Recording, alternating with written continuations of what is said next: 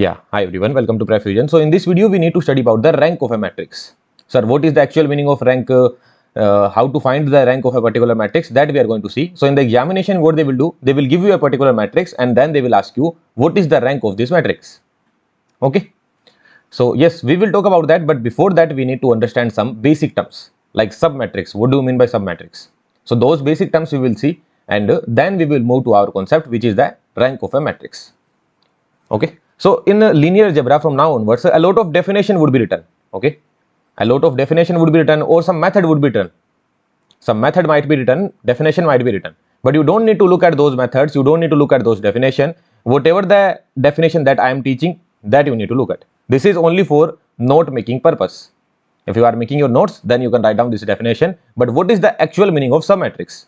So let's just say this matrix is given and I am asking you, find out the submatrix of it. That means what all minor matrix or what all small matrix you can get from here. Can I get this kind of matrix? Yes. Can I make another matrix of 3 cross 3 which is 1, 2, 3, 5, 6, 7, 9, 0, minus 1? Yes, sir. Can I get this kind of matrix? 6, 7, 0, minus 1. I can get smaller matrix out of it, no? So out of this big matrix, whatever the smaller matrix that you are getting, that is known as submatrix. Okay. Can I get this matrix? Yes, sir. 2, 3, 6, 7, 0, minus 1. What will be the order? 3 cross 2. 3 rows are there, 2 columns are there. 3 cross 2 would be the order. Right? Can I get this matrix? Yes, this matrix also I can get. What will be the order? 2 cross 2. In this chapter, we need to focus on square submatrix only. Basically, those submatrix which are of the order m cross m or any order p cross p. Basically, the number of rows and the number of columns in the submatrix should be same. I only need to focus on square submatrix. So from matrix A, if I ask you to find out 4 cross 4 submatrix, can you find it out? Can you get 4 cross 4 submatrix? That means there should be 4 rows and 4 columns. Is it possible?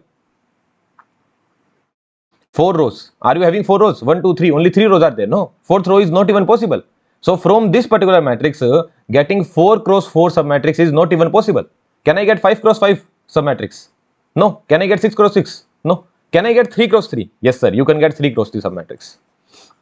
So let's write down what I am writing down, that 4 cross 4, 5 cross 5 or 6 cross 6. These submatrix are not even possible. Submatrices are not possible. Okay. Charger होना क्या भाई? Let's try getting 3 cross 3 submatrix now. 3 cross 3 submatrices.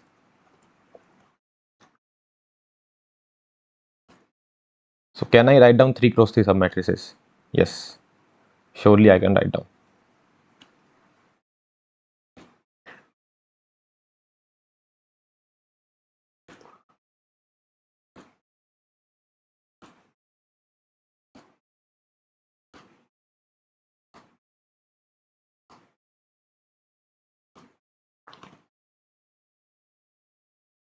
So is it a 3 cross 3 submatrix? 3 cross 3 square submatrix. Although other submatrix also I can get 3 cross 2, but I don't care about these 3 cross 2. I am only caring about square submatrix. In the whole chapter, we need to care about only square submatrices. So is it a square submatrix of 3 cross 3 order? Yes, sir. 1, 2, 3. 1, 2, 3, 5, 6, 7, 9, 0, minus 1. Similarly, can you get another one? Yes, sir. This I can get. 3 columns, then last 3 columns. So another I can get 2, 6, 0, 3, 7, minus 1, 4, 8, minus 2. Let's call it C1, let's call it C2, let's call it C3, let's call it C4. Okay. So what I have written here, C1, C2, C3. What I have written here, C2, C3, C4. Right? Can I get another one? What I can get? C1, C2, C4. What I am saying? C1, C2, C4. So 159. 260, 48 minus 2. Can I get another one? Yes. C1, C3, C4. C1, C3, C4. 159. What is C3? 37 minus 1. And what is C4? 48 minus 2. There you go. So these 4 3 cross 3 submatrix I can get. Sir, can I get another one? No.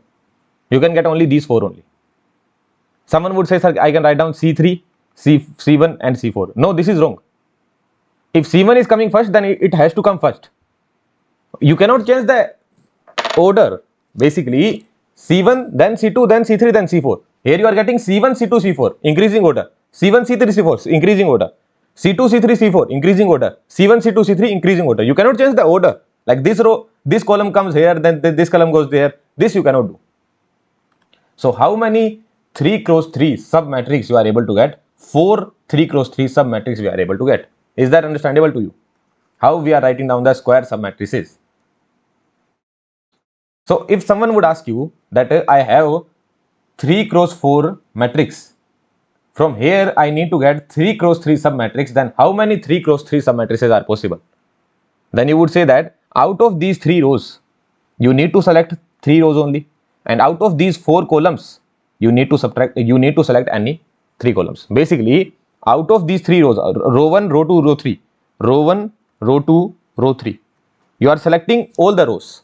So out of 3 rows, you need to select 3 rows only. But out of 4 columns, which is C1, C2, C3, C4, you need to select any 3. So isn't it 3C3 multiply with 4C3? What is that? That is equivalent to 4 only. If you know the concept of PNC, then you will be able to understand. Otherwise, you can ignore it. Okay, it is not important. When you study PNC, you will be able to tell all these kind of answer. So from this particular matrix, how many 3 cross 3 submatrices are possible?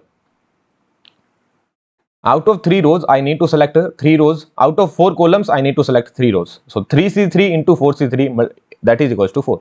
Out of these 3 cross 4 matrix, how many 2 cross 2 submatrices are possible?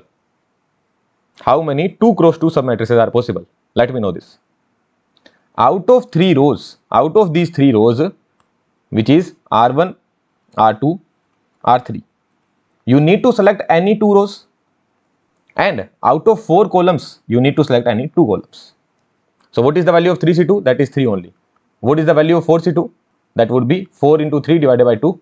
So that would be 6. So total 18 2 cross 2 square submatrix you will get. Sir, what all 18 those 2 cross 2 submatrices would be there? 18 2 cross 2 submatrices I will get. First, second, third, then fourth will be this and this. This will be fourth, this will be fifth, and this will be sixth. So these are 6, and in the similar manner 7, 8, 9, 10, 11 and 12. In the similar manner, these 2 guys together. So 6 plus 6 plus 6, 18. Or you can simply apply the formula.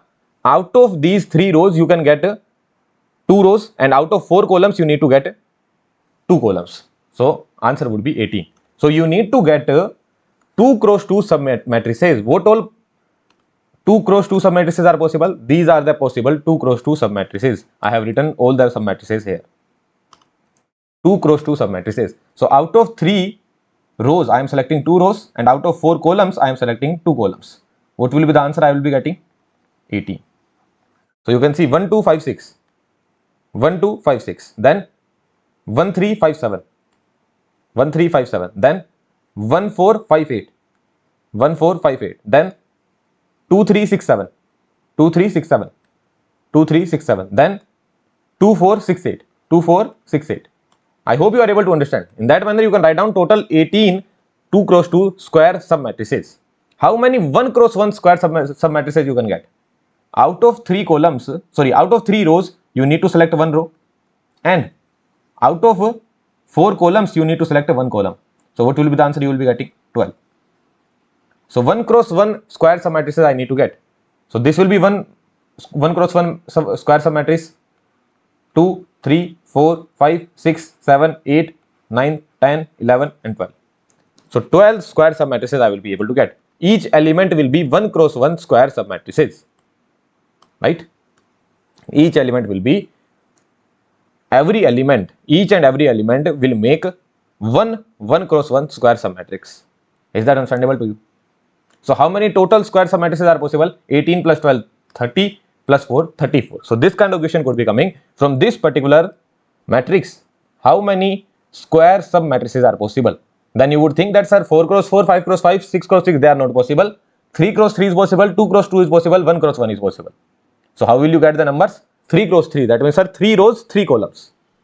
2 cross 2, 2 rows, 2 columns. So out of 4 columns, I need to select 2 columns. Out of 3 rows, I need to select 2 rows. So this is how I will get it. And can I make all these square submatrices? Absolutely, I can make all these square submatrices as well. It is very easy for me. Okay. It just, I need to make sure that if they are in the increasing order, if this is R1, R2, R3, increasing order, C1, C2, C3, increasing order, C2, C3, C4, increasing order, C1, C2, C4, increasing order, C1, C3, C4, increasing order, R1, R2, R3, increasing order. So you cannot interchange the row and column. Okay. The place of row and column will remain as it is. Understandable? The concept of submatrices is completely clear to you. Okay. So can I write down this formula? For a m cross n matrix, where n number of rows are there and n number of columns are there, maximum possible square submatrices of order P. How many square submatrices of order P is possible? So out of m rows, you need to select P rows, and out of n columns, you need to select P columns. Right? Similar thing, order 2, 3C2, 4C2. So m, this was your m, this was your n, and this was your p. So similar thing I have written, no? MCP into NCP. MCP into NCP. So from a 4 cross 5 matrix, how many 3 cross 3 submatrices you can make? Or let's write down 4 cross. First you let me know, out of these 4 cross 5 matrix, can I make 5 cross 5 submatrix? Can I make 5 cross 5 submatrix? The answer would be no. Why is that so? Because I would require 5 columns and 5 rows. But here I am getting only 4 rows. So this 5 cross 5 will not be possible. Can I make 4 cross 4? Yes, sir. Surely I can make 4 cross 4. How many of them would be possible? Sir, out of 4 rows, I need to select 4 rows only. And out of 5 columns, I need to select 4 rows. Sorry, out of 5 columns, I need to select 4 columns. Answer would be 5C4 will be 5, 4C4 will be 1. Answer will be 5. How many 3 cross 3 are possible? Sir, out of 4 rows, I need to select 3. And out of 5 columns, I need to select 3 columns. So what will be the answer? 4. What is 5C2? What is 5C3? That is equal to 5C2 only. That will be 10. So answer would be 40. Okay. Out of 4 columns, out of 4 rows, I need to select 2 rows, and out of 5 columns, I need to select 2. What is 4C2? 4C2 is nothing but 6 into 10. 60 I can get. And what about 1 cross 1? It will be equals to the total element only, right? Or you can say, out of 4 rows, I need to select 1 row, and out of 5 column, I need to select 1 column. So that will be 20. It will be equals to the total elements only. So these many square submatrices you can frame. So total square submatrices would be 125. Understandable? Very straightforward. Okay, so the concept of square submatrix is clear to you. Submatrices also you know, but our matter of concern will always be square submatrices. Sir, why we are learning the concept of square submatrices? To understand the meaning of rank. Sir, what is this written? Ignore the definition. What is the actual meaning of rank? So this is the matrix and they are asking, find out the rank of this matrix. So what you will do? You will go to this matrix and then you will ask, how many square submatrices you can give? He will say, I can give you 3 cross 3 square submatrices. He will say, I can give you 2 cross 2 square submatrices. And he will say, I will give you 1 cross 1 square submatrices as well. This is what this matrix will say. That I can give you 3 cross 3 submatrix, I can give you 2 cross 2 submatrix, and I can give you 1 cross 1 submatrix as well. Then you will say, what is the highest order? this is the highest order, right? 3 cross 3 is the highest order. So then you will say, give me all possible 3 cross 3 submatrices. Give me all possible 3 cross 3 submatrices. So he will give you all possible 3 cross 3 submatrices. How many 3 cross 3 submatrices are possible? You can do the calculation on your own. 3c3 into 4c3, that will be 4. So total 4 square submatrices of order 3 cross 3 are possible. So total 4 matrices are possible. So you can make all those 4 square submatrices. Okay, always start with the highest order. Always get started with the highest order. Highest order. What is the highest order? Highest order is 3 cross 3. So you went to this matrix and you asked him, what did you ask? That how many square submatrices you can give? He said that I can give you order 3 cross 3, 2 cross 2, 1 cross 1. Then you said, give me all possible 3 cross 3 submatrices. So he is giving you all possible 3 cross 3 submatrices. So you can write down in a quicker manner.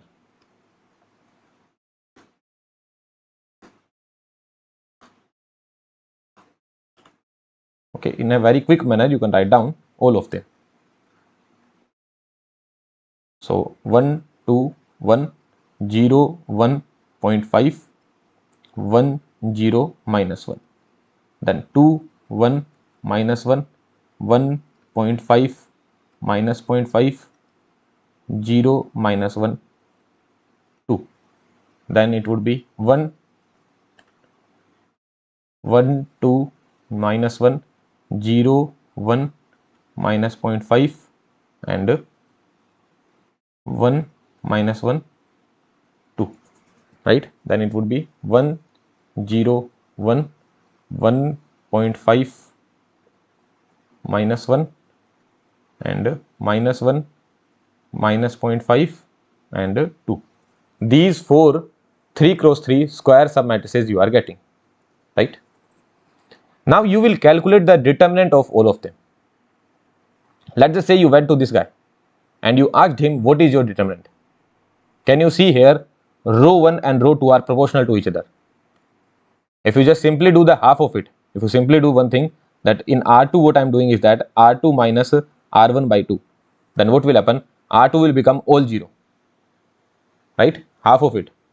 2, half of 2 will be 1, 1 minus 1 will be 0, 0 and 0, right? So what you will get here, the determinant would be nothing but 0 only. What is the determinant you are getting? You are getting the determinant to be 0.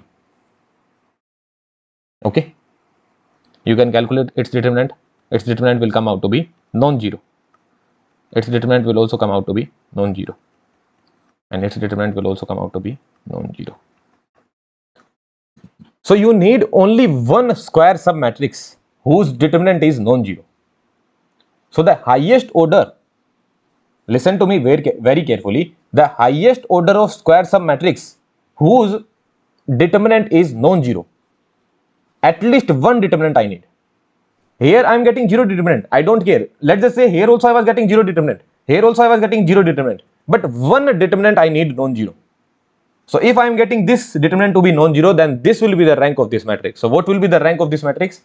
Rank will be the highest order of submatrix, the highest order of a submatrix whose at least one determinant is non-zero. At least one determinant is non-zero. What that would be? That would be the rank.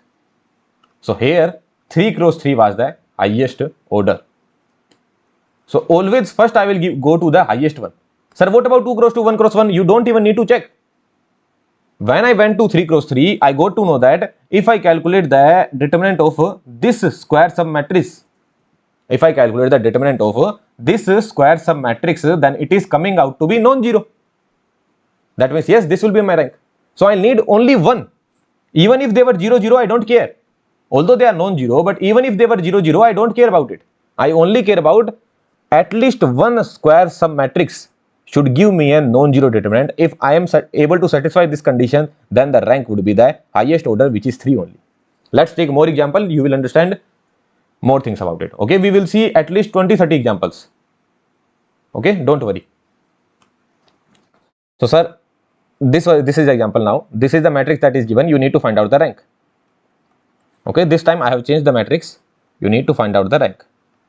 what will be the rank. Okay, so what did I do? Sir, I find out all 3 cross 3 submatrices. Sir, what all 3 cross 3 submatrices I will be getting? These 3 cross 3 submatrices I will be getting. Now I will go to each submatrix and I will ask him what is your determinant. He will say my determinant is 0. Okay, because you can see they are proportional to each other. R2 is simply R1 by 2 divided by 2, 1, 1, 1. Here also you will go and ask him what is the determinant. Determinant will come out to be 0. Here also determinant will come out to be 0. Here also determinant would come out to be 0. So from here, what all submatrices you could get? 3 cross 3 you could get, 2 cross 2 you could get, and 1 cross 1 you could get. All the 3 cross 3 submatrices are giving you 0 determinant. There is not a single 3 cross 3. There is not a single 3 cross 3 submatrix whose determinant is non-zero. There is not a single 3 cross 3 submatrix whose determinant is non-zero.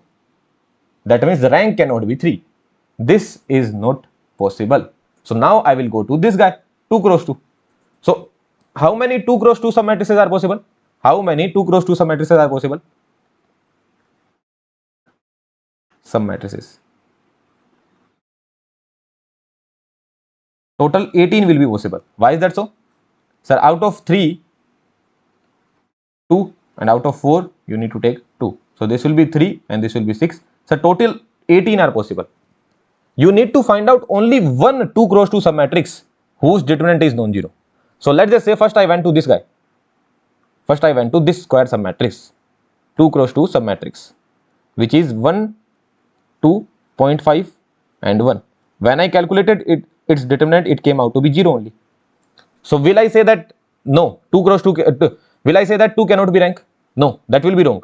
Because out of 18, if there is at least one, out of 18, if there is at least one square submatrix of order 2 cross 2 whose determinant is non-zero, then that will be my rank only.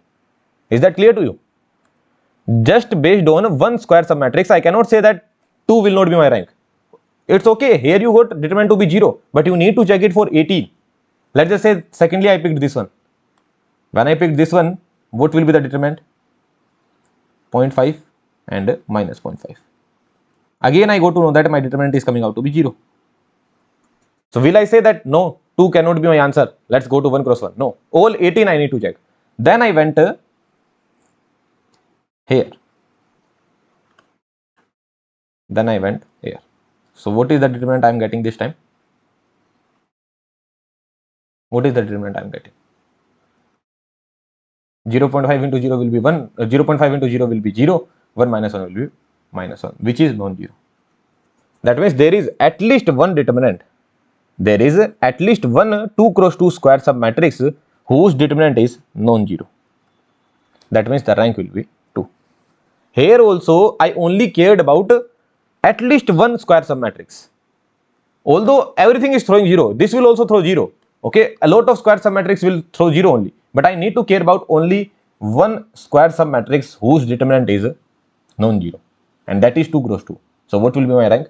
Rank will be 2. Is that clear to you?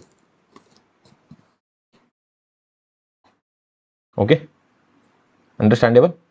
Now sir, how we will check all these things? Like sir, 3 cross 3, 4 submatrices are given, then sir I need to take the determinant, then sir 2 cross 2, then 18 would be there, then I need to take the determinant. Sir, how will I do this kind of problems in the examination hall? Yes, then for examination hall purpose there is a method. Okay, here I wanted to tell you the meaning of this rank. In the examination you are not going to solve like this. There will be a particular method. That method I will teach you. But have you understood the meaning of rank? So what is the definition? Definition is rank is the size of the largest square submatrix whose determinant is non-zero. Okay, and this particular thing, square submatrix whose determinant, this particular thing is known as minor. Okay, what do you mean by minor? Minor means determinant of a submatrix, that is known as minor. The minor that we studied in the basics, that was different, and this is different. Okay, any square submatrix that you are getting, determinant of that square submatrix is known as minor. So in the examination, if it is written that a minor of 3 cross 3 square submatrix is this, then you would be able to understand that they are talking about determinant. Okay, so whenever the word minor is written, they are talking about determinant. Understandable? So did you understand the meaning of rank? That all the square submatrix that you are getting, out of these square submatrices, what is the highest order? What is the highest order for which you are getting at least one determinant to be non-zero? At least one determinant. Very, very important line. At least one determinant. At least one determinant, or at least one minor I am writing. At least one minor to be non-zero. So what will be the highest order of this? The highest order here is 3, so rank is 3. Here it is 2, so rank is 2. Can you let me know what will be the rank here? Think about it. All the 3 cross 3 submatrices will give you, all 3 cross 3 submatrices will give you determinant to be 0. Any submatrix you can take. You take this submatrix, what will be the determinant? 0. You take this submatrix, what will be the determinant? 0. You take these two and this one, determinant will be 0. All that 3 cross 3 submatrix will give you determinant to be 0. All 2 cross 2 submatrix will also give you the determinant to be 0. All 2 cross 2 submatrices will also give the determinant to be 0 only. Any 2 cross 2 you take. Let's take this one. So 4 into 0.5, 2 minus 2 will be 0. Let's take this one. 2 into 1, 0. 0. I have set up the example in this manner. No, I have set up this example. So I have set up the example in this manner that all the 2 cross 2 will also give you the determinant to be 0. Now, not all, any 1 cross 1 submatrix you pick. 1 cross 1 submatrix.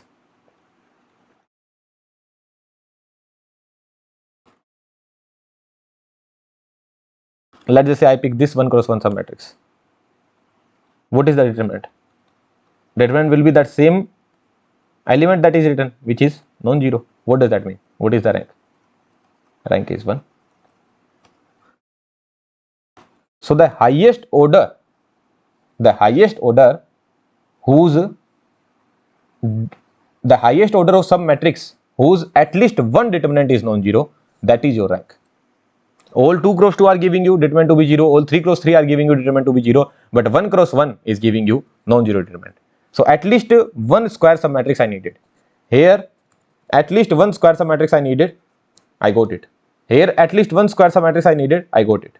Here although I was getting 0 determinant, but I will not lose the hope. There are other square submatrices as well which may give me non-zero determinant. So if I am getting that, then that will be my rank. I hope it is understandable to you. Very simple, very straightforward. Tell me the rank of this particular matrix. What will be the rank? What will be the rank? Rank will be 0 only. Why is that so? All 3 cross 3 submatrices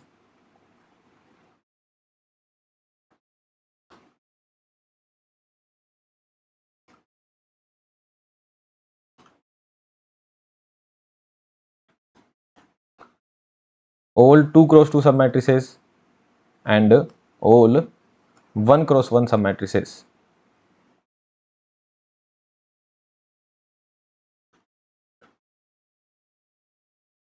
all of them will give determinant to be 0, right? All of them will give determinant to be 0. You take this one, determinant is 0.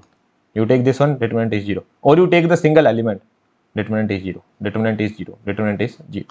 So what will be the rank? Rank is known to be 0, or it can be said as undefined. Okay, rank is undefined. So rank will always be greater than equals to 0, or I can say it will be greater than 0, because if it is 0, then it is undefined. And if rank is 0, what does that mean? That means it has to be a null matrix only. For a null matrix only you can get a 0 rank. Otherwise you will never get a 0 rank. Okay. So 0 rank is undefined actually. 0 rank is actually undefined. Okay. So what we will say, rank is 0 or undefined. So if rank is 0, what does that mean? It is a null matrix. Understandable? Then only you can get a rank to be 0. Otherwise at least rank would be 1. Understandable? Let's just say if this was the scenario, 1, 2, 1, minus 1, and all the elements are 0. All the elements are 0. Then all the 3 cross 3 matrix will give you 0 determinant. All the 2 cross 2 will also give you 0 determinant. What is the determinant here? 0. What is the determinant here? 0. What is the determinant here? 0. But there will be at least one 1 cross 1 submatrix whose determinant will be non-zero.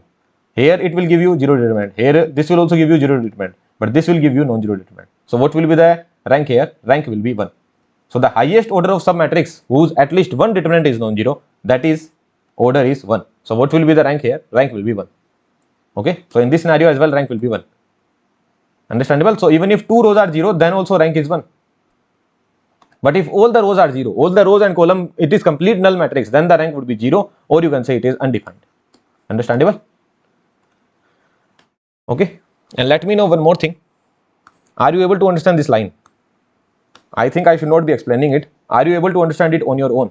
Maximum rank of A, whose order is m cross n, that will be the minimum value of mn.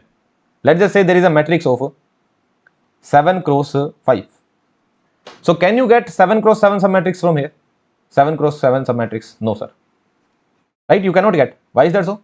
Because, sir, I need 7 columns which are not even possible. Can you get 6 cross 6? No. Can you get 5 cross 5? Yes, sir. That I can get. And who knows? There will be at least one 5 cross 5 submatrix. There will be at least one 5 cross 5 submatrix whose determinant is non-zero. It is possible, no? If it is possible, then what will happen? The determinant is, let's just say, non-zero, then what will be the rank? Rank will be 5. So this is the maximum possible value, no? Rank cannot be greater than 5. Are you able to understand this point? Rank would be 5, 4, 3, 2, 1, anything. But rank cannot be greater than 5. So this is what is written. Minimum value of m and n. So what is the minimum value here? 5. What is the meaning of this? Minimum of 7 and 5. So what is minimum out of these two? 7 and 5. So answer will be 5. So maximum rank of A, maximum possible value of rank of A could be 5 only, or you can say minimum value of mn. Understandable? Very simple thing, right? Very, very straightforward, very simple thing. The same scenario that I explained here, that if this is a matrix of 4 cross 5, then you cannot get 5 cross 5 submatrix. You cannot get 6 cross 6. You cannot get 7 cross 7. You can get 4 cross 4 only.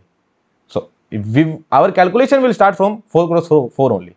So if it is starting from 4 cross 4, that means the maximum possible rank would be 4 only, right? Here as well, I wrote down the same thing, that 3 cross 4 is the scenario, no? So you can never get 4 cross 4, 5 cross 5, 6 cross 6, 7 cross 7. Our calculation will start from 3 cross 3 only. So our first concern will be 3 cross 3. And if we are getting non-zero determinant there, for at least one submatrix, if we are getting non-zero determinant, then what will be my rank? Rank will be 3 only. Understandable? All good? All fine? Yes. Let's see some question. So you need to tell what could be the maximum possible rank here. The same scenario that we discussed here. What could be the maximum possible rank? Sir, what is the minimum value? 3. So maximum possible rank, row maximum. So rank I am showing by rank of A, I am showing by row of A. Okay, row means rank only here. Okay, row. This is the sign row. Row of A. So maximum possible value of rank here is 3. What is the maximum possible value of rank here? That is 2. 4 cross 2. What is the minimum value? That is 2. 1 cross 5. What is the maximum value here? 1 cross 5. So what is the minimum value here? 1.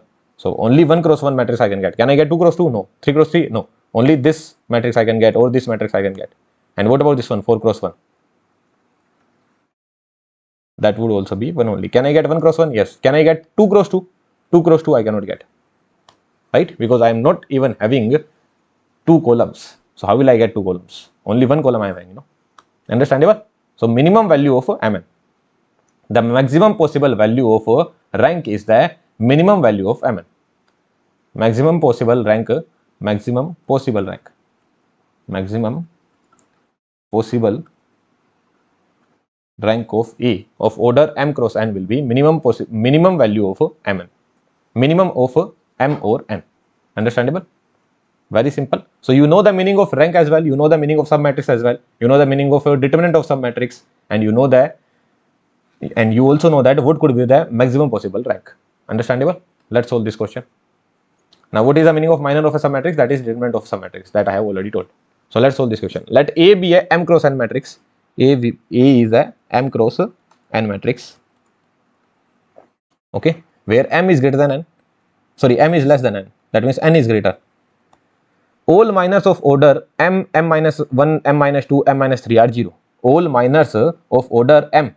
That means all the submatrices of order m m minus 1. Let's just say this is 4 and this is 5, or let's just take this is 7 and this is 9, 7 cross 9. So all the minors of order 7, 6, 5 and 4, all these are 0, and at least one minor of order m minus 4 is non-zero. What is m minus 4? M minus 4 will be 3. So if the rank of A is R, then which of the following statements are true? So what is the rank? Rank is 3, and in this scenario what will be the rank? M minus 4. So rank will be m minus 4. Very easily understandable, no? Right? This is m cross n matrix. So from an m cross n matrix, what all submatrices I can get? Sir, you can get m cross m, you can get m minus 1 cross m minus 1. Sir, you can get m minus 2 cross m minus 2. So a square matrix of order m minus 1 cross m minus 1 could be said as order m minus 1. Like basically here you know that these two values are same, no? So instead of saying order is m cross m, I can only say order is m. Okay? In language sometimes I can say that order is m here. Sometimes I can say that order is m minus 1 here. Understandable? Sometimes I can say that order is m minus 2 here, because both are same only, no? So m minus 2 m minus 2 I can get, m minus 3 I can get. So what will be the rank? Rank will be m minus 4, because at least one minor of order m minus 4 is non-zero. This is the definition of rank. So what will be the rank? Rank will be m minus 4. If the rank of A is R, then which of the following statements are true? M cannot be equals to 4. Why is that so? Because A is non-null matrix. A is non-null matrix. Non-null matrix. So this you have understood, the rank is coming out to be m minus 4. And you know that rank has to be greater than 0. Why is that so? Because it is a non-null matrix. If it was a null matrix, then only the rank would have been 0, no? So if it is a non-null matrix, then rank has to be greater than 0. So rank has to be greater than 0. That means m minus 4 has to be greater than 0. So from here what you are getting? M should be greater than 4. So m cannot be equal to 4. Yes. M should be greater than 4, or what you can say? What is the meaning of greater than 4? That means 5, 6, 7, 8, or what you can say? M should be greater than or equals to 5. Right? Because rank is a positive integer. Here I can write down, rank is a positive integer. Rank of A would be greater than or equals to 0, and it would be a positive integer, no? It is pretty obvious. Rank will always be a positive integer. Rank could be 1, 2, 3, 4, 5, 6, 7, 8, 9, 10, whatever it is. So here I am saying that rank should be greater than 0. Why greater than 0? Because it is non-null matrix. Here it is given, it is a non-null matrix. If it is non-null matrix, what does that mean? That means that rank has to be greater than 0. And what is the rank? Rank is m minus 4. That means m has to be greater than 4. Or you can say m has to be greater than or equals to 5. Because m could be 5, 6, 7, 8, 9, 10, whatever it is. That means all of the above is correct. Understandable? Very straightforward question. Very, very straightforward. It's just that m and all these things are given, then you might feel that, sir, it is tough, but it is again very straightforward. There is a matrix of order m cross n. There are m rows and n columns. Number of rows are lesser than the number of columns. Okay, then we started calculating the minors. I can get minor of 3, I can get minor of m cross m, m minus 1, m minus 2, m minus 3, m minus 4, and so on. Then I realized that at least one minor of m minus 4 is non-zero, rest all are 0 only. What does that mean? That means my rank will be m minus 4. Now m minus 4 has to be greater than 0, because A is a non-null matrix. That means it has to be greater than 0. That means the value of m has to be greater than 4. So m cannot be 4, it has to be greater than 4, or you can say greater than equals to 5. That's it. Very simple question, very straightforward. Right? Answer this one. There is a square matrix of order n cross n which is reversible. What is the meaning of this? A matrix A is reversible. I have told you what is the meaning of this. The simple meaning of this is that its determinant is non-zero. What was A inverse? A inverse was adjoint of A divided by the determinant of A. So if you want this to exist, then this has to be non-zero. That means its determinant is non-zero. So A is having a order of n cross n. So from here what you can get? You can get minor of n cross n, minor of n minus 1 cross n minus 1, and so on. You are getting this minor to be non-zero. What does that mean? What will be the rank? Rank will simply be n only. Simply take an example of 3 cross 3. Let's just say 1, 2, 3, 4, 5, 6, 7, 8, 9. This is an example we are getting. How many square submatrix I can get? 3 cross 3 square submatrix I can get, 2 cross 2 I can get, and 1 cross 1 I can get. First I will start with 3 cross 3. What is the, how many 3 cross 3 submatrix I can get? From 3 rows you need to select 3 rows, from 3 columns you need to select 3 columns. What will be the submatrix you can get? That is 1, and which is the matrix itself. And when I calculated its determinant, that came out to be non-zero. What does that mean? That means this will be my rank. Rank will be 3. That's it. That means rank will be n. So for a square submatrix, for a square matrix of order n cross n, for a square matrix of order n cross n, what is the biggest square submatrix? That will be of order n only. Then n minus 1, then n minus 2, then n minus 3. Understandable? So when I calculated the determinant of this, it came out to be non-zero. If it is coming out to be non-zero, what does that mean? The possible rank would be n only. But when I calculated here in the next question, what it is saying? That it is not reversible this time. Not reversible, what does that mean? This is your matrix of order n cross n, and they are saying that it is not reversible. What is the meaning of not reversible? Not reversible means determinant is 0. So what will be the possible value of rank? This is what they are asking. What could be the rank? So from here, what all order square submatrix you can get? You can get n cross n, you can get n minus 1, you can get n minus 2, and so on. Then you can get n minus 3, then you can get of order 1 cross 1, then you can get the order of 0 cross 0 as well. I should not say 0 cross 0 because 0 is not even defined. So here let's write down n minus 7. Let's write down n minus 7. Okay. So n minus 1, n minus 2, order 1, n minus 7 order also you can get, right? You can get order of n minus 7 as well. You can get then from n minus 7 to you will get the order 1 cross 1, 2 cross 2, right? You can get the order of 2 cross 2, you can get the order of 1 cross 1, and these many square submatrices you can get.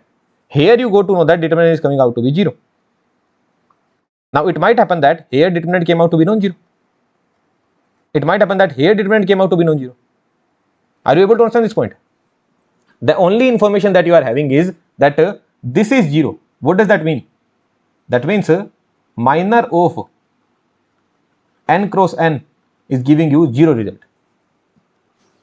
That the square submatrix of order n is giving you 0 determinant. Who knows, n minus 1 can give you non-zero determinant, or n minus 2 can give you non-zero determinant. So this is also possible, this is also possible, this is also possible. It's just that it is not possible. So if it is not reversible, then for sure this rank is not possible. Rest all are possible.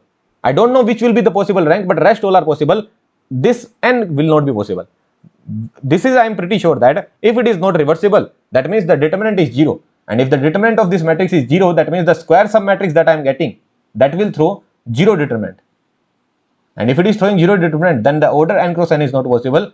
2 cross 2 might be n minus 1, and n minus 1 could be possible, n minus 2 could be possible, n minus 7 could be possible, n minus 10 could be possible, n minus 17 could be possible, n minus 1000 could be possible, 1 cross 1 could be possible, 2 cross 2 could be possible, but n cross n is not possible.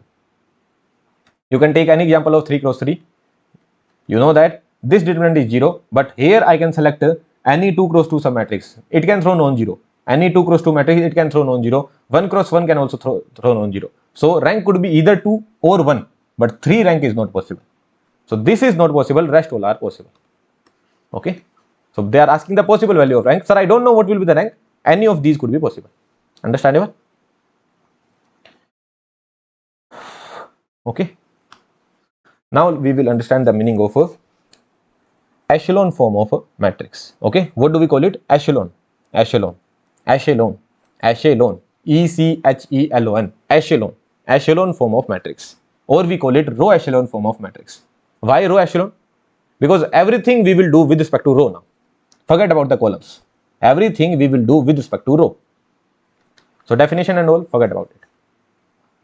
Okay, let's understand the meaning of a row echelon form of a matrix. Sir, why it is necessary to calculate the rank? To calculate the rank, this will be helpful for us. How it will be helpful, sir? How we will be solving the problems? Everything I will tell you. But why we are learning it? To get the rank of a matrix. That's why we are learning it. So how to get the row echelon form of a matrix? So what you will do? This matrix is given. How many rows are there? 1, 2, 3, 4. You will start from first row. You will ask him, give me your first non-zero element. Starting from the left hand side, what is your first non-zero element? This is my first non-zero element. No? For the second row, who is the first non-zero element? This is the first non-zero element. For the third row, who is the first non-zero element? This is the first non-zero element. For the fourth row, who is first non-zero element? There is no non-zero element, right? It is all zero row. What it is known as? All zero row. All zero row. Understandable? So this is the scenario, right? Now, this is the first non-zero element. Now listen to me very carefully. How many number of zeros are present before the first non-zero element? Let's just say this element was 0. Let's just say this element was 0. I don't care about this 0 element. First non-zero element I need. This is the first non-zero element. Starting from the left hand side, who is the first non-zero element? This is the first non-zero element. Now before this non-zero element, how many zeros are present? How many zeros are present? Sir, no zeros are present. What I am saying, no zeros are present. So number of zeros, that is no zeros are present. Now in the second row, what is the first non-zero element? This is the first non-zero element. In the second row, this is the first non-zero element. Before this non-zero element, how many zeros are present? 1 zero is present. In the third row, who is the first non-zero element? This is the first non-zero element. In the third row, who is the first non-zero element? This is the first non-zero element. How many number of zeros are present? Two zeros are present. And this is all zero row. So number of zeros, are they in the increasing order? First 0, then 1, then 2, then all zero row is there. Yes, they are in the increasing order. That means this is your row echelon form. I know you are not understanding completely, although some guys would have understood completely, but I hope at least 60-70% is clear to you. That you will go row wise. First you will go to this row, then this row, then this row, and then this row. Then you will ask him, what is the first non-zero element? Even though this is the scenario, that is, let's just say these two guys are 0, 0. I don't care about it. What is the first non-zero element? This is the first non-zero element. Now before this non-zero element, how many number of zeros are present? How many number of zeros are present? Is there any zero? No. What is the first non-zero element? This is the first non-zero element. How many number of zeros are present? 2. What is the first non-zero element? How many number of zeros are present? 3. And this is all zero row. So is this increasing order? 0, 2, 3, all zero row? Yes. That means this is also row echelon form. This is also your row echelon form. This is also your row echelon form. Understandable? We will see more examples. What about this one? Go row wise. I will go to first row. I will ask you, who is your first non-zero element? He will say, this is my first non-zero element. Then I will ask, how many number of zeros are present before this non-zero element? You will say, sir, only 1 zero is present. What is your first non-zero element? 6. Before this non-zero element, here also it could be 0. I don't care about it. What is the first non-zero element? This is the first non-zero element. Before this non-zero element, how many number of zeros are present? 2. Before this non-zero element, how many number of zeros are present? 3. And the last one is all 0. Right? So yes, 1, 2, 3 increasing order. Yes, this is row echelon form. What about this one? Go row wise. Go row wise. Ask him, first non-zero element, how many number of zeros are present? How many number of zeros are present? 1. Non-zero element, how many number of zeros are present? 2. Non-zero element, how many number of zeros are present? 2. And this is all zero row. Is this row echelon form? No. It should be in the increasing order. 1, 2, 2. Not an increasing order. They are equal. They are equal. It has to be in the strictly increasing order. It has to be in the increasing order. What it is written? The number of zeros before the first non-zero element in a row is less than the number of zeros before the first non-zero element in the next row. You are not able to understand this definition, whatever the language that is written, but at least you are able to understand this particular scenario, that it has to be strictly in the increasing order. It is not in the increasing order. 1, 2, 2 we are getting, right? So they are equal. That's why it is not in the row echelon form. So strictly it has to be in the increasing order. One rule that we have understood. Okay, there is another rule that will come up with the example only. So here first non-zero element, first non-zero element, first non-zero element, and this is all zero row. So how many number of zeros are present? Number of zeros are present. How many number of zeros are present before the non-zero element? That is 0. How many number of zeros are present before the non-zero element? That is 1. This is all 0 and this is 2. Is it a row echelon form? You will say, sir, 0, 1, 2 increasing order. All 0 you are getting here, no? Not a row echelon form. All 0 rows should be always written in the last. All 0 rows, if any, must be at the bottom. Okay, all 0 rows should be at the bottom only. So if you are getting all 0 rows somewhere in between, then that is a matter of concern. So that's why it is not a row echelon form. First non-zero element, first non-zero element. How many number of zeros are present? How many number of zeros are present? Sir, before this there are 2 present. Sir, before this there are 3 present. And then in the end, all 0. All 0. Right? Is it a row echelon form? Someone would say that, sir, yes, sir, it is in the increasing order, but here, sir, number of zeros are 4. Here also number of zeros are 4. So, sir, they are equal. That's why it is not a row echelon form. No, it is a row echelon form. When it is about all 0 is not a matter of concern. The only matter of concern is that all 0 should be placed in the end. So, let me summarize the rule. What all rules we have understood? That we will go row wise. We will ask the first non-zero element that how many zeros are present before you. So, in that manner, we will write down. We will make sure one thing, that all 0 should be written in the last. All 0 rows should be written in the last. All 0 rows should be written in the last. All 0 rows should be written in the last. All 0 rows should be written in the last. But it is not in the last. So if all 0 rows are written in the last, then first concern is clear, that all 0 rows should be written in the last. Then we will see the order. That is it in the increasing order? 2, 3. Yes, it is in the increasing order. That means it is a row echelon form. 1, 2, 3, then all 0, row echelon form. 0, 1, all 0 in between, not a row echelon form. 1, 2, 2, not a row echelon form. So all 0 rows should be in the end, and then number of zeros should be in the increasing order. That's it. Very simple rule. 10 to 15 examples we will solve, and you will be crystal clear about it. Is that clear or not? What we need to do, we need to go row wise, go to each row and ask him how many number of zeros are present before the first non-zero element. Then write down the number of zeros, go to the bottom, number of zeros should be in the increasing order. Strictly in the increasing order, all 0 rows should be in the end. And here someone would say that, sir, here number of zeros are 4, here also number of zeros are 4. That is not a matter of concern. It is a all 0 row, don't care about it. Why we don't care about it? Because if I go and ask him, what is your first non-zero element? What he will say? I don't even know. What he will say? I don't even know. So first non-zero element is not even known, no. The first non-zero element here, what is the first non-zero element? What is the first non-zero element? He doesn't even know it. So not a matter of concern. All 0 rows should be in the end. That's the only matter of concern. Let's talk about this example. All 0 rows. Where is the all 0 row? It is in the end. Where is the all 0 row? It is in the end only. And if all 0 rows are not present, then also it is fine. In all the examples, all 0 rows are present. Let's just say all 0 row is not even present. Then also there is no issue. Let's just say this was 3. This was 3. Okay, this was 3. So all 0 row is not even present. But what is the first non-zero element? This is the first non-zero element. And how many number of zeros are present? 3. Is it in the increasing order? Yes. That means yes, it is also row echelon form. Is that clear to you? But what if this was some element 3? What if this was some element 3? So all 0 row is not present. All 0 row is not present. If all 0 row is not present, then what is the first non-zero element? That is 3. How many number of zeros are present? 3. They are equal, then it would not be row echelon form. Right? But actual was this one. Okay, this was the actual scenario. So this is how I can modify this example, that what you need to do is that talk to the first non-zero element, how many zeros are present? 3. Increasing order, yes. If you see any all 0 row, that should be put in the last.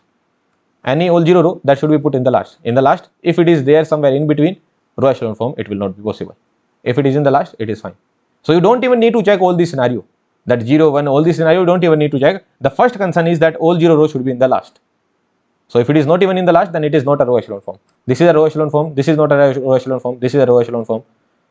Here all 0 in the last, but what is the first non-zero element? This is the first non-zero element. This is the first non-zero element, and this is the first non-zero element. How many number of zeros are present? 1. How many number of zeros are present? 2. How many number of zeros are present? 3. 1, 2, 3 increasing order, all 0 in the end. Yes, it is a row echelon form. First non-zero element, first non-zero element, first non-zero element. How many number of zeros are present? How many number of zeros are present before the non-zero element? 0. Before the non-zero element, 1. Before the non-zero element, 2. Here 2, here 1, here none. 0, 1, 2, all 0, yes, it is row echelon form. Don't care about all these zeros. I don't care about this 0. I don't care about this 0. Right? First non-zero element. First non-zero element. So yes, it is row echelon form. So sir, this was not in the row echelon form. This was not in the row echelon form. So this was not in the row echelon form. This was not, yes. These two are not in the row echelon form. So sir, what do I do about these matrices? So if they are not in the row echelon form, then I will convert it into the row echelon form. Let's answer this one. 1, 2, 3, 4, 5, 6, 0, 0, 0. Is it in the row echelon form? No. Why is that so? What is the first non-zero element? This is the first non-zero element. What is the first non-zero element? This is the first non-zero element. So now let me know one thing. How many number of zeros are present before the non-zero element? 0. How many number of zeros are present before the non-zero element? 0. And this is all 0 row. So all 0 row, I don't care about it. But these two are same. They should not be same. They should be in the increasing order. 0, 1, 2. In that manner it should be. So it is also not in the row echelon form. So sir, if they are not in the row echelon form, then what do I do, sir? You need to convert it into row echelon form. Every matrix could be converted into row echelon form. So you need to convert it into the row echelon form. Sir, how will I convert it? You will convert it by the transformation. So any linear transformation is allowed. Any linear transformation is allowed, but only row transformation. Take care of this thing. Highlight it. Only row transformation is allowed. Any kind of linear transformation is allowed. Do you know linear operation? Is this a linear operation? 4r1 plus 5r2 minus 3r3. Is this a linear operation? In r1 I am doing this one. Sir, when I was studying determinant, there you said that yes, it is allowed. But what will happen is that determinant will become 4 times. Here you don't need to care about, sir, whether it will become 4 times, 3 times, n times, 1000 times, 5000 times. You don't need to care about any of these. Any kind of linear transformation is allowed. This is allowed, yes sir. R3 is being changed to R3 minus 2R2 4R1. Sir, R2 is being changed to 4R2, sir. Sir, here in the determinant when we were studying, if we are doing 4R2, then sir, what will happen? The determinant will become 4 times. Here, don't care about this. Allowed. R1 is becoming minus 3R1. This is also allowed. Every kind of linear transformation is allowed, but only row transformation. Here, this is also linear, but it is not allowed. Why is that so? Because it is column transformation. So column transformation are not even allowed. Only row transformation are allowed. That's why I was focusing again and again. Is it a row echelon form? Row echelon form. Row echelon form. Although the name is echelon only. What is the name of this matrix? Echelon matrix, not the row echelon matrix. But again and again we will call it row echelon. So it should be stuck in your mind that only row operation I need to put. So again and again we will say, row echelon, row echelon, row echelon. So it will be stuck in your mind that I need to put only row operations, not the column operation. So always take care, column operations are not allowed. And any kind of linear transformation is allowed. Is it allowed? Yes. It is allowed. Yes. It is allowed. Yes. Let me know if I want to do the simultaneous operation. Is it allowed? That sir, R2 is being changed to 3R2. R2 is being changed to 3R2 minus 4R1. Sir, who is getting changed? R2 is getting changed. Is R2 available here? No, R2 is not available. It is allowed. Who is getting changed? R2 is getting changed. Is R2 available here? No, it is allowed. Sir, who is getting changed here? R3 is getting changed. Is R3 available here? Yes, it is available. So sir, it should not be allowed. It is allowed. I am saying no, any kind of row, any kind of linear operation is allowed. Are you able to understand? This is also allowed here. Sir, this was not allowed for the case of determinant. Not allowed in determinant. Not allowed for calculating determinant. Why it is not allowed at that time? At that time I said that he is getting changed. Whatever that is getting changed, you cannot apply it simultaneously. First you change it and then you apply. That first you will apply this operation R3 minus R2. Then this R3 will be changed and then you will apply this operation R2 is being R2 plus 2R3. So with the changed one you will apply the operation. Because whoever is getting changed, simultaneously you cannot apply it. This guy is getting changed, right? So here you have to put the changed R3, not the older R3. But here when we are talking about row echelon form, so in row echelon form everything is allowed. So this particular operation is allowed in row echelon form, allowed in row echelon. What do I mean to say is that, let's just say this is what we are doing. 1 2 3 4 5 6 and 7 8 9, and now I need to apply two simultaneous operation. What I am doing is that R2 is being changed to R2 minus R1, and then I am changing R3 with R3 minus R2. So sir, this is getting changed and here also you are putting it up. Yes, we can do it. So who all are getting changed? Who all are getting changed? R2 and R3 are getting changed. So R1 remains as it is. So R1 remains as it is. So 1 2 3, this remains as it is. In R2 what you are doing? R2 minus R1. So 4 minus 1 will be 3. 3 minus 5 minus 2 will be 3. And 6 minus 3 will be 3. And what you are doing in R3? R3 minus R2. 4 minus 7 will be 3. 8 minus 5 will be 3. And 9 minus 6 will be 3. That's it. So in one line only you can apply multiple operations. Whatever you want to do, you can do it. Is that clear to you or not? The next what I can do, R3 is being replaced with R3 minus R2. Is it in the row echelon form? No, I need to get it into the row echelon form. So what I can do, R3 is being replaced with R3 minus R2. So we will see all these examples. I am just telling that any kind of linear operation you can apply. You don't need to think much here. When we calculate the determinant, you need to take care of the rules. The rules were that if you are doing it 3 times, then also there is a matter of concern, right? You cannot apply simultaneous operation like this. So there were a lot of matter of concern. But when it comes to row echelon form, not a single matter of concern. Only thing is that if you are doing R3, then you need to start with R3. If you are doing with R2, you need to start with R2. If you are doing with R2, you need to start with R2. With R3. With R2. With R1. Multiply with 4, 5, 10, 15,000, 20,000, whatever you want to do it. Okay? And you can interchange the rows as well. But not the columns. But not the columns. All the operations we are applying with respect to rows only. Sir, in case of determinant, if I was changing the rows, if I was changing R2 with R3, if I was interchanging R2 being replaced with R3, then sir, my determinant was multiplied with the negative sign. All these things you don't need to think here.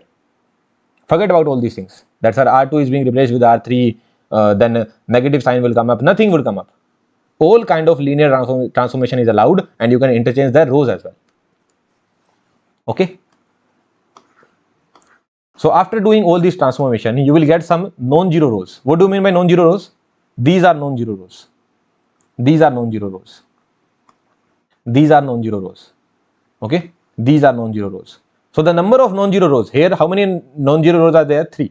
So here the rank will be 3. Here the rank will be 3. How many number of, this is not even in the row echelon form, so let's not talk about it. This is not even in the row echelon form. Is it in the row echelon form? Yes. So in row echelon form, how many non-zero rows you are getting? 2. So rank will be 2. Is it in the row echelon form? Yes. How many non-zero rows you are getting? 1, 2, 3, 4. 4. Non-zero rows. All rows are non-zero, no? Non-zero. This is all zero row. Apart from that, every row is non-zero. So how many non-zero rows you are getting? 4. How many non-zero rows you are getting? 1, 2, 3. So here the rank is 3. So this is how you can calculate the rank. So first you convert it into row echelon form, and after converting into row echelon form, just count how many non-zero rows are there. That will be your rank. Is that clear to you? Yeah, this is also row echelon form. So how many non-zero rows are there? 1, 2, 3. 3 non-zero rows are there. So rank will be 3. And is it in the row echelon form? Yes. If it is in the row echelon form, how many non-zero rows are there? So this is all zero row. Apart from this, 3 non-zero rows are there. So what will be the rank? 3. So did you understand one thing? That everything is happening with respect to row. Nothing is happening with respect to column. So everything we will take care with respect to row. So we will solve a lot of examples. It will be crystal clear to you. Find the rank of this one. First, let me know, is it in the row echelon form? First non-zero element, first non-zero element, first non-zero element, first non-zero element. How many number of zeros are present? 0. How many number of zeros are present? 1. How many number of zeros are present? 2. How many number of zeros are present? 2. Before the first non-zero element, how many number of zeros are present? So 0, 1, 2, 2. Not a row echelon form. So who is the matter of concern? These guys are the problems. Are they problem? No, they are not the problem. Who is the problem? These two guys are problems. So what do you think? What operation I can apply? What I need to do? If non-zero elements are 2 here, I need 3 non-zero elements here. That means I want to make this element to be 0. So what I am going to do is that in R3, I am going to replace R3 minus, sorry, this is R4, not R3. So R4 is being replaced with R4 minus, or what I can do, R4 is being replaced with 2R4 minus 3R3. Or what I could have done, R4 is being replaced with R4 minus 3 by 2 R3. Why I am doing so? Because I want to make them 0. Now what I will get? If I apply this operation, what I will get? Who is getting changed? Only R4 is getting changed. So rest all remains as it is.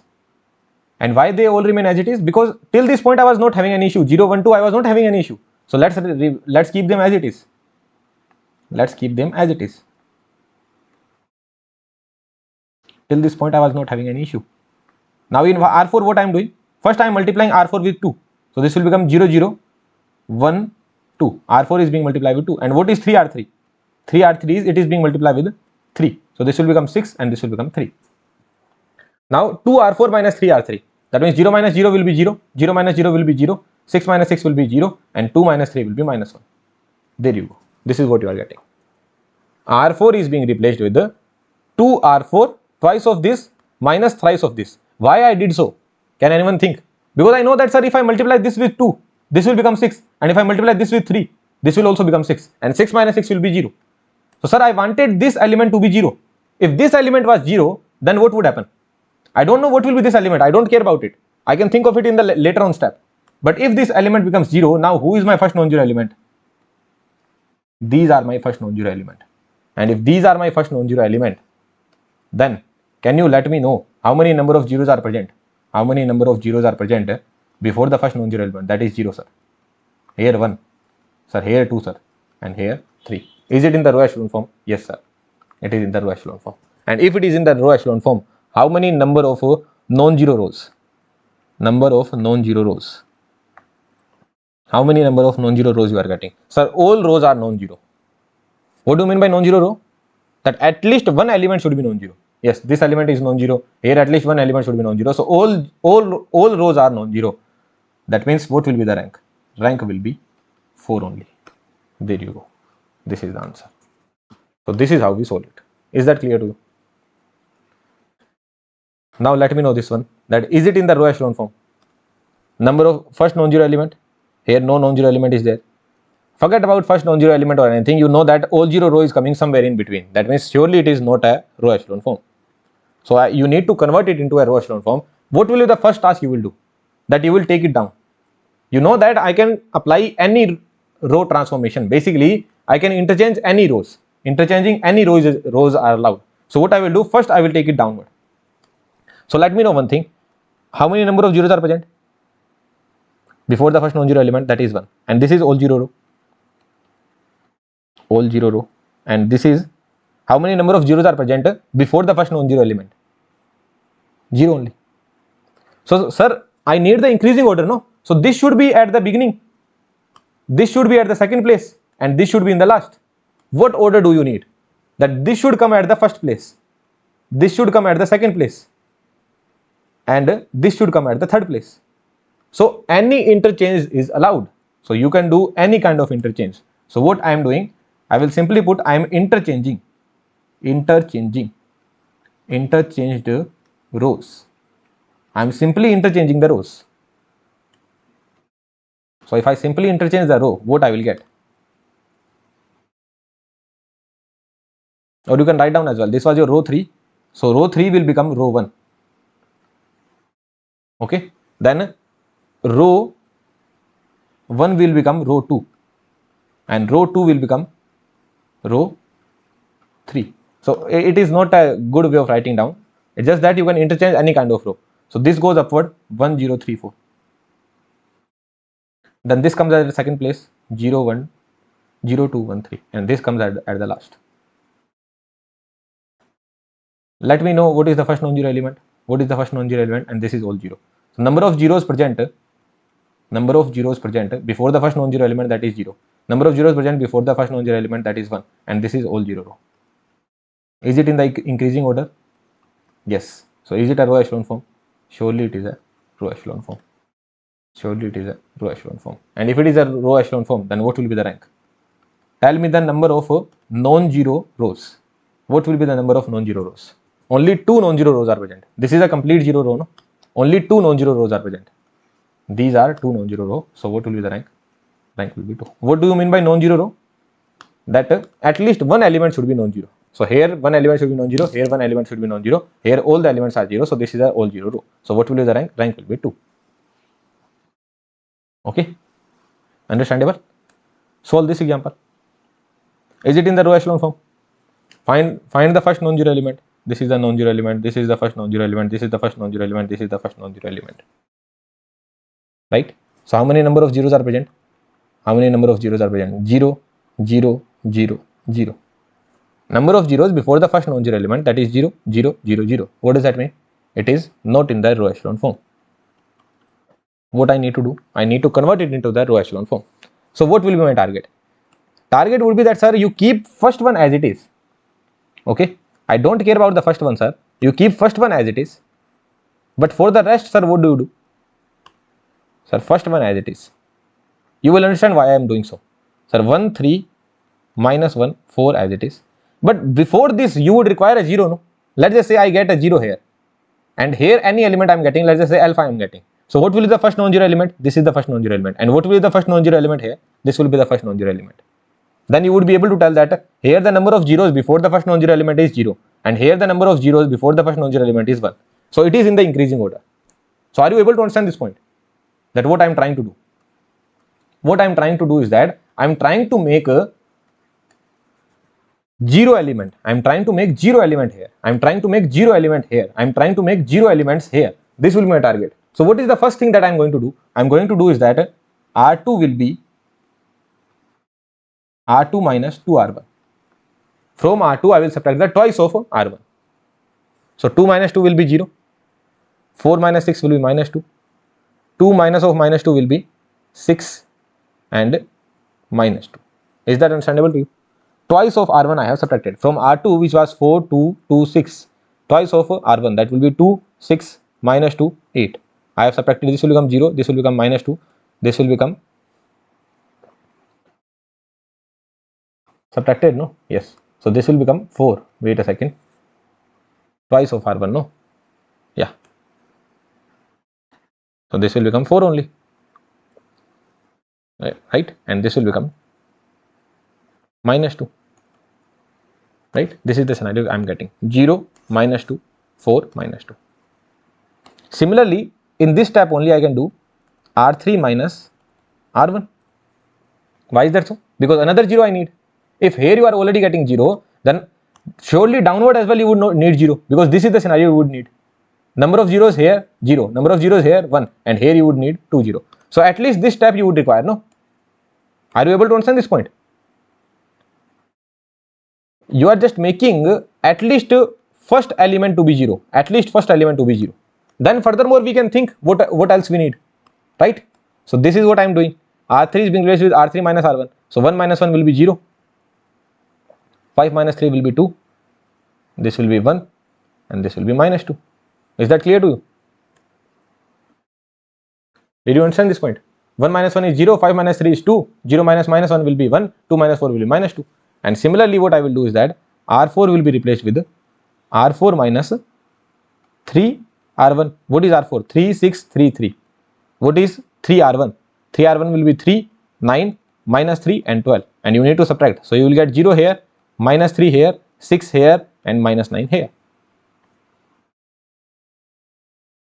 right?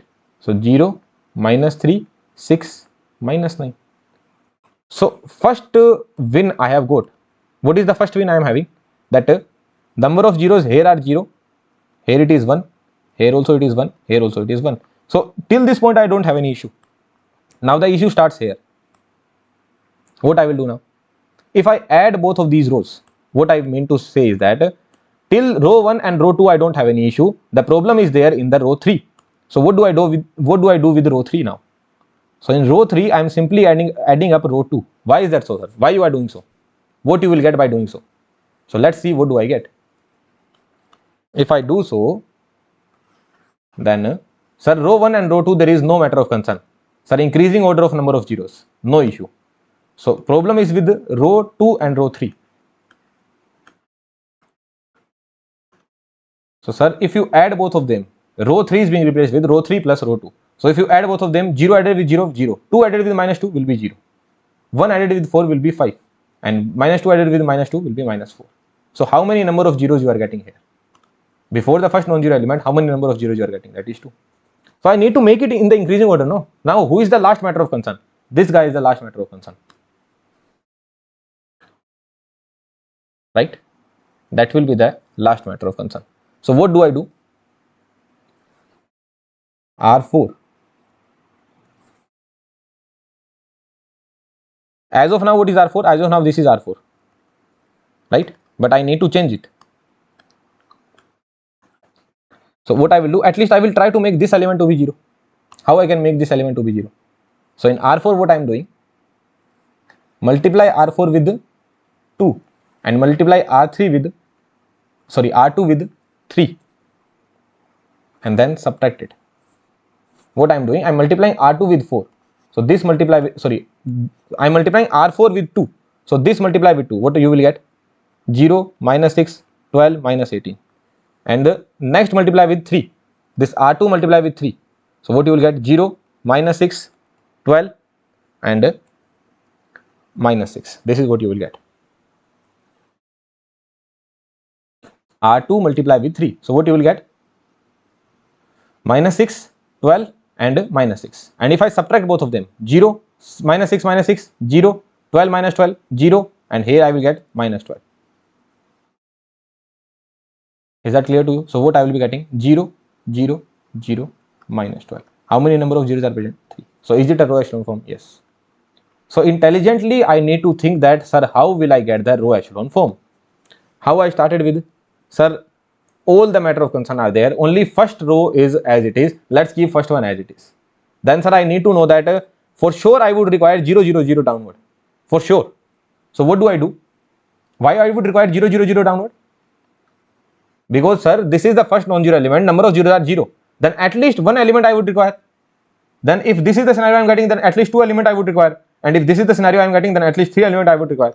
So first task, what is the first task? That downward you make 0, 0, 0, 0. So how you can make it? In R2, R2 minus 2 R1, in R3, R3 minus R1, and in R4, R4 minus 3 R1. So I got this matrix. Okay. So when I got this matrix, what did I show? Number of zeros, 0. Number of 0, 1. Number of 0, 1. Number of 0, 1. Next, what I need to do? Next, sir, these two are not a matter of concern now. Here, this was not a matter of concern. Sir, here, these two are not a matter of concern. These two are the matter of concern. So, sir, here at least I would require 0 now. Right? Because here number of zeros before the first non-zero element is 1. So, at least here I would require non-zero element before the first non-zero element to be. Here in the third row I would require the number of 0 element before the first non-zero element would be at least 2. At least 2 I require. This element I need to be 0. So, if I need it to be 0, what do? I simply add both of them. If I add both of them, 2 minus 2 will become 0, 1, 4 plus 1, 5, and this is minus 4. Right? Along with that, can I do something about this one as well? Because I know that if I am making this particular form, I will get 2, 0 here, then at least I would require this to be 0. Along with that, I would require this one to be 0, but at least think about this guy, no? How do I make it 0? Then I notice that, sir, here it is minus 2 and here it is minus 3. So what do? I multiply this with 3 and this with 2. So I will get minus 6 and minus 6. Then I subtract both of them. Luckily, what really happened, this became 12, this also became 12. So 12 minus 12, this also became 0. And whatever non-zero element I was getting here, minus 12, that is not a matter of concern for me. Is that clear to you? So yes, I am getting row echelon form. So what will be the rank here? Rank will be number of non-zero rows. All rows are non-zero. So how many rows are non-zero? That is 4. How many rows will be non-zero here? Here 4 rows were non-zero, so rank was 4. Here 2 rows were non-zero, so rank was 2. Here you can see the examples. 3 rows were non-zero, rank was 3. 3 rows were non-zero, rank was 3. 2 rows were non-zero, rank was 2. Here this was not even row echelon form, and so on. So this is how you convert to row echelon form. Keep on thinking about it and you will get the answer. Okay. So it is your aptitude. How will you think about it? Try solving this question. How will you think? How will you get the non-zero rows? And how will you get the row echelon form? Is it in the row echelon form? Absolutely not. Number of zeros before the first non-zero element, before the first non-zero element, before the first non-zero element, and before the first non-zero element. Here number of zeros are 0. Here number of here the number of 0 before the first non-zero element is 1. Here it is 0. Here it is 0. And here it is 1. So first let's interchange the rows. This is the first task we will do. Interchanging the rows.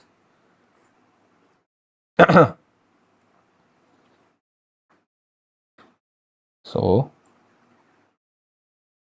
1 0 3 2 3 0 6 9 and then 0 1 2 minus 1 and then 0 3 by 4 3 by 2 minus 3 by 4.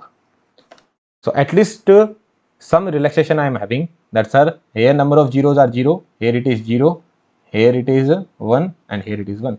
Although still it is not solved, but it is somewhat better, right?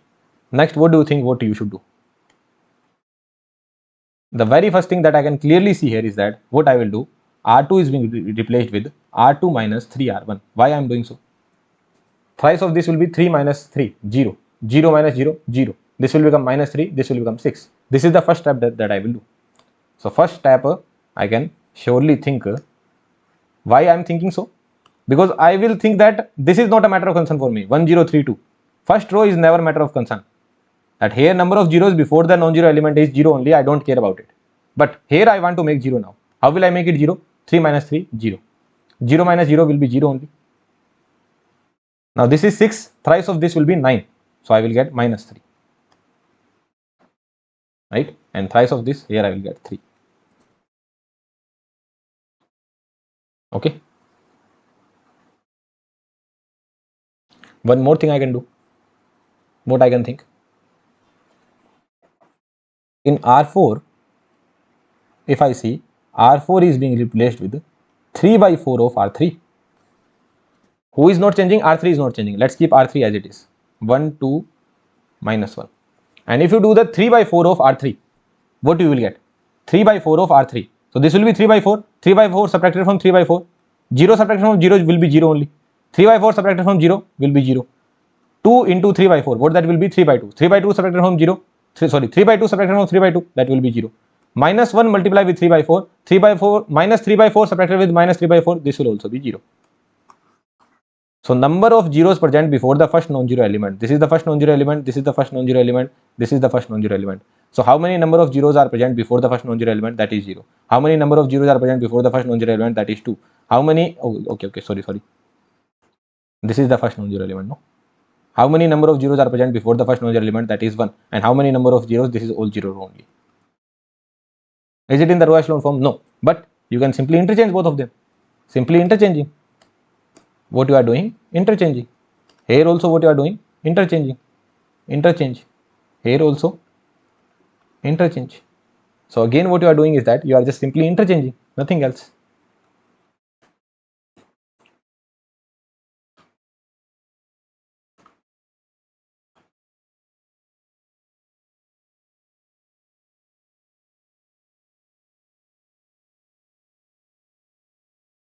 Zero, 1, 2, minus 1, 0, 0, minus 3, 3. And last one is 0, 0, 0, 0. How many number of zeros are present?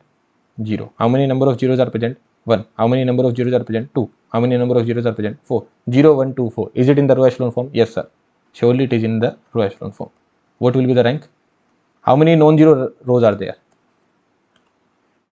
This is a all zero row, right? This is a all zero row. All zero. So how many number of non-zero ranks are present? Sorry, how many number of non-zero rows are there? So 1, 2, 3. Rank will be 3. There you go. Non-zero row. In the row echelon form, how many non-zero rows are there? So this is non-zero, this is non-zero, this is also non-zero. So rank is 3. This is how you get the rank. Is that clear to you?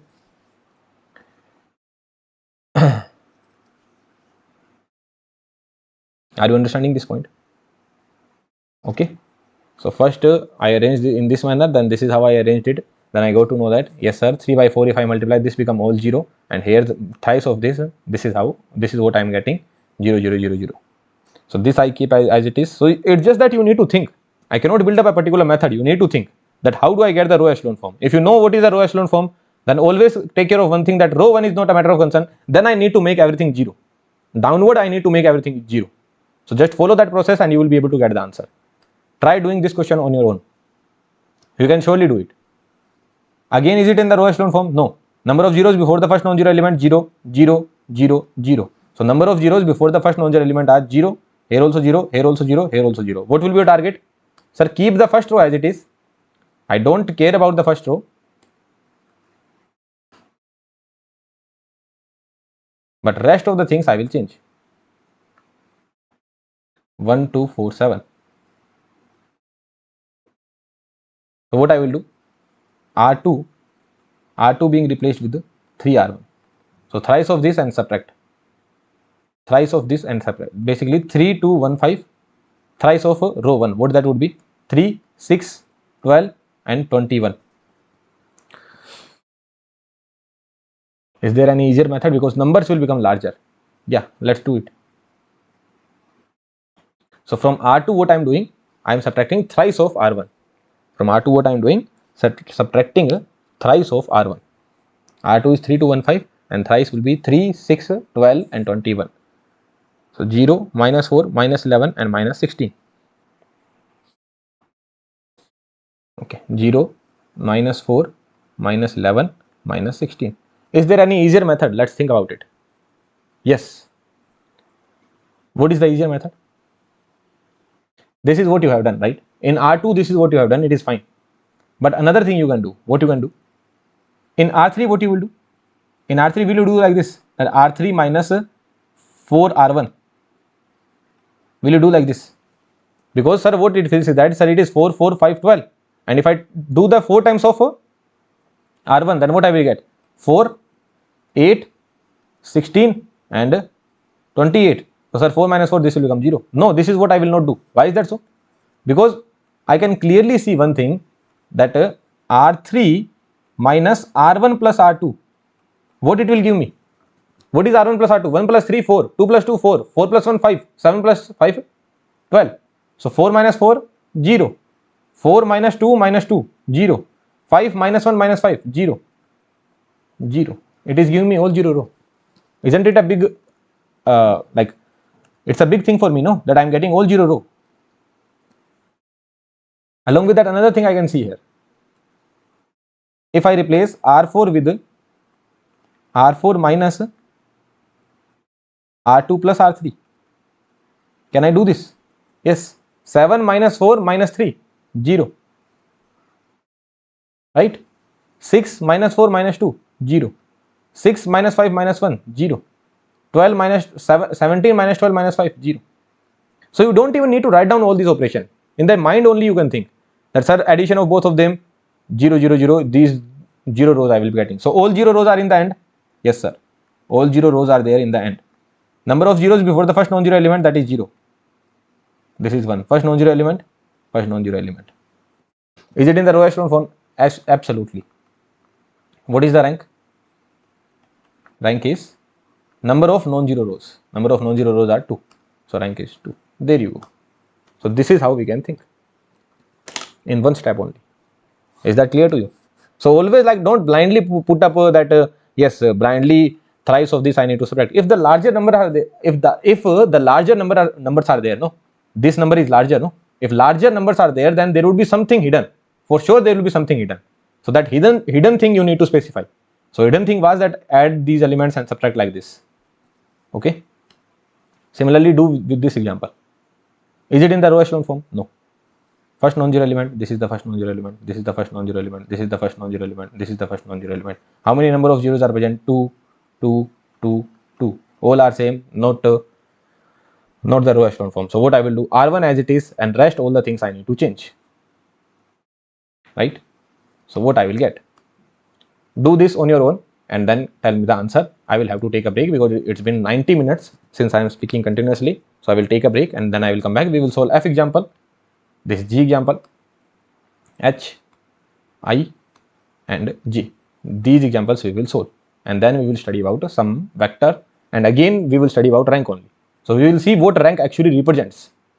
As of now we are just calculating the rank, but what it actually represents, that also we are going to see. But before that I need to build up some basic concept of vector, that how we will represent a vector in the row matrix or column matrix, and then we will see the actual meaning of rank. So let me take a break and then I will come back. You calculate the rank of this matrix F, G, H, I and J. In H, I and J, you are seeing a particular pattern. 1, 3, 6, 10, 3, 6, 10, 15, 6, 10, 15, 11. There is a pattern. So I am giving you one hint here, difference. This is the hint I am giving. Okay, difference. So using this hint, you solve Hij. Okay, difference is the hint. Difference. So think about it. 2 minus 1, 4 minus 2, 5 minus 4. Just think about it. And solve this G example as well. G example is very straightforward. Is it very straightforward? Try thinking about it. Okay, you will get your answers. Okay, yeah. So let me take a break and then I will come back. Yeah, so did you solve this question? Let's try doing it. So what you really thought? One thing I can do is that if I do thrice of this, I will get this row. Basically, in row 3, what I want to do is that row 3 minus thrice of row 1. Okay, you need to think as well. It's not that, sir, blindly I will try to make this 0, this 0. What I can think is that if I do thrice of this, this will become 0, right? And one more thing I can see here is that in row 4, what do I do? Row 4 minus, first I would think that, sir, from 2 to 3 by 2, how will I get? But if I look it closely, 3 and 4, 3 by 2 and 2. That means in row 4, if I simply subtract the half of row 2, 3 by 2, this will become 2. So 3 by 2 minus 3 by 2 will become 0. 2 minus 4 by 2 will become 0. So this will also become 0. This will also become 0. So last two rows will become 0 only. If I simply think, I'm not doing much of the calculation. If I simply think, then I am able to make last two rows as 0. Right? And what about this one? In row 2, what you will do? In row 2, what you will do is that you will multiply row 2 with 2 minus row 1 with 3. If you multiply this with 3, what you will get? 2 into 3 will be 6. And if you multiply this with 2, then what you will get? 6. 6 minus 6 will become 0. So these are the operation I am going to perform. So who is getting changed? R2 is also getting changed. R3, R4, everything is getting changed. It's just that R1 is not getting changed. So let's keep R1 as it is and everything else is changed. We thought smartly and we are able to reduce in this manner. So this is 0, 0, 2, minus 1. What about R2? R2 is simply multiply with 2. So 6, 8. Then this multiply with 3. So this will become 6 and this will become minus 3. Then I need to subtract both of them. So it will become 0, 0. 6 minus 6 will be 0 and this will become 11. Understandable? Very easy. Right? And in R3 what I am doing? R3 minus 3 R1. So thrice of this will be 6. Thrice of this will be 3 only. So subtracted from both of them, it will become 0, 0. And what about the last one? R4 is being replaced with R2 by 2. R2 by 2. So 3 by 2, 3 by 2, 0. 2 minus 4 by 2, that will also be 0. There you go. This is what you will be getting. And in one step only, I can see that it is in the row echelon form only. First non-zero element, and these are all 0 rows. So number of zeros before the first non-zero element 2. Number of zeros before the first non-zero element 3. And then all 0 rows there. So what is the rank? Rank will be number of non-zero rows. Number of non-zero rows are 2. So rank will be 2. But here in this question, if I would have thought directly, then without even doing this process, I would have told that rank will be 2 only. Without doing this process. How, sir? From here, what you can get? You can get 4 cross 4 submatrices. You can get 3 cross 3 submatrices. You can get 2 cross 2 submatrices. And you can get 1 cross 1 submatrices. If I think about 4 cross 4 submatrix, then this will be the same matrix only. 4 cross 4 submatrix. 4 cross 4 submatrix. So here all the elements will be 0, 0, 0. And then these are two non-zero rows. If you calculate the determinant, what will be the determinant you will be getting? Determinant will be 0 only. Why is that? Because if we calculate the determinant and if any of the column is 0, then its determinant will be 0 only. I am calculating the determinant of this one.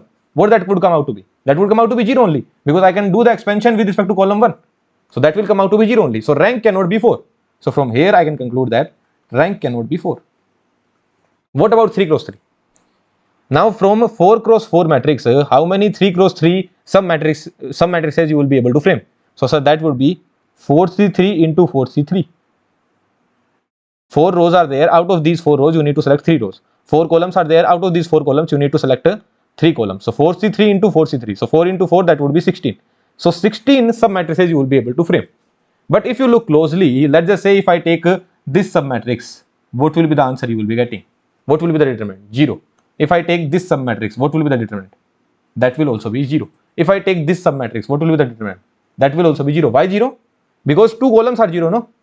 Let's just say someone will say that, sir, I will take these 2 and this one. Again, 0. Someone will say that, sir, I will take this 0, 0 and then these 2 guys. Again, it will be 0. No matter whichever the 3 cross 3 submatrix you take, at least one of the column will be 0 only. Then for sure, all the determinants will be 0 only. Is that understandable to you or not? Just look at the columns, no?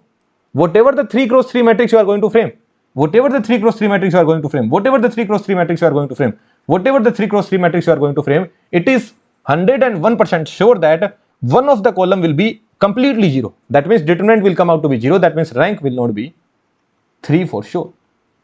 And if I think about 2 cross 2, then let's just take this example of 2 cross 2. What is the determinant I am getting? 8 minus of minus 3, 11. So determinant is coming out to be non-zero. So one of the determinant is coming out to be non-zero. What does that mean? This will be the rank, and rank will be 2 only. So if my intuitions are very good and if my practice is very good, then I would simply think, okay, sir, 4 cross 4 determinant is 0. 3 cross 3 also if I take, sir, 0, 0, 0, 0, 0 only.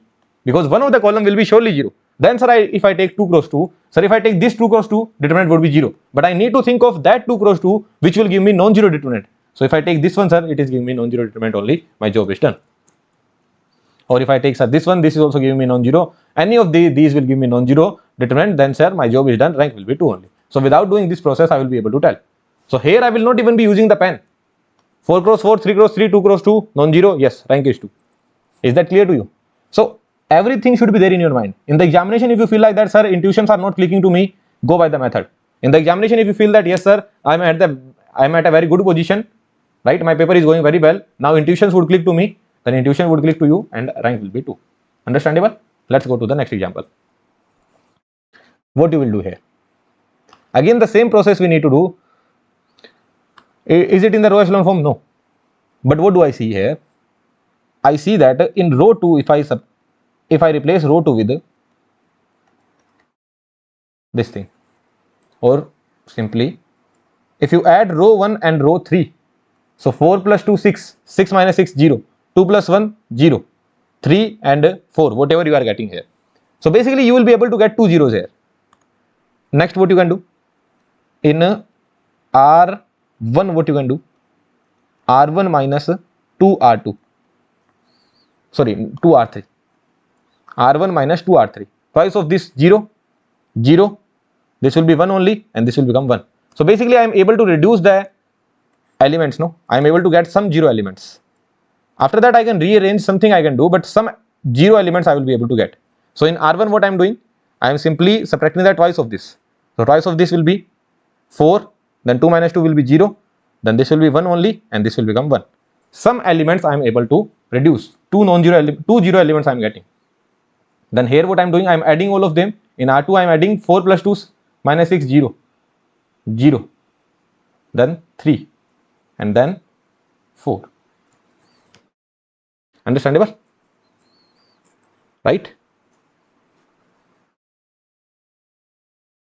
This much I have done, and this is 2101, 2101.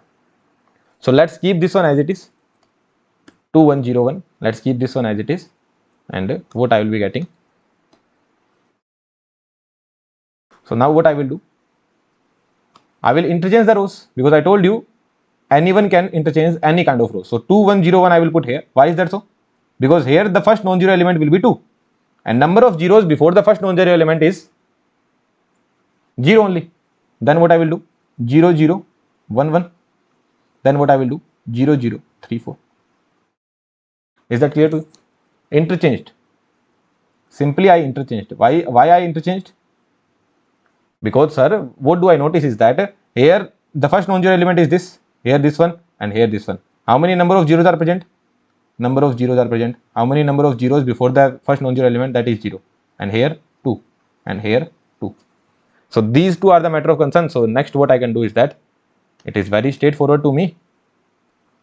Next, in R3 what you will do, R3 minus 3R2, right? In R3 what you will do, R3 minus 3R2 you will do. So what you will get, R1 R2 unchanged, and then in the R3 you are doing the change.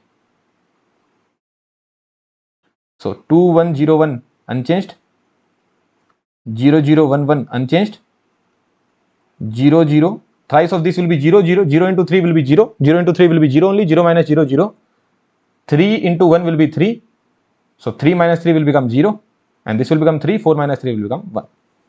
So is it in the row echelon form? Yes. First non-zero element, first non-zero element, first non-zero element. Yes, it is in the row echelon form. And how many rows are there which are non-zero? Sir, 3 rows are there which are non-zero, so rank will be 3.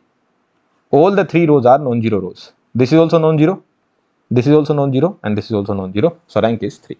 There you go. Okay, so it is very easy. It's just that intuition should click to you. Whatever that you are doing, if you just keep on doing something in the matrix, then eventually you will get to the answer. Because any kind of linear operation you can apply, any kind of linear operation. So eventually you will surely get the answer. If they are asking the rank in the examination hall, then 101% you will be able to get +1 or +2 marks there. Okay, it depends that how much time you will take. Better intuition, lesser time, less intuition, more time. That's it. What about this one? So they have a certain pattern. Look, 1 4 6 9, then 4 comes here, 4 9 16 25, then 9 comes here, then 9 comes here, then 9 16 25 36, then 16 comes here, 16 25 36 49. So if this kind of certain pattern is there, no, so what do? We go by the difference method. Okay, what do we take? We will take the differences. We will solve multiple examples, you will get habitual, don't worry. Here if someone would say that, sir, what I will do is that in R2 I will subtract R2 minus 4R1, then sir in R3 what I will do is that I will subtract R3 minus 9R1. Why I am doing? Because 9R1 will become, this will become 9, 9 minus 9 will be 0. So here you will see that 16 into 9 you will have to do. Because if you are subtracting 9R1, then here 1 into 9 will be 9, 36, 9 into 9 will be 81. But 16 into 9, calculation will become very large, no? And in the last one, what you will do? R4 minus 16R1. So 16 into 16 you will have to do, 16 into 9 you will have to do. So calculation will become larger. So there is a certain pattern. If larger numbers are there, for sure some differences and all if you take, then your calculation would be easier. So what I will do is that, first one as it is, I don't have any problem, 1 4 9 16. It is surely not in the row echelon form. First one as it is. Now in the next one what I will do? R2 is being replaced with R2 minus R1. Why I am doing so you will realize. So 4 minus 1, 3, 5, 7, 11. Next, I am replacing R3 with R3 minus R2. What you will get? 5. 19 minus 6, what you will get? 7. Then 11, and then, sorry, 9, 9. Wait a second. 25 minus 16 is 9, no? Sorry guys, this is 9. Sorry, this is 9. And this will be 9, and this will be 11. And if I do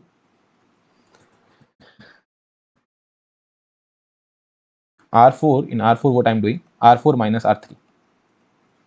So here you will get 16 minus 9, that will be 7, then 9, and then 11, and then 13. Again you take the differences. What you will get? 5 minus 3 will be 2, 2, 2, and 2. And here if I take the difference, this will become 2, this will become 1 minus 2. So let's not do anything with R2, let's keep R2 as it is, but after that we will take the differences. So what I am doing, I am keeping R2 as it is. These are actually good examples, okay? They will be considered as a good example in the examination. If these kind of questions are coming, then not many people would be able to solve. So R2 I am keeping as it is, but in R3 we can think of R2, but as of now in R3 what I am doing, R3 minus R2 I am doing. Okay, so what I will get, let's not talk about R1 R2, we will see what we will do for R1 R2. R1 we will keep as it is only, because no problem with the first row. Second row we will think what we can do, but 5 minus 3 will become 2, 7 minus 5 will become 2, this will become 2, and this will also become 2, right? What you can do now, in R4 as well you can do the same thing, R4 minus R3. 7 minus 5 2, 2, 2 and 2, right? Now from R2 if I subtract the thrice of it, then if I just simply keep 3 5 7 9 here, what I will get? If I subtract all of the, if I subtract this one, then 1 3 5 7 I will get, 1 3 5 7 I will get, which will not give me anything. Or will it give me anything?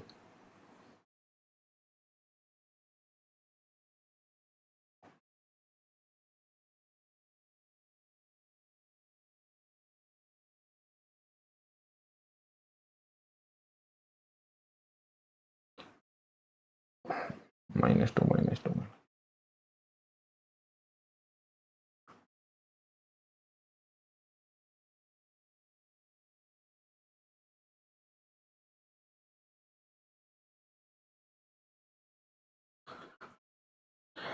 Yeah, so let's go to our certain pattern only. So here only I am doing one change, that R2 is being replaced with R2 minus 3R1. Why I am doing so? To make the 0, R2 minus 3R1. Okay, or is there any easier method which I am missing out? If I do R2 minus R1, then I am not getting any pattern. 3 minus 1, 7 minus 9, not any pattern, we are not getting any pattern, right? No pattern we are getting.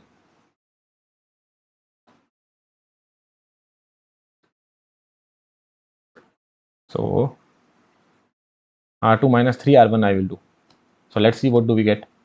So this R2, in R2, how I am replacing R2? R2 I am replacing as R2 minus 3R1. So R2 is being replaced with R2 minus 3R1. So thrice of this, that will be 0. 5 minus thrice of this, 5 minus 12, what that would be? Minus 7. 7 minus 27, that will be minus 20. And 9 minus 48, right? That would be minus 39, right? Again, the numbers are not looking very good. So there must be some easier method which we are missing out.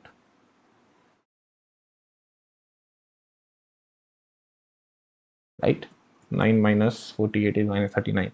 So numbers are not looking that good, but again can't do anything else. Right? So yeah, let's proceed with this calculation only. Next, what I will do, simply I can see one thing, that R4 will be replaced with R4 minus R3. It is pretty straightforward. This will become complete 0. And next, here number of, this is non-zero element, this is non-zero element, and here this is non-zero element, right?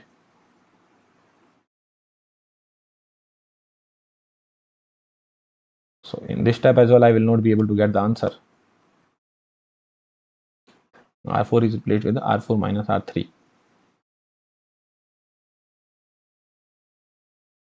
Okay. Then next, what I do is that R3 is being replaced with R3 minus 2R1.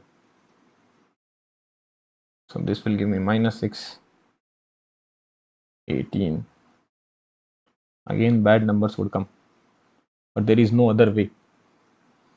Or can we add or subtract something like that? Addition, subtraction is also not working. So no easier method is there. Is that so? Yes, this is what we will have to do.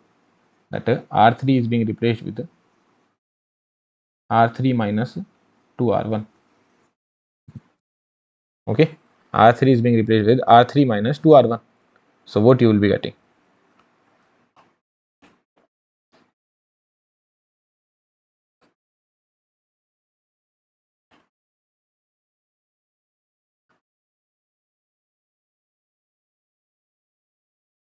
Nine 16. 0 minus 7 minus 20 minus 39. R4 is being replaced with R4 minus R3. So this is changing.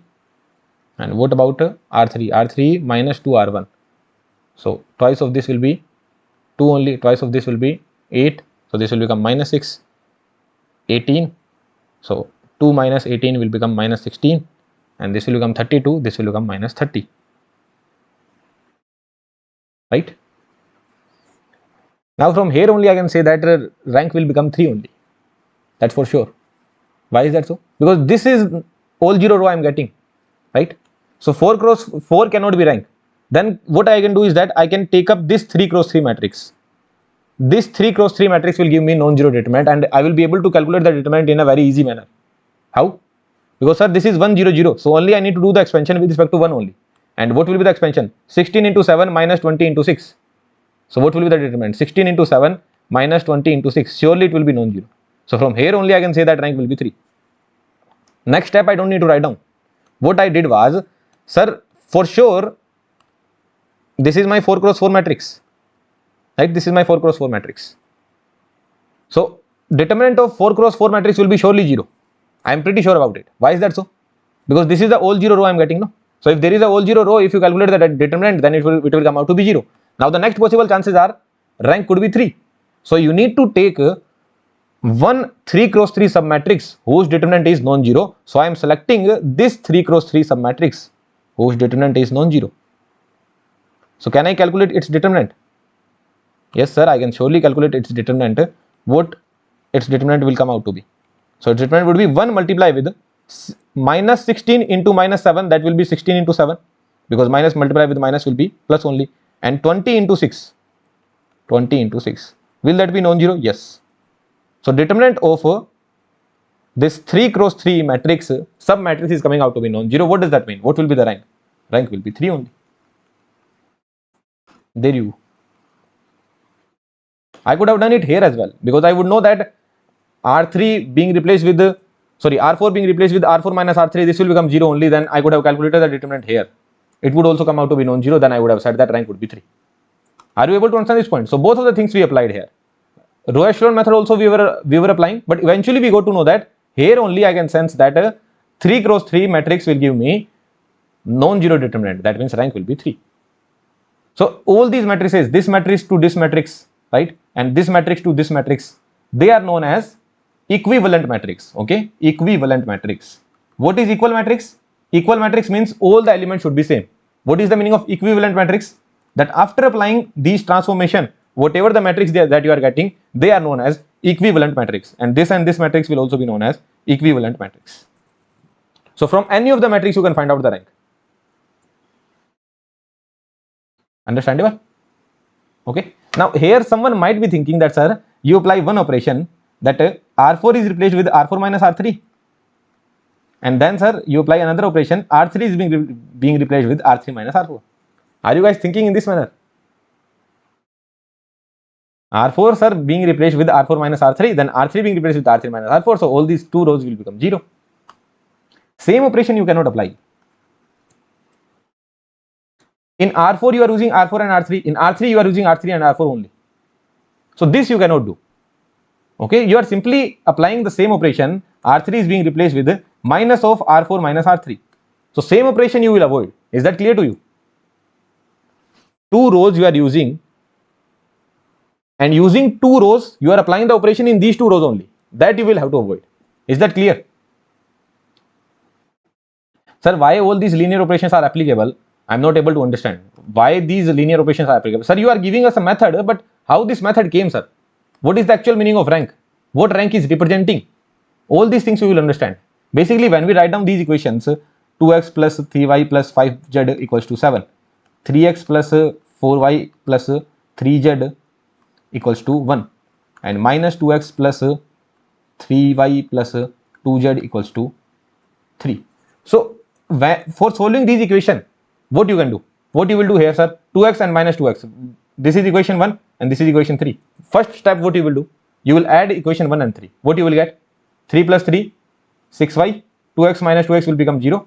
This will become 7z, and 7 plus 3 will become 10, and 0x. So whatever the kind of operation you can apply in the equations, the same operation you can apply in the matrix as well. In the next lecture, we are going to solve the equations using the method of rank. So there as well, we will be doing only one thing, we will be finding the rank only. So there you will understand that why these operations were applicable. So in this particular scenario, can you do this thing that I will subtract this equation from this equation, then I will subtract this equation from this equation? What new you will get? Nothing new you will get, no? Are you able to understand this point? If you have subtracted this equation from this equation, then one equation you have got. Then why would you do the same thing, that from this equation I will subtract this equation? You will get the same equation only, no? If you subtract 2 from 3 and then 3 from 2, you will get the same equation. It's just there will be a difference of negative sign, and negative can get cancelled out. Here 3x minus 2x will give you 5x, 4y minus 3y will give you y, 3z minus z, 2z will give you z, and 1 minus 3 will give you minus 2. If you do the opposite, minus 2x minus 3x will give you minus 5x, 3y minus 4y will give you minus y, 2z minus 3z will give you minus z, 3 minus 1 will give you 2. There is a difference of negative sign. In left hand side and right hand side, you take the negative sign, both will get cancelled out. You are getting the same equation only. Are you able to understand this point? So in one step, these two operations you cannot apply. That's R3 is being replaced with R3 minus R4, and R4 is being replaced with R4 minus R3. That you cannot do in one step. Understandable? Okay, I hope that is clear to you. Because the same operation you are applying, just with the negative sign. So operations should be different, not the same. Is that clear? Here, whatever the operation that we have seen, they were different, they were not same. R2 is being replaced with R2 minus R1 plus R3. Although I am using this R3 here again, who is getting changed? Here R2 is getting changed. Am I using this R2 here? No. Let's see other examples where I would be using it. Here also I am not using. Yeah, here who is getting changed? R2 is getting changed. But I am using it here. Yes, I am using it here. But it's not the same operation, no? R2 minus 3R1. It is not the same operation as downward, that there is a difference of negative sign or positive sign. Right? It is a complete different operation. So that I can do. Is that clear to you? Okay, I hope it is clear. Here also I am not using. Here also I am not using. Here R2 is getting changed. Here R2 is getting changed. R2 is not used here. Here R3 is getting changed. It is also not used. Here R4 is getting changed. Only one operation we are applying. So when you apply multiple operation, just make sure one thing, that you are not applying the same kind of operation again and again. So if it was clicking to you that here, sir, let's do one thing, R3 being replaced with R3 minus R4, and then, sir, I will replace R4 with R4 minus R3. So these two guys are the same operation only. So this is not acceptable. Not acceptable. Is that clear to you? Okay, because they are the same operation only, just there is a difference of negative sign. So this we will not do. Understandable? Find out the rank for this one. Again, the difference method we need to do. Difference method.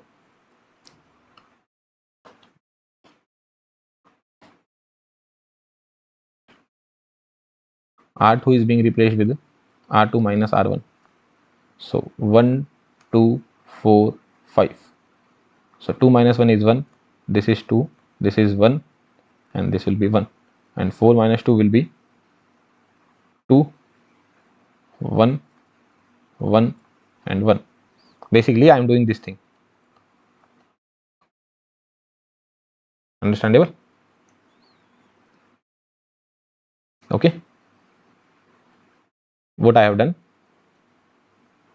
2 minus 1, 4 minus 2. So 1, 2, 1, 1. And here I will be getting 2, 1, 1, 1. Okay. This is the matrix that I am getting. Next, what I can think of? I can think of a very easy thing, that would be that R2 is being replaced with R2 minus R1, right? And R3 is being replaced with R3 minus 2R2. Why is that so? What you will get? Let's check that out. R2 minus 2R1. What it R2 minus R1. R1 is as it is. R1 as it is. 1, 2, 4, 5.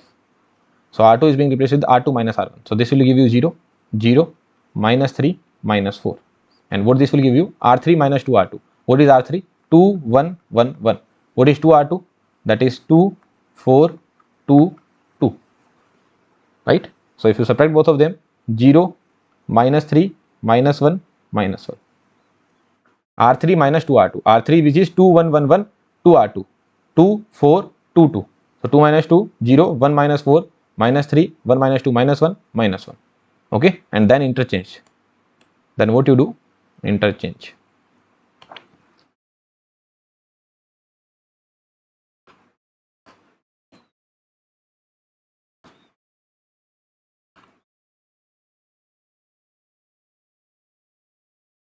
One, 2, 4, 5 as it is. Then this goes upward. 0, minus 3, minus 1, minus 1. This becomes 0, 0, minus 3, minus 4. Is this in the row echelon form? Absolutely, sir. Why is that so? Non-zero element, non-zero element, non-zero element. Okay, so number of zeros before non-zero element 0, here it is 1 and here it is 2. So 0, 1, 2, yes, no problem. And how many non-zero rows are there? 3 non-zero rows are there. So rank would be 3. There you go. And you can calculate the determinant of this one, it will come out to be non-zero only. Like basically you can calculate the determinant here as well. It will come out to be non-zero only. Here only what I would have done, I could have calculated the determinant. I would have done the expansion with respect to, what I need to do is that I need to get one 3 cross 3 matrix whose determinant is non-zero. So what I would do, I would calculate the determinant from here. So I will do the expansion with respect to second row, right? So what I will get? Minus 3 into minus 3 into 1, that would be minus 3 only. So that is 9, 3 into 6, 3 is 9. So what will be? That will be non-zero. So rank will be 3. So from here as well, I could have said rank is 3. Which matrix I am taking? I am taking this matrix. This particular matrix I am taking. Okay. So here if I calculate the determinant, it will come out to be non-zero only. So from here only I could have said that my rank is nothing but 3 only. Okay. Is that clear? So in a quicker manner you will be able to tell. It's just that you need to have a practice. Understandable? Okay. More examples are there. This example is also there. Just I will take break of 1 more minute. Okay. Because someone is coming at the door. So I will take a break of 1 more minute. You solve this question. Just 1 second. Yeah. So sorry for the interruption. Let's get started. The same thing. Do you see a pattern? 1, 3, 6, 10, 3, 6, 10, 15, 6, 10, 15, 21, 10, 15, 21, 28. So yes, I see a pattern. So sir, again the difference method I am going to apply. Okay. So 1, 3, 6, 10. So 3 minus 1 will be 2. This will be 3. This will be 4 and this will be 5. Right? And here what you will get? 3, 4, 5, 6. So in a quicker manner you will be able to see the difference, and in the next one you will get 4, 5, 6, 7. Basically what we are doing, I hope you are understanding, R2 is being replaced with R2 minus R1, R3 is being replaced with R3 minus R2, and R4 is being replaced with R4 minus R3. Simultaneous operation, yes, we can apply it. Okay. Then next what we are going to do, again difference. So R2 again being replaced with R2 minus R1. This will give you 1, 1, 1, 1. This will also give you 1, 1, 1, 1. Yeah, something good you will be getting. And R3 being replaced with R3 minus R2, and R4 being replaced with R4 minus R3. Some good pattern you are going to get. So R1 as it is, because that will not be a matter of concern when we talk about row echelon form. So basically we are reducing the length of the element. Like this is 15. So from 15 to 5 we have come, right? So length of element we have reduced. So our calculation will become easier. This is the task that we are doing. So 1, 3, 6, 10. Then 2 minus 1 will give you 1. This will give you 0. This will give you minus 2. And this will give you minus 5. Then 3 minus 2 will give you 1, 1, 1 and 1, and the last one will also give you 1, 1, 1, 1. Now what next operation you are going to do?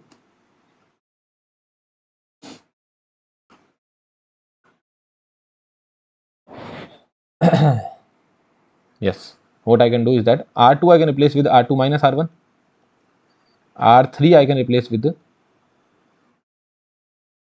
R3 minus R2, and R4 I am replaced with R4 minus R3. Again the same operation I am doing. Why is that so? Look, you will get something. Let's see what we are getting. So 1, 3, 6, 10.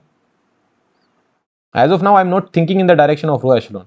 What I am thinking, that at least last row will be 0, no? R4 minus R3, this will be 0.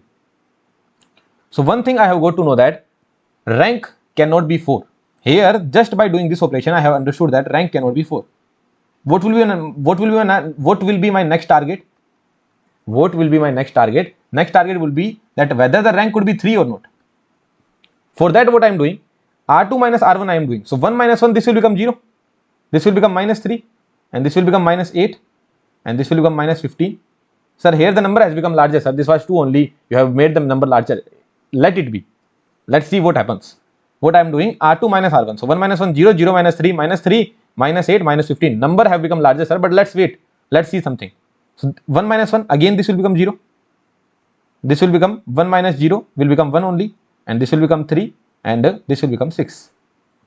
Now I need to see that 3 cross 3 matrix whose determinant is non-zero. So I can directly see one thing, that sir, calculating the determinant of this matrix will be very easy for me. Because sir, you have made these two guys as 0, 0. Now can you calculate the determinant?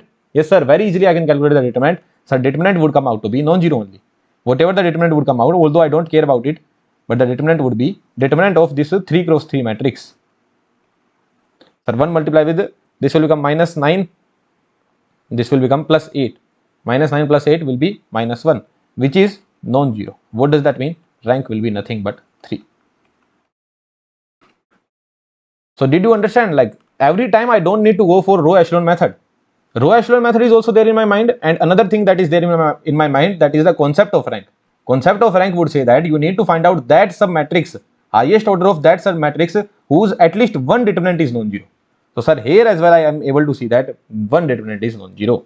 So next step and all those things, that getting row echelon form, here also you could have got row echelon form, no? That what you would have done after that, R3 is being replaced with R3 minus R1 by, sorry, R3 minus R2 by 3. R3 minus R2 by 3. Because R3 plus R2 by 3 actually. Because R2 by 3, what it will become? It will become 3 only. So minus 3 divided by 3, that will become minus 1. 1 plus minus 1 will become 0. Then you would get the row echelon form. Right? Number of 0 before the non-zero element, that is 1. Here, sorry, number of 0 before the non-zero element, that is 0. Here it will be 1. Then this element would become 0. This element would become 0. This element will become some non-zero. So that will become 2. And here last one is non-zero row. So how many non-zero, last one is all 0 row. So how many non-zero rows you will be having? 3. So again the rank would come out to be 3. But every time you don't need to find the row echelon form. How you can think? In this manner you can think. That let's take up this particular matrix, and am I getting the determinant non-zero? Yes. For this 3 cross 3 matrix you are getting determinant non-zero. That means rank is 3. Is that clear to you or not?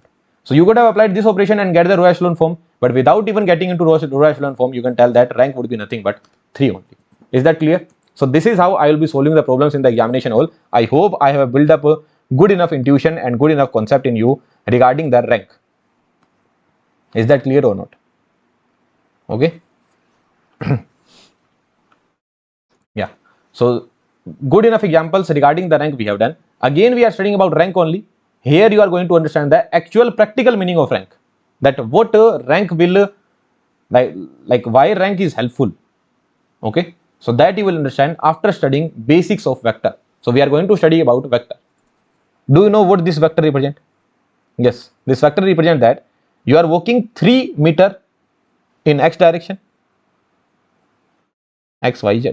You are walking 3 meter in x direction. You are walking 4 meter in y direction, and then you are walking minus 5 meter in z direction. That means here you are walking, if this is x, this is y, and this is z. So 3 meter in x direction, 4 meter in y direction and minus 5 meter in z direction. So you will reach at this point. So where I have reached? I have reached at this point. Someone would say that, sir, I will start my journey somewhat like this. That first I will work for 4 meter in y direction, 4 meter in y direction. Then I will work for 3 meter in x direction, 3 meter in x direction. And then I will work for minus 5 meter in z direction, minus 5 meter in z direction. Again, you will reach at the same point. Someone would say that, sir, I will start my journey in this manner. You are at the origin, okay? You are at the origin. You are at the origin. So someone would say that, sir, first I will work for minus 5 meter in z direction. Then, sir, I will work for 4 meter in y direction. And then, sir, I will work for 3 meter in x direction. Again, you will reach at the same point. So this is the point A, okay? This is the point A from the origin. And when you connect this point from the origin, this is known as vector A. This is known as vector A. So this vector A is simply representing that you are working for 3 meter, 4 meter and minus 5 meter. Meter, I am just saying any unit you can take, 3 centimeter, 4 centimeter, minus 5 centimeter, anything. So this is the basics of a vector. If you don't have any idea of vector, then I would recommend you watching one video. You type EMFT EC PrepFusion, okay? In this playlist, you will get a playlist. In this playlist, the very first video is basics of vector algebra. Basics of vector algebra. So there I have given right from basics that what is the meaning of vector, what is the meaning of scalar. So everything I have told there. If you don't know a single concept of a vector, whatever that we study in class 11, 12th, those basics are also not clear, then you can watch this video. Okay, EMFT EC PrepFusion you will type. First lecture you will get, which is the basics of vector algebra. So we will get all the basics of vector algebra that will be helpful in our vector calculus as well. Okay, so please do study it. Vector algebra. Okay, basics of vector algebra. Please do study it. Okay. Yes. So now this is my vector. Okay. Let's just. अरे भाई ये क्या हो गया?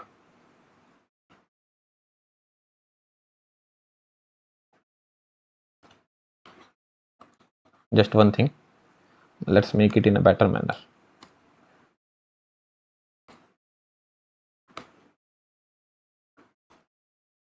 X, Y, Z.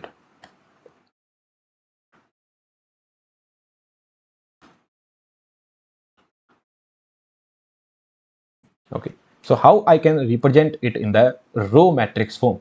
Row matrix means there will be one row and any number of columns.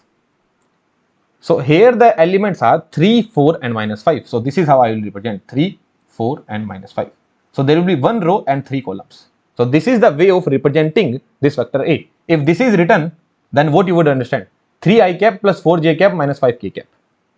Okay. And if I need to represent in a column vector, then this is how I will represent. If I need to represent in a column vector, then this is how I will represent. Column vector means there will be only one column and any number of rows. Only one column would be there. Okay, so how many rows would be there? 3, 4 and minus 5. So there will be 3 rows and 1 column. So this is how you can represent a vector A in row form and in column form. This is more famous. Although any of the forms are correct, but this is more famous. That representing a vector in column form, representing a vector in row form. So this is known as row vector, this is known as column vector. Do the same thing here. What you will get? 2 minus 3. Sir, can I write down in this manner? No, this would be wrong. The Z element is not even there. No, this K cap element is not even there. So forget about it. 2 minus 3. So there is one row and 2 columns. Or you can put up 2 minus 3. 2 minus 3. So there will be 2 rows and 1 column. So this is the column vector, this is the row vector. 3, 4 minus 5, 3, 4 minus 5, 2, 2 minus 3, 2 minus 3. Very simple thing, very straightforward. Even a class 10th guy can understand it. 3 elements are there, 3, 4 minus 5. I just wrote it down in the horizontal form or in the vertical form. Vertical form means column vector, horizontal form means row vector. That's it, nothing else. Okay. Do you know what is scalar multiplication? Scalar multiplication means dot product. Scalar multiplication means dot product. So you are doing the dot product of vector A and vector P. So when you do the dot product, what do? You multiply I cap with I cap. So A into P plus B into Q plus C into R. So this will be one constant number you will be getting. AP plus BQ plus CR. Let's just say this was 3I cap plus 2J cap minus K cap, 2I cap plus J cap plus 3K cap. This was the scenario. So 3 into 2, 6 plus 2 into 1 will be 2 minus 1 into 3 minus 3. So what you are getting? 8 minus 3, what that would be? 5. So it will be a constant number. So AP plus BQ plus CR will be a scalar number. That's why it is known as scalar product. So it is a scalar or constant number. Now, how will I show this multiplication in a column format? Let's write down vector A in column matrix form. So how will I write down vector A as a column vector? And how will I write down vector B as a column vector? Sir, very simple. You can do it very easily, sir. Simply you need to write down A, B, C and P, Q, R. A, B, C and this is not vector B, it is vector P. P, Q, R. What is the order? 3 rows, 1 column. What is the order? 3 rows, 1 column. I need to write down vector A dot vector P. This is a column matrix. I am calling it as a matrix A and I am calling this as matrix P. A dot P. This is something that I need to do. In matrix multiplication, what do I need to write down such that I get this result AP plus BQ plus CR? And only one element I should get. Think about it. Is my doubt clear? Is my question clear? That A dot P, I know that what will be my result. A dot P, the result would be, sir, nothing but AP plus BQ plus CR. I need to get it through matrix multiplication. How do I get it? Isn't it A transpose multiply with P or P transpose multiply with A? Because what will be A transpose? A transpose will be nothing but A, B, C. And what will be P? P is nothing but PQR only. Can you do the multiplication? This will become 1 cross 3, 1 row, 3 column, and this will become 3 cross 1. So 1 cross 3 is being multiplied with 3 cross 1.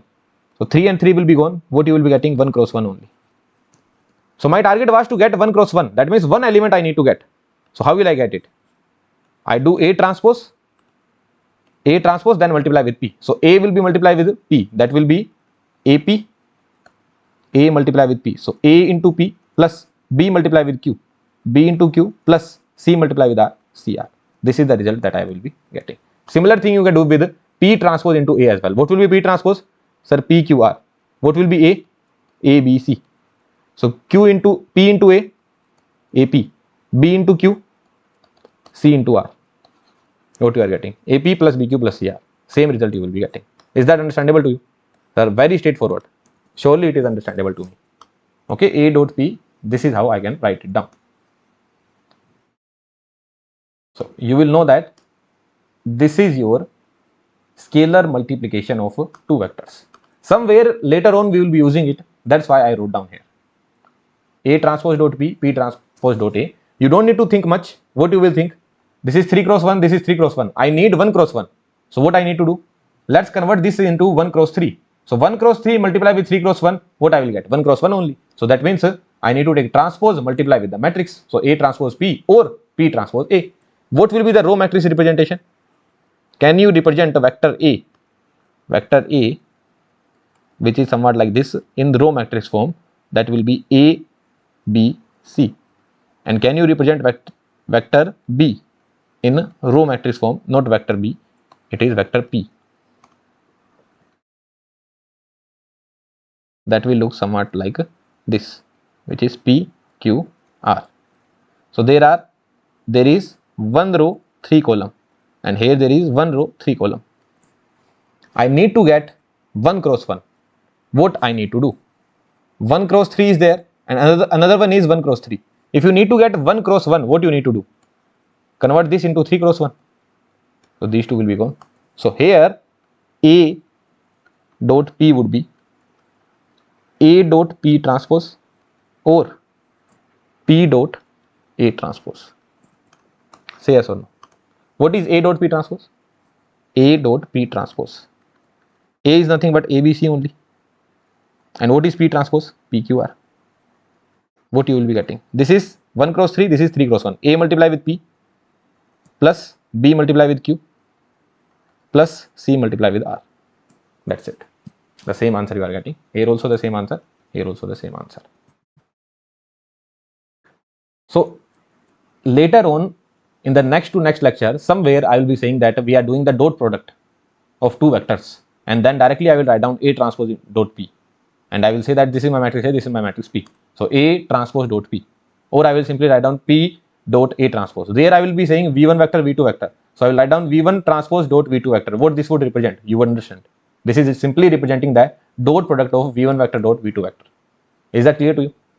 And when I have written in this format V1 transpose dot V2, then you will understand that yes sir, that means V1 would have been in the column vector and V2 would also have been a column vector. So column vector was there, then one transpose they have taken, transpose will become row vector multiply with the column vector will give us one particular element, that is AP plus BQ plus CR. In that manner you will be able to think. So this is just the thought process I am building up for the further lectures. Here first we started with rank we have understood. Here some thought process we are building up. This will be used in the concept of rank only. Have some patience, you will be able to understand that why we are learning all these things. Understandable? Let's move ahead. What you need to find out? You need to find out the number of linearly dependent and independent vectors. Have we studied this concept? We studied this concept with respect to matrices. So similar concept is there. Ditto same concept. What I mean to say is that your vector A could be written as twice of vector B. If you see this scenario, your vector A could be written as twice of vector B. Right? Vector A is nothing but twice of vector B. You do the twice of it. 2i cap, 3j cap, minus 4k cap. Or vector B could be written as half of vector A. You do the half of it. I cap, 1.5, j cap, minus 2k cap. That means how many vectors do you need in your hand? If I say I give you vector A in your hand, can you write down vector B? You will say yes sir. If you have given vector A in my hand, I can write down vector B by simply dividing the vector A by 2. I will get the vector B. So there is one linearly independent in my hand. I need only one vector. So there is one linearly independent and one linearly dependent vector. One linearly dependent vector. Linearly independent, linearly dependent. This we have understood in a detailed manner in basics of a matrix and determinant. There, what is the meaning of linear independent? What is the meaning of linearly dependent? Completely we have understood. I hope there is no doubt as of now. I hope it is crystal clear. What about this one, sir? 2, 3 and minus 6. So can you write down vector A in terms of vector B? Is this possible? If I give you vector A in your hand, can you write down vector B? Sir, I will multiply vector A with some constant value beta. So let's just multiply your vector A with constant value beta. What you will get? 2 beta I cap plus 3 beta j cap minus 4 beta k cap. This should be equals to what? 4 I cap plus 6 j cap minus 6 k cap. So from here, what is the value of beta you are getting? 2. From here, what is the value of beta you are getting? 2. From here, what is the value of beta you are getting? That would be 6 by 4 or 3 by 2 or 1.5. Some is saying beta value should be 2 and other one is saying beta value should be 1.5. Is it possible? No. So if I give you vector A in your hand, you cannot write down vector B. Or if I give you vector B in your hand, you cannot write down vector A. That means there is no dependence on both of them. Like basically they are not depending on each other. There is no relation between A and B. No relation between A and B. That means both are linearly independent. Both are independent of each other. Both are independent of each other. So if I say that I give you vector A in your hand, can you write down vector B? No. What you will say? Sir, if you need vector B, then you need to give me vector B only. If you need vector A, then you need to give me vector A. That means there is no relation between A and B. So both are linearly independent of each other. Right? So 2 linearly independent, 0 linearly dependent. They are not depending on each other at all. Understandable? Sir, here you are telling that multiply with beta, but in the examination, how will we find out? So rank will help there. Okay, who will help? Rank. So we are just building up the concept that how rank is helpful. So how rank will be helpful, I will tell you, have some patience. So rank will help in the examination. Here we are building up the example of two vectors only. No, two vectors or three vectors. What if 10 vectors are coming? What if 5 vectors are coming? So will you be thinking what is the relation A plus B? No. There what you will be doing, you will be simply making the matrix through the vectors like 2, 1, minus 1, 3, 1, minus 3, 5, 2, minus 4. And then you will be calculating the rank. And rank will represent something. What it will represent, that I will tell you. Okay. But as of now, what is our target? Let's comment on this one. What you can see here, sir, if you give me vector A in my hand and if you give me vector B in my hand, then I can surely write down vector C. Or someone would say that, sir, if you give me vector C in my hand and if you give me vector B in my hand, then I can surely write down vector A. Basically, or someone would say that, sir, if you give me vector C in my hand and vector A in my hand, then I can write down vector B for sure. So basically, sir, I would require two linearly independent and one linearly dependent. Basically, I would require two vectors in my hand. If I have two vectors, I can write down the third one. So third one is depending on the rest two of them. So two linearly independent and one linearly dependent. Okay. So here what is the relation? One relation I am keeping up. Let's say this is the relation I am getting. What about this one? Here I can sense one thing, that if you do the twice of this, this is 4. Here there is no relation, I guess. 2 minus 4. Yeah, there is no relation between A, B, C. No relation at all. Vector A is not equivalent to vector B plus C or whatever it is. There is no relation, absolutely no relation. What I mean to say is that if I give you vector B in your hand, or let's just say if I give you vector A in your hand and you multiply it with some constant factor alpha, and then I give you vector B in your hand and you multiply it with the constant factor beta, can you get vector C?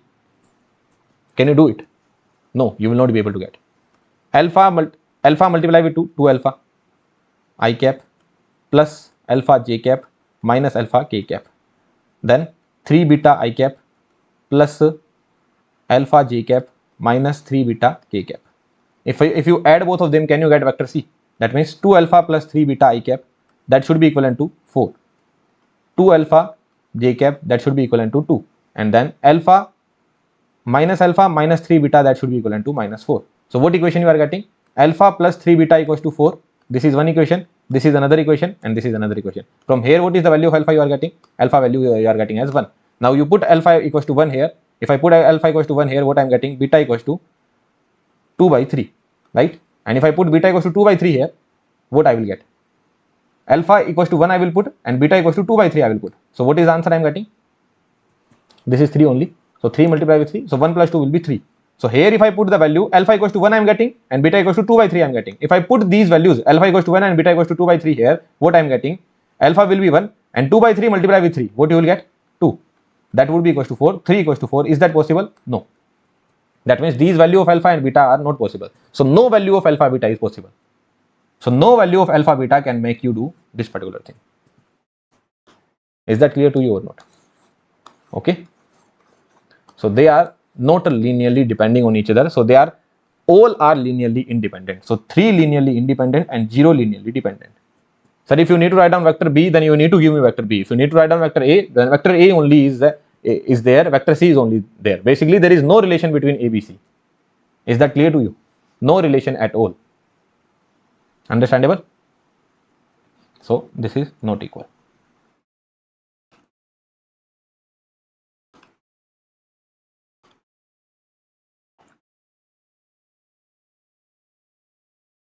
Right?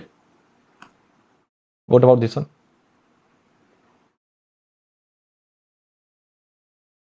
Vector A is twice of vector B and vector B is 4 times of vector A and vector C is twice of vector A. Vector B is 4 times of vector A. No, vector B is 4 times of vector C.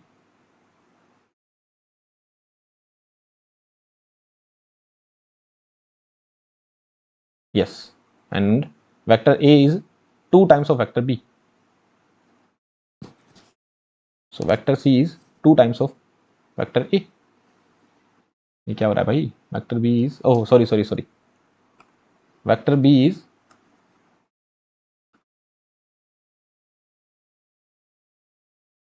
One by four times of vector C. Basically, vector b is depending on c as well, and vector b is depending on a as well. Can I write down in this manner that vector b is it could be a function of vector c. Basically, vector b could be written as alpha vector c, or vector b could be written as beta vector a as well. Similar thing could be done with a and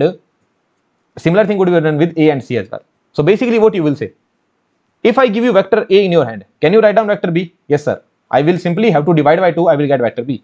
If I give you vector a in your hand, can you write down vector c? Yes, sir. I will simply have to multiply with 2 and I will get vector c. So there are two linearly dependent vectors. On one vector, on vector a, b and c are depending.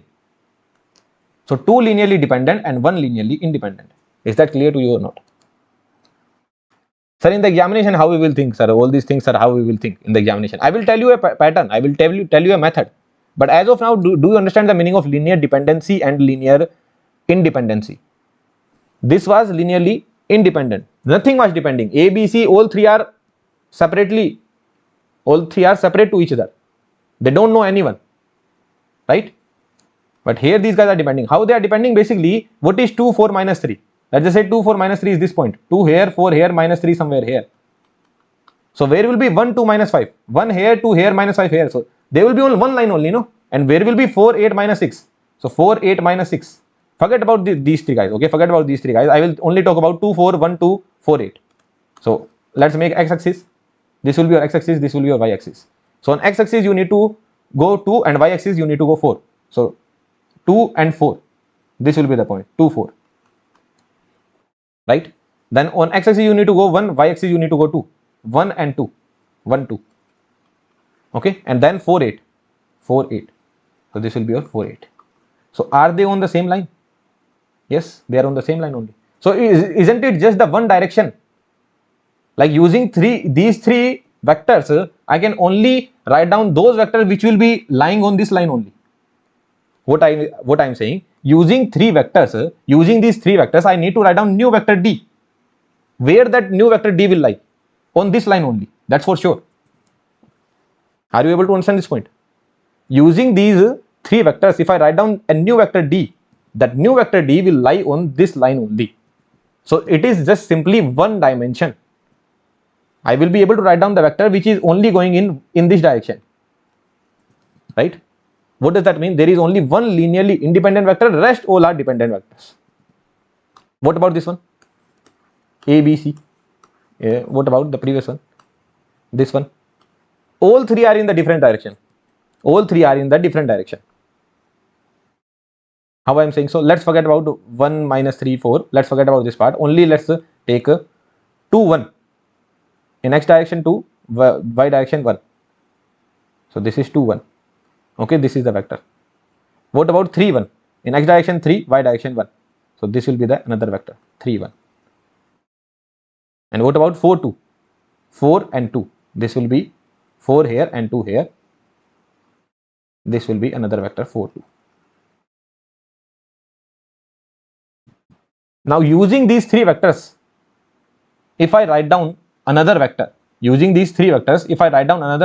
then that will not be lying on this line or on this line or on this line. That will be somewhere else. Are you able to understand this point? You are not understanding as of now. When we study vector span, vector basis function, at that time you will be able to understand all these things. Okay, there I will give you more intuition. As of now, you only understand what is the meaning of linear dependence and what is the meaning of linear independence. Is that clear to you? Okay, so here the span would be 2D if I take only two directions. If I take three directions, then span will become 3D. So how do you find the span? Again, rank will help there. So everywhere rank will help. If you have find out the rank, then mostly 70% of linear algebra you have done. Everything would be related with rank only. Okay, so we will take up these examples again, and then I will tell you that how rank would tell that how many linearly independent vectors are there and how many linearly dependent vectors are there. With the help of rank, you could have told. You don't need to think all these things. Only with the help of rank, you would have told this line. You would have written this line. Okay, you would have written this line that 3 linearly independent and 0 linearly dependent with the help of rank. Okay, how would you do it? That we will tell later on. As of now, I went in some other direction. I just wanted to give you more intuition, but let's be stuck to our topic only. So what our topic is saying? What is the meaning of set of linearly independent vectors? Set of linearly independent vectors. That means all the vectors should be linearly independent. All the vectors should be linearly independent. Sir, here there is one linearly independent vector, but two linearly dependents are there. That means it is not a set of linearly independent vectors. Who is a set of linearly independent vectors? This is a set of linearly independent vectors. Set of linearly independent vectors. All the vectors should be linearly independent. A will say that I don't depend on B and C. B will say that I don't depend on A and C. And C will say that I don't depend on A and B. So they are independent of each other. So this is known as set of linearly independent. Someone would say that, sir, here two are linearly independent and one is linearly dependent. This is also not a set of linearly independent vectors. Everything should be not related. A will say that I am not depending on B and C. But here A is saying that, yes, I am depending on B and C. So this is not a set of linearly independent vectors. So in the examination, if the line is written set of linearly independent vectors, will you be able to understand the meaning of that? Yes, sir, for sure. Okay. Will it be a set of linearly independent vectors? Yes, sir. A and B both are not depending on each other. A will be saying that I am different, B is saying that I am different. Both are different to each other. So this is a set of linearly independent vectors. Set of linearly independent vectors. And what do you mean by set of linearly dependent vectors? Set of linearly dependent vectors, that means at least one vector should be dependent. At least one vector should be linearly dependent. Basically, if you know what is the meaning of set of linearly independent vectors, so those set which are not linearly independent, they will be linearly dependent. They will be linearly dependent. This is the set of linearly dependent vectors. Why is that so? Because if you pick any of the vector, let's just say go to vector B. B is saying that I am depending on A. That means yes, it is set of linearly dependent vectors. You don't need to think about C. Okay, you don't need to think about C. You only went to B. B is saying I am depending on A. That means yes, set of linearly dependent vectors. You went to C here. C is saying I am depending on B and A. Yes, C is depending on someone. That means set of linearly dependent vectors. Very simple thing. It's just that in the examination, people will get confused because they would not even know the basic meaning of linear dependence and independence. You went to vector A. Vector A said that I am depending on vector B. Set of linearly dependent vectors. So all the basic terms you should be clear with.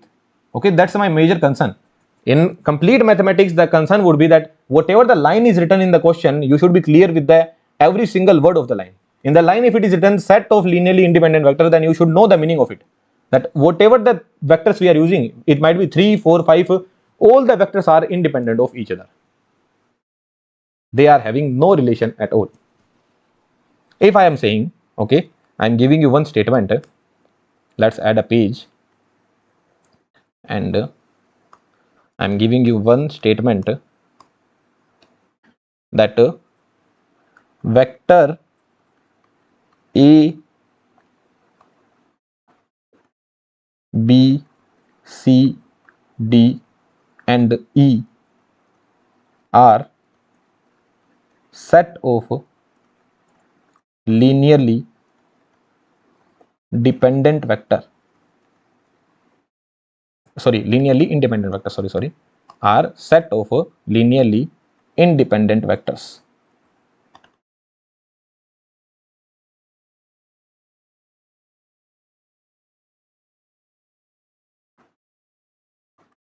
Then, can I write down something like this?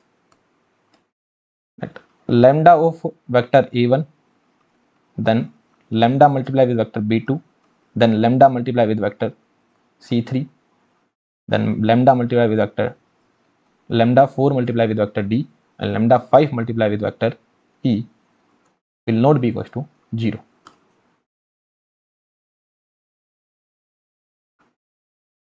How did you write down? Where mod of lambda 1 plus mod of lambda 2 plus mod of lambda 3 plus mod of lambda 4 plus mod of lambda 5 plus mod of lambda 5 simultaneously is not equals to 0. This is not equals to 0. First, can you let me know what is the meaning of this? What is the meaning of this particular line? What is the meaning of this particular line? This line simply telling that lambda 1, lambda 2, lambda 3, lambda 4 and lambda 5 simultaneously are not equals to 0.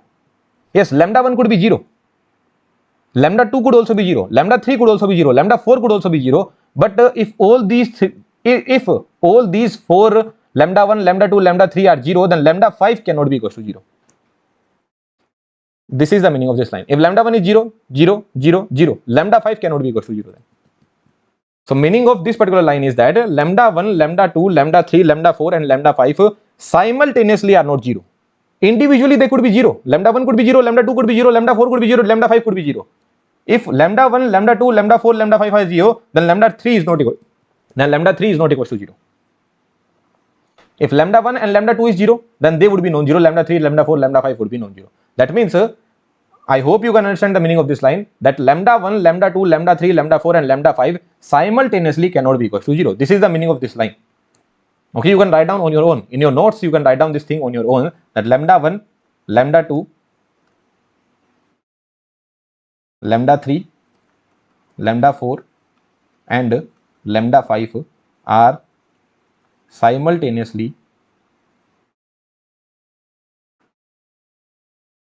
not 0. Now sir, what is the meaning of this line? How did you write down? If they were set of linearly dependent vectors, what I am saying, if they were set of linearly dependent vectors, if they were linearly dependent, then what I could have written? That sir, vector E could be written in form of alpha A cap plus beta B vector plus gamma C vector plus neta D vector. If they were linearly dependent, then this is what I could have written. Say yes or no. Now let's just say this E vector comes here. So if this E vector comes here, E vector multiply with the 0 vector. Anything, if vector E is there, then it is multiply with 0. No, 2, if I write down 2 is equals to 4x plus 5. That means I have written 2 plus 0 here. So 2 goes here, what it will become? Minus 2. So similarly, if E goes there, what it will become? Minus E. Right? And this all will become equals to 0.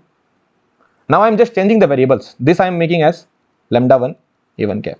This I am making as lambda 2 B vector. This I am making as lambda 3 C vector. Neta I am placing as lambda 4 D vector. And here, what is the equivalent? What is the coefficient? Minus 1. So minus 1 I am putting as lambda 5. So plus lambda 5 E vector. That would be equivalent to 0 if they were linearly dependent. So there exists any lambda 1, lambda 2, lambda 3, lambda 4 or lambda 5 that would make their linear combination equals to 0. But if they are linearly independent, then there would not be any relation. If they were linearly independent, then this relation would be there, no, not equal sign. If they were dependent, then there will be an equal sign. If they are not linearly dependent, or you can say linearly independent, then not equal sign would be there. If they were dependent, then equals to 0. If they are not dependent, or you can say if they are independent, then not equals to 0. Is that clear to you? So there would not exist any lambda 1, lambda 2, lambda 3, lambda 4 or lambda 5 which would make lambda 1 A vector plus lambda 2 B vector plus lambda 3 C vector plus lambda 4 D vector plus lambda 5 E vector equals to 0 vector. There wouldn't be any lambda like that. Is that clear to you or not?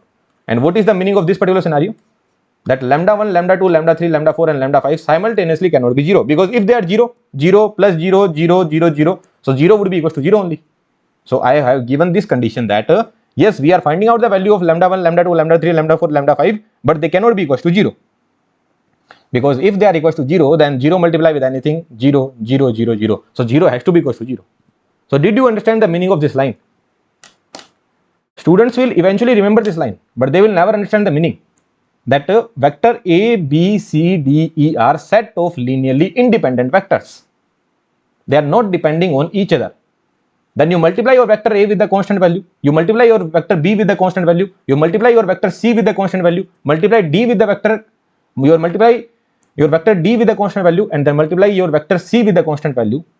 Those constant values simultaneously should not be 0, and then you add all these vectors. There wouldn't be a single lambda 1, lambda 2, lambda 3, lambda 4 or lambda 5 which can make the addition of all these vector equals to 0.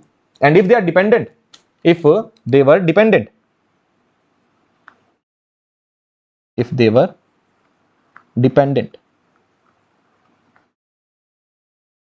then what would be the scenario? If they were dependent, then the scenario would have been that there would exist some lambda 1 a1 plus lambda 2 b vector plus lambda 3 c vector plus lambda 4 d vector plus lambda 5 e vector, such that it would be equals to 0 vector or 0. Okay, 0 vector. If we are writing in terms of vector, then 0 vector. If we are writing in terms of a matrix or determinant, then I will simply put here matrix and determinant. This will become 0 matrix. If we are writing in place of if we are writing in terms of matrices, either column matrix or row matrix, then this will become 0 matrix. Otherwise, this will be vector. Understandable? So vector and matrices both are related with each other, and I hope we are relating in a good manner. This thing we understood with respect to matrix. Now we are understanding with respect to vector. And here also with respect to, here also I told one thing, that how you can go from vector to matrices. Understandable? All these things are clearly understandable. What is the meaning of set of linearly independent vectors? Set of linearly independent vectors means everything should be linearly independent. No one will depend on anyone. And what is the meaning of set of linearly dependent vectors? That means that at least one element, at least one vector will depend on some other vector. That's it. Understandable? Okay. So sir, how we will find out all these things in the examination also? Do I need to think this much? No. Who will help? Rank will help. Sir, how it will help? Let's see that. So what rank represents? This line you will not be able to understand as of now. But as of now, you just let me know one thing. How many linearly independent vectors are there? How many linearly dependent vectors are there? Let me know this thing. So sir, here I can directly see that the same example we have seen, no? Vector A is nothing but twice of vector B. So vector B is depending on A, or you can say vector A is depending on B. So there is one linearly dependent and one linearly independent. Right? Now what I am doing? What I am going to write down. I am going to write down these vectors in column format. Column wise I am going to write down these vectors. What I mean to say is that this is 2, 3, minus 4. 2, 3, minus 4. And this is 1, minus 1, 1.5, minus 2. 1, 1.5, minus 2. Okay. So this is the matrix I have framed 3 cross 2. 3 rows, 2 columns. Can you find out its rank? What will be the rank of this matrix? It's up to you how you find out. Now you have enough practice to find out the rank. So you do it on your own and let me know the rank. What will be the rank? Can you tell the rank? What you will do? Twice of this you will add up. This will become 0, 0. 3 by 2 times of this you will add up. Sorry, 3 times of basically what operation you will do? 2, 1 as it is. Now sir, what I can do is that in R2 I will do R2 minus, or what I will do, I will multiply R2 with 3 and this operation I will apply. 3 into 2 will be 6 and 2 into 3 will be 6. So this will become 0. And 1.5 into 2 will become 3. 3 into 1 will be 3. 3 minus 3, this will become 0. And what about R3? In R3 what I will do? R3 plus 2R1. So what will happen? Minus 5, twice of this will become 0. Minus 2, twice of this will also become 0. So number of 0, this is non-zero element. Number of zeros before non-zero element, that is 0, and all these are all 0 rows only. So is it in row echelon form? Absolutely. This is row echelon form only, right? Here increasing order, next number is not even there. Directly all 0 rows we are getting. So yes, it is in the row echelon form, right? So how many non-zero rows you are getting? Only one non-zero row you are getting. That means what will be the rank? Rank will be nothing but 1. What is the rank you are getting? 1 you are getting. Rank you are getting is 1. Have some patience, okay? Have some patience, you will understand. Okay. Now let's do that row wise scenario. Sir, what this rank is representing, we will talk about it, but let's do it row wise. So if we do it row wise, then what we will get? I hope you are able to calculate the rank. This is not very tough now, okay? We are spending roughly around 3 hours. We are studying about rank only. I hope you will be able to tell the rank now. So what will be the rank? Row wise I am putting. So 3, 2, 3, minus 4, 1, 1.5 and minus 2. So what will be the rank you will get? Subtract twice of this. Sorry, half of this. If you do the half of this and subtract from here, what you will get? 1 minus half of 2. That will be 1 only. 1 minus 1, 0. 1.5 minus 1.5 will be 0. Minus 2 minus minus 2, that will also be 0. So what is the rank you will get? Only one non-zero row would be there. So rank would be 1 only. So rank would be 1. So here also rank you are getting 1. Here also rank you are getting 1. So rank is representing the number of linearly independent rows or column. Here you can say that there is one independent row and one independent column. One independent column. What does that mean? That means if I say this is independent row, 2, 1 is my independent rows, then what I can say that next row will depend on this row only. Is it depending? Yes, sir. How it is depending? What I am saying is that here I am saying that row 2 is depending on row 1 only. How it is depending? Row 2 is simply 3 by 2 times of row 1. This is row 1, this is row 2, and this is row 3, and this is column 1, and this is column 2. So row 2 is simply 3 by 2 times of row 1. Along with that, I can say that row 3 is simply twice of minus 2 R1. Minus 2 R1. So both row 2 and row 3 are depending on row 1. So if I say row 1 is independent, then row 2 and row 3 are dependent. So rank is representing the number of independent rows and the number of independent columns as well. What about the columns, sir? What about the columns? If I say C1 is independent column, here I said R1 is independent row, and here I am saying that C1 is independent column. So can I say one thing that sir C2 is depending on C1? How it is depending? It is simply half of it. So this I could have said with respect to row, and this I could have said with respect to column. So if I say C1 is independent, then C2 is depending on C1. C2 is depending on C1. C2 equals to C1 by 2. So C2 is depending on C1. Is that clear to you? So C2 equals to C1 by 2. So there is one independent row and one independent column. Similar scenario you can take here as well. What is the rank you are getting? 1. So that means here as well you will say the same thing. There is one independent row and one independent column. Now you would know that sir, these two vectors were given and we were supposed to find out whether they are the set of linearly independent vectors or linearly dependent vectors. What I am saying is that these two vectors were given, vector A and vector B were given. This was given in the problem. Now they asked the question that whether vector A and B are linearly dependent or independent. So what I will do, I will write down in there, I will write down these vectors in the matrix form. Either I can write down in the column wise or I can write down in the row wise. Then I will calculate the rank. Then I go to know that rank is coming out to be 1. So here I wrote down column wise. What does that mean? That means column 2 is depending on column 1. That means this vector is depending on this vector. Or if I write down row wise, then what I will think? Okay sir, I have written row wise. This was my vector A. This was my vector A. And this was my vector B. And sir, here this was my vector A. This was my vector B. So sir, here what I go to know? Rank is coming out to be 1.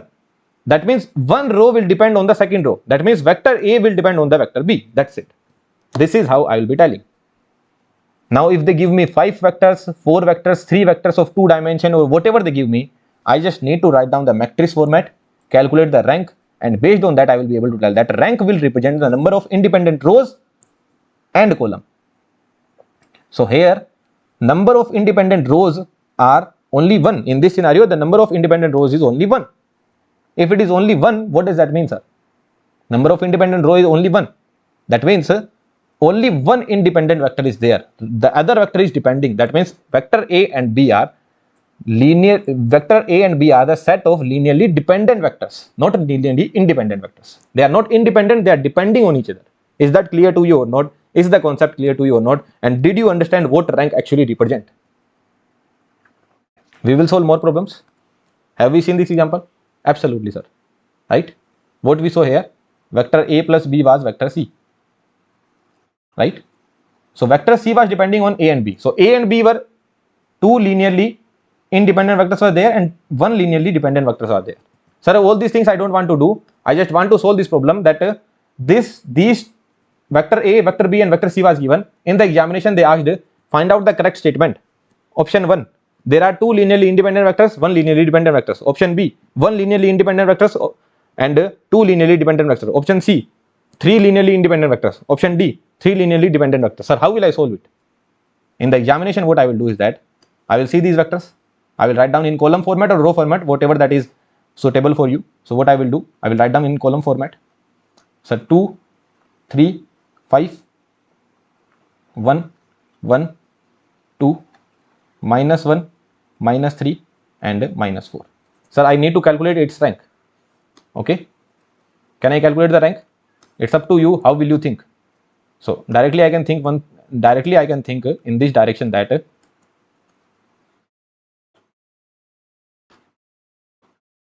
R3 can be replaced with R3 minus R1 plus R2. Okay, what I can think that R3 could be replaced with R3 minus R1 minus R2. So 5 minus 3, this will become 0 0 only, and what I can do is that R2 I can replace with 2R2 minus 3R1, right? So sir, what you will be getting, what kind of matrix you will be getting, sir? This kind of matrix I will be getting. Last row will become R3 is getting changed, that means change will be there in the R3, so this will become 0 0 0. There is no change in R1, so let's keep as it is, and let's see this one. Twice of this and thrice of this 0, twice of this, thrice of this minus 1, twice of this, thrice of this, and this will also become 0, right? No, sorry, whatever it becomes, although it is not a matter of concern for me. Twice of this is 2, thrice of this is minus, and twice of this is minus 2, thrice of this is, so this will become minus 3. So is it in row echelon form? Yes sir. What is the rank here? Last row is the all 0 rows, so non-zero rows are 2. So what is the rank? Rank is coming out to be 2. So what does that mean? There will be 2 linearly, how we wrote down? Column wise we wrote down, right? So from here what I can say? I can say the same thing about the rows as well. I can say the same thing about the columns as well. But who is the matter of concern as of now? Column is the matter of concern. Why is that so? Because I wrote down column wise. So what I will say? There are 2 linearly independent columns and 1 linearly dependent column. What does that mean? Each column is representing each vector. So there are 2 linearly independent vector and 1 linearly dependent vector. That's it. This is how I will be solving the examination hall. I don't need to think anything else. Or they can simply ask whether it is a set of linearly dependent vectors or not. So it is not a set of linearly dependent vectors. Why is that so? It is not a set of linearly independent vectors. It is a set of linearly dependent vectors. So what I will say? 2 linearly independent, 1 linearly dependent. That means a set of linearly dependent columns. As of now I will say column, and each column is representing each vector. Understandable? So this is how I will be solving in the examination. Will not think of anything else. Simply write down the vectors and get the answer. What about this one? Row wise matrix representation. So I don't want to do row wise, I will do column wise. Sorry, I don't want to do column wise, I will do row wise. So yes, do row wise. So this will become 1, sorry, 2, 1, minus 1. Okay, here I have done row wise actually. 2, 1, minus 1 I wrote down, no? 2, 1, minus 1. This was actually row wise. Okay, this was row wise. 2, 1, minus 1 I wrote down, no? 3, 1, minus 3. So this was row wise, not the column wise. Let's do it column wise.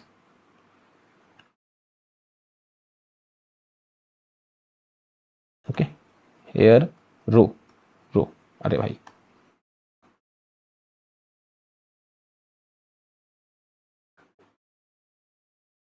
Okay, so let's do column wise, which will be 2, 1, minus 1. Vector is written as 2, 1, minus 1. Then here it is written as 3, 1, minus 3. Then it is written as 5, 2, minus 4. Okay, column wise. This vector was 2, 1, 1, minus 1, 3, 1, minus 3, and then 5, 2, minus 4. Find out the rank. You can find out the rank. It will come out to be, rank will come out to be 2 only. You can do it on your own. Okay, enough practice have been done. You can do it on your own. How will you do it? How will you do it? Operations you will apply row wise only. Here someone will not say that, sir, can I apply this operation? That C3 is replaced with C3 minus C1 plus C2. Can I apply this? If you are following row echelon method, then operation would be applied row wise only. I hope it is clear to you. Row wise operation only I need to do. Okay, this doubt may be arising, so let's solve it. Okay, although I have written column wise, I have given the column wise representation, but still I will apply all the operations row wise only, because I need to follow the row echelon method. No, this doubt may be rising that what someone would do, that sir, I am following row echelon method. Row echelon method I am following.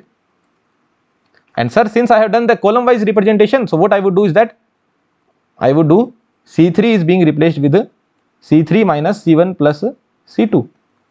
Absolutely wrong. Okay, you cannot do it. Only row wise operation you need to perform. So what do you think what I should do? So let's apply the operation.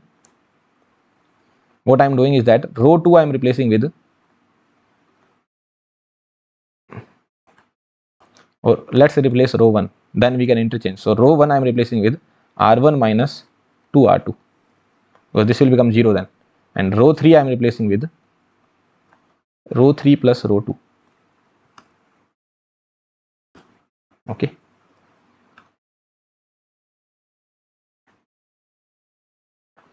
so who remains as it is? Row 2 remains as it is, 1 1 2. Then twice of this will become 0, then twice of this will become 1, and this will also become 1, right? And simply if I add both of them, this will become 0, then this will become minus 2, and this will also become minus 2, right?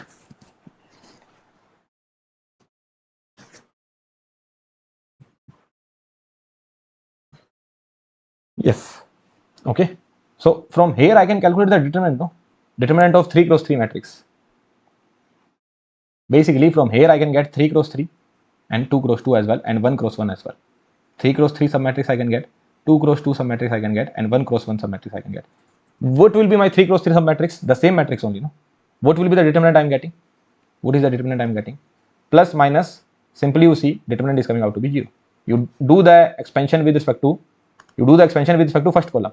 So this will be 0 0 anything 0 anything 0. So I need to do the expansion with respect to this one only. So when I did the expansion, what I am getting? 1 multiply with minus 2 multiply with 1 minus 2, minus 2 multiply with 1 minus 2, minus 2 subtracted with minus 2 will be 0.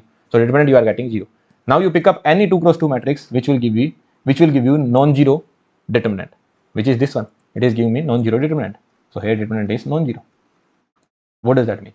That means rank is nothing but 2. So what you will say? There are 2 linearly independent columns and 1 linearly dependent column, and each column is representing a vector. Each column represents a vector. What does that mean? 2 linearly independent vectors and 1 linearly dependent vector. Is that clear to you? Okay, and writing is not coming good. I don't know why. Very poor handwriting here.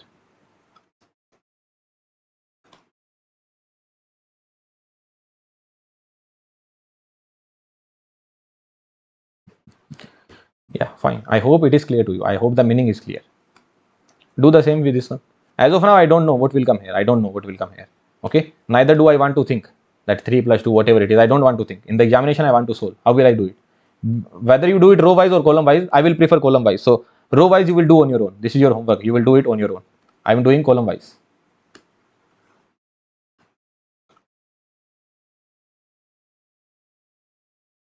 Row wise will be easier actually, but let's do it column wise. So 2 1 minus 1, vector is 2 1 minus 1, then the vector is 3 1 minus 3, 3 1 minus 3. Also you will take care of one thing, that first you are writing I cap, j cap, k cap, then I cap, j cap, k cap. It's not that sir I cap then k cap then j cap. No, 3 1 minus 3, 4 2 minus 4, 4 2 minus 4. You need to calculate the rank, right? I need to calculate its rank. What I will think? Let's apply some operations. So if I apply some operations, so very easily what I can think here is that I can apply 2 operations What will be those operations that I am trying to make? Here I will not be able to write down.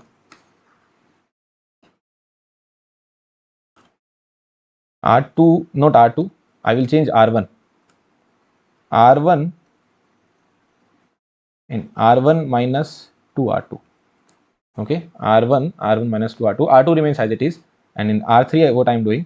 R3 plus R1. Why is that so? Now you know why I am doing so.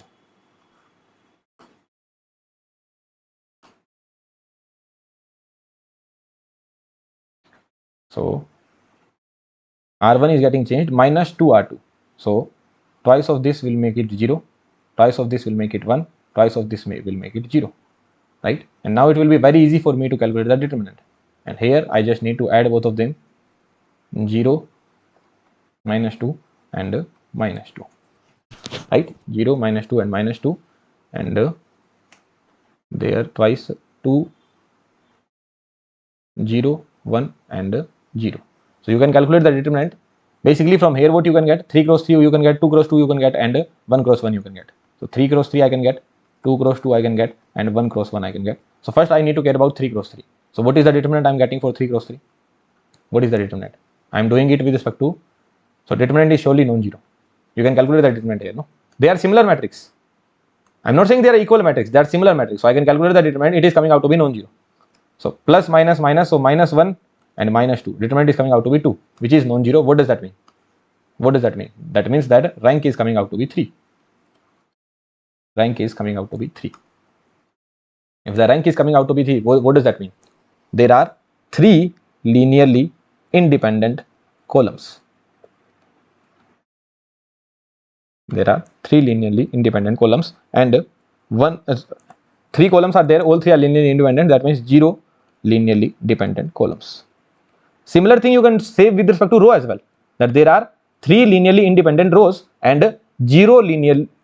There are 3 linearly independent rows and 0 linearly dependent row. This you can say with respect to row as well. But as of now, we will care about columns. What does that mean? 3 linearly independent columns. That means 3 linearly independent. 3 linearly independent vectors. There you go. So how many linearly independent vectors would be there? 3, and linearly dependent 0. Is that clear to you or not? So this is how I will be solving in the examination also. Is that understandable? Okay. More things are there. A few more slides are there. This question you try to do on your own. You need to find out the value of lambda for which the following vectors are linearly dependent. Think of it and do it on your own. Find the value of lambda for which these 3 vectors, x1 vector, x2 vector and x3 vector are linearly dependent. Linearly dependent. What does that mean? What does that mean? If you make the matrix from here, let's just make a matrix A. From these vectors, if I make a matrix in column format only, I am making the matrix. That would be 1, 2, lambda, minus 2, 4, 3, 3, 4, 2 lambda. Now what they are saying, they should be linearly dependent. 4 vectors being linearly dependent. Can you let me know the rank of x? What should be the rank of x? If rank of x is 3, then all 3 columns will be linearly independent. Because what does rank represent? Rank represents the number of linearly independent columns and rows. So if rank is 3, then all 3 will be linearly independent. Then it will become a set of linearly independent vectors. That means rank of x has to be less than 3, or rank of x should be less than or equals to 2. Say yes or no. Did you understand this point or not? Because if it is 3, then all these 3 will become linearly independent. And if all the 3 vectors are becoming linearly independent, then what will happen?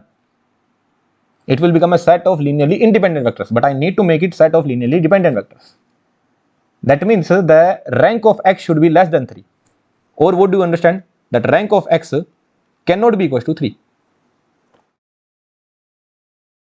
What does that mean?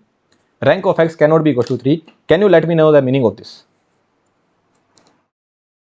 The meaning, simple meaning of this is that determinant of x has to be 0. Why is that so? because this is your 3 cross 3. From here what you can get? 3 cross 3 you can get, 2 cross 2 you can get, and 1 cross 1 you can get. I don't care about these determinants. Whether it is 0, non-zero, I don't care. But I care about one thing, that this determinant should be 0. Here the determinant should be 0. And what submatrix I can get? What submatrix I can get whose determinant should be 0? 3 cross 3 matrix. How many 3 cross 3 submatrix I can get? Only one. Only one 3 cross 3 submatrix I can get, no? From 3 cross 3 matrix, what will be the submatrix of order 3 cross 3? That will be 3c3 multiply with 3c3, 3c3 is 1, this is also 1. So only one 3 cross 3 submatrix I can get. Which is the matrix X itself. Do you remember the statement that if your matrix A is reversible, then its determinant will not be equals to 0. Do you remember that? And if your matrix A is not reversible,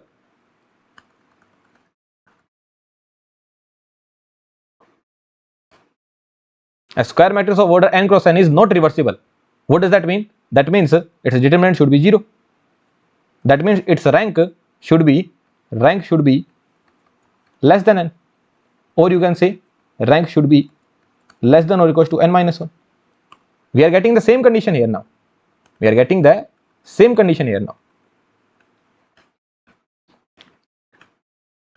What we are getting? That rank should be less than 3 or rank should be less than or equals to 2. What does that mean? Determinant of x has to be 0. So just make the determinant of x equals to 0 and your job is done. Is that clear to you? Very good concepts we are learning. I hope it is clear to you. These kind of questions people will just remember. Okay, linearly dependent, they are asking, just simply make the determinant equals to 0. Why 0? Because what we want rank to be less than 3. If we want the linear dependence, one of the vectors should be dependent at least. So I want the rank to be less than 3. If I want rank to be less than 3, that means rank cannot be 3. What is the meaning of rank cannot be 3? That means all the determinants, all the submatrix related to 3 cross 3 should give the 0 determinant. Only one submatrix I can get, it should give the 0 determinant. That means yes, 1, 2, minus 3, 4, 2, 4, 4, 4, lambda, 3, 2 lambda should give me the 0 determinant. So can I get the 0 determinant? Yes. What I need to do, I need to add a page. After that, how many pages are there? Good enough pages are there. So this lecture is going a bit long, right? Shall we make the 2 parts of it, or shall we complete it in this lecture only? 1 minus 2, 3. 2, 4, 4. Lambda 3, 2 lambda. This should be equated to 0. From here you need to get the value of lambda. So you can do it on your own. I am doing the expansion with respect to this one, or with respect to this one you can do the expansion. So what you are getting, 8 lambda minus 12. Okay, 1 minus 2, 3, 2, 4, 4, lambda 3, 2 lambda. Lambda 3, 2 lambda. Yes, 1. 8 lambda minus 12 plus 2. 4 lambda minus 4 lambda. That's good. 4 lambda minus 4 lambda plus 3. 6 minus 4 lambda. That is equals to 0. So 8 lambda minus 12 plus 18 minus 12 lambda, that is equals to 0. So 6 minus 4 lambda equals to 0. So lambda equals to 3 by 2 or 1.5. This is the answer we are getting. That's it. I hope your conceptual clarity is being better. Even if you have studied this chapter before as well, then also I hope you are learning a lot of new things. Okay. So this is one kind of problems we have solved. These kind of questions are very famous actually. Understandable? We will solve more questions like that. Okay, because vector will again come back. It will again come into action. Let's see the properties of rank now. Okay, so we will see that, but I need to take a break. Then we will see the properties of rank. Okay, so let me take a break and then I will come back. Yeah, welcome back. So let's see the properties of rank. Okay, so this you will remember that rank of A transpose, rank of A inverse, and rank of A conjugate, and then from A transpose you can write down A into A transpose, and from conjugate you can write down A into A conjugate. So rank of all these guys would be same. This you need to remember. Rank of A equals to rank of A transpose, rank of A inverse, rank of A conjugate, A into A transpose, A into A conjugate. Can you remember this? Very simple thing. What all things we have studied? Transpose we have studied, conjugate we have studied, and inverse we have studied. All the ranks would be same. Now what about sir adjoint? So I will make you understand it as well, and along with that I will ask you to remember it as well. That there is a square matrix of order n, and the rank of matrix is n only. Then rank of adjoint A will also be n. If the rank of a matrix is n minus 1, the rank of adjoint A will be 1. And if the rank of a matrix is less than or equals to n minus 2, then the rank of adjoint A would be 0. Let's just say matrix A is 4 cross 4. Rank of A is given as 4. That means it is full rank, right? 4 cross 4, maximum rank you can get 4 is. The maximum rank that you can get, that is 4, and rank is also coming out to be 4. Then rank of adjoint A will also be 4. This condition is always true. This condition is always true. But here there is a condition. Let's just say for this scenario rank of A was 3. Then rank of adjoint A would be 1. And if it was 2, then rank of adjoint A would be 0. If it was 1, then also the rank of adjoint A would be 0. This is the meaning of this scenario. Is that clear to you? So you can write down this particular thing in short anywhere. Okay, in your notes somewhere you can write down this particular thing. So did you understand the scenario of did you understand the meaning of this particular scenario? If rank of A is 4, then rank of adjoint A will also be 4. 4, 4, 4, everywhere 4. Now this was 4 cross 4, but the rank is 3. 1 lesser, then the rank will become 1 only. And if it is 2 less or more than 2 less, then the rank will become 0. Sir, why is that so?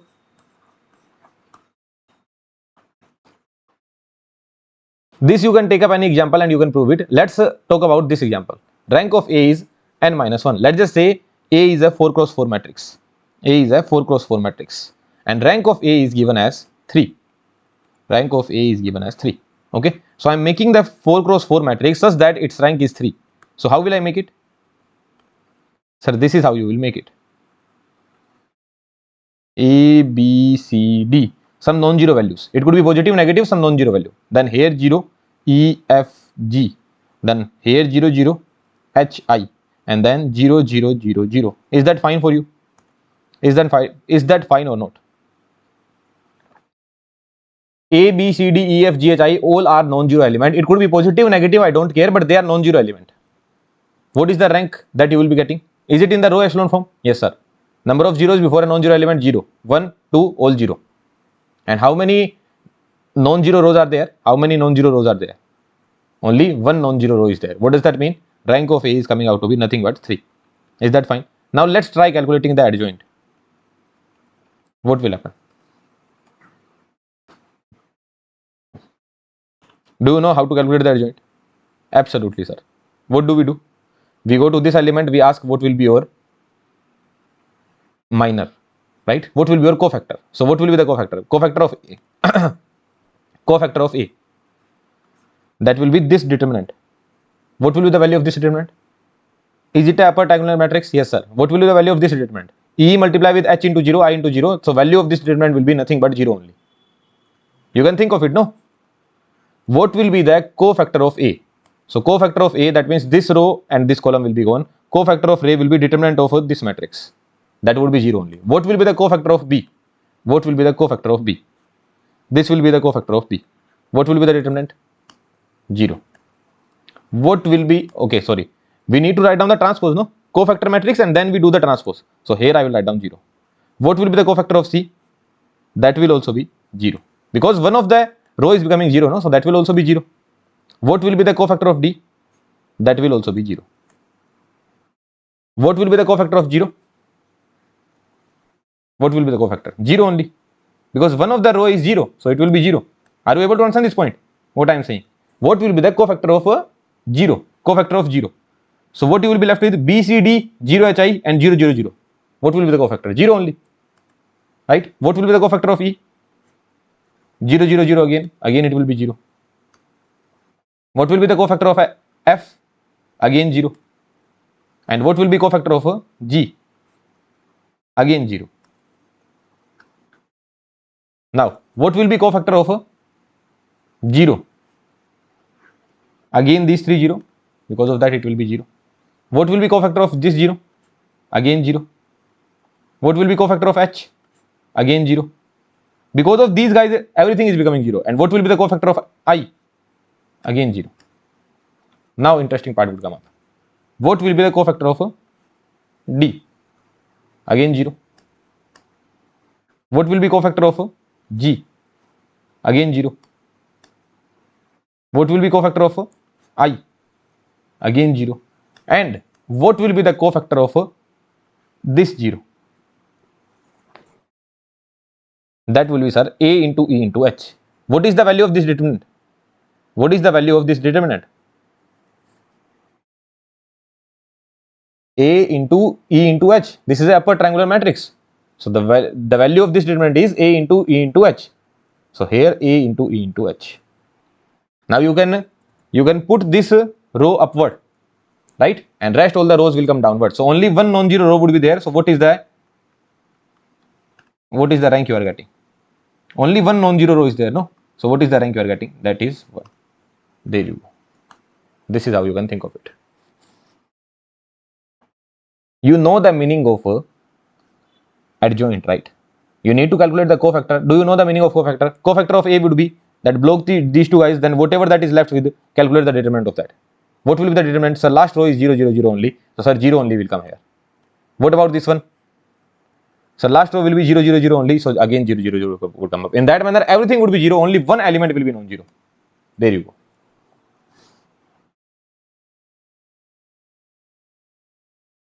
Although this will be plus, minus, plus, minus, plus, minus, plus. Yeah, so this will be plus only, A, E, H. Only one element will be non-zero, which will be A into E into H. This one. Is that clear to you or not? Basically, this row is non-zero. This is the non-zero row. Non-zero row. Rest all the rows are 0. Non-zero row. So rest all the rows are 0. That means row of adjoint A is coming out to be 1. Now just think about it. If it is less than n minus 2, what does that mean? If your rank of A is less than n minus 2, what does that mean? That means 2 of your rows would be 0 this time. And they will be some A, B, C, D, 0, E, F, G, whatever the scenario is there. 2 of the rows are 0. When only one of the row was 0, then this was the condition. Who was the matter of concern? This 0 was the matter of concern. Only this 0 created the problem. That if you take the cofactor, then this is the matrix you will get. And what is the cofactor? What is the cofactor of this 0? That is, sir, A into E into H. Now what will be the cofactor of this 0? Rest all the elements will be 0, 0, 0 only, because it is ditto same. Everything came out to be 0, 0, 0, 0, 0, 0, 0. Only this guy was non-zero. So let's talk about this cofactor. What will be the cofactor of this 0? So that will be block these two guys and this determinant. What is the value of this determinant? That is also 0 only. So everything was 0, 0, 0, 0 only, and the last element that also gave the cofactor to be 0. That means the full matrix will become a null matrix. So here your adjoint of A will become a null matrix. And what is the meaning of null matrix? Null matrix means simply the rank is 0 or undefined. Is that understandable to you or not? Just think about it. Row of rank of A is n minus 1. Rank of A is n minus 1. That means the last row, rank of A is n minus 1. That means the last row is 0, 0, 0, 0. If you calculate the cofactor, last row will come up again and again. Only in this scenario, the last row will not come up. The last row will be cancelled out. Right? Only for the last element, the last row will be cancelled out. So the determinant would come out to be non-zero. So one row will be non-zero. So row of adjoint A is coming out to be 1. And if last 2 rows are 0, n minus 2, that means 2 rows will be 0. So here all the elements will be 0. That means it will become a null matrix. Will you be able to remember that if it is a full rank, A is 4 cross 4. I can write down the example as well. A is 4 cross 4. If rank of A is 4 only, then rank of adjoint A would come out to be 4. If rank of A is 3, then rank of adjoint A will come out to be 1. And if rank of A is 2 or 1, then rank of adjoint A would come out to be 0. There you go. This is the scenario. Is that clear to you?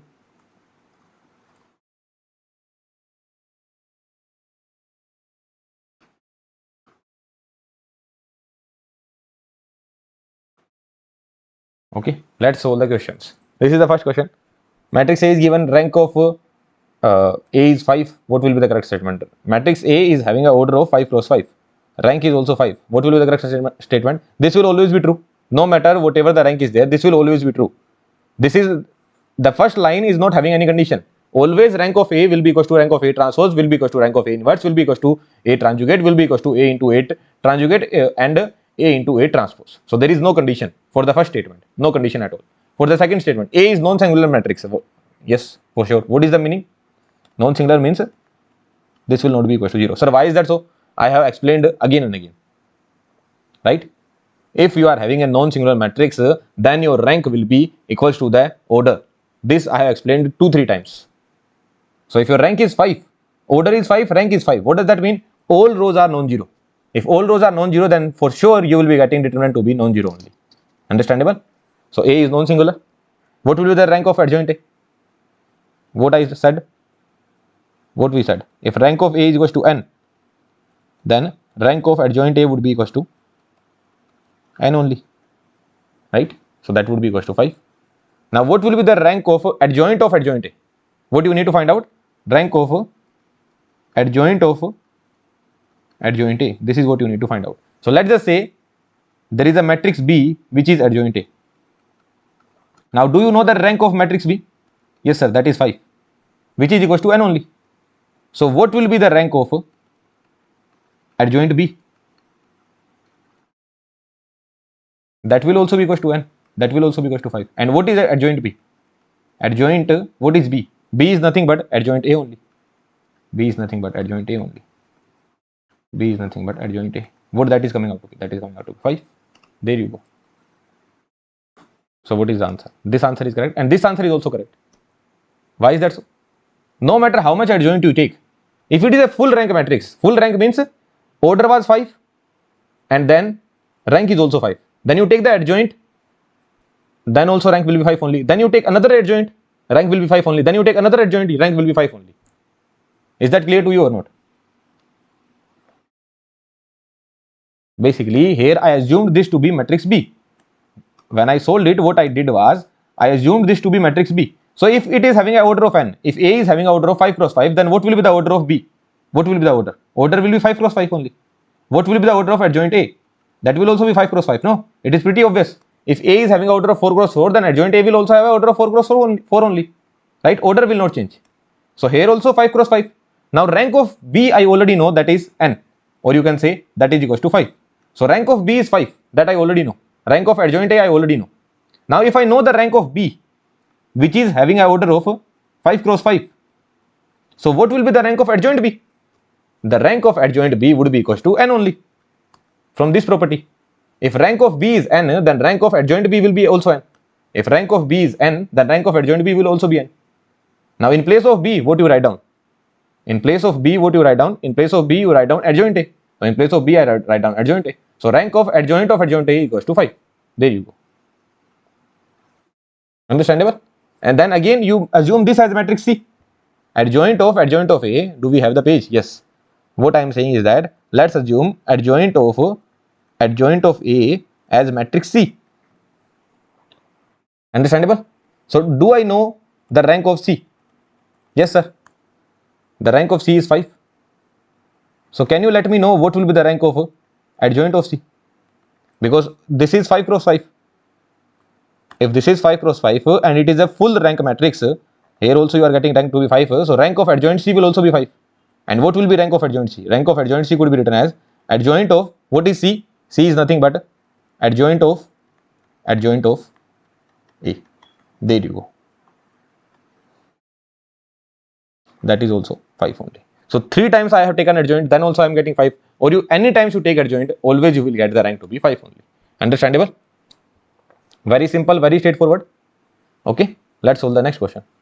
Do it on your own. Rank of A is 4. What will be the correct statement? First one is always true. Rank of A will be equals to A transpose will be equals to A into A transpose, A into A conjugate, rank of A, or that would be equals to rank of A inverse as well, and that would be equals to 4. Okay. Here I am not writing rank of A inverse. Why is that so? Why I am not writing rank of A inverse? Because A inverse will not even exist. Why is that so? Because rank of A is 4. If rank of A is less than n, then determinant of A is 0. Is that understandable to you? Less than n. Rank of A is less than n. Let's just say it is a n cross n matrix. Less than n means one of the row will be 0. If this row is 0, then other rows could be non-zero, but if this row is 0, then for sure you know that determinant value will come out to be 0 only.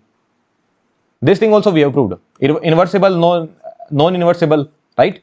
If your matrix is non-inversible, what does that mean? What all are the possible values of rank? It could be n minus 1, n minus 2, n minus 3, n minus 7, n minus 1000, whatever it could be. It could be rank 2, rank 1, whatever it could be, but it can never have rank n.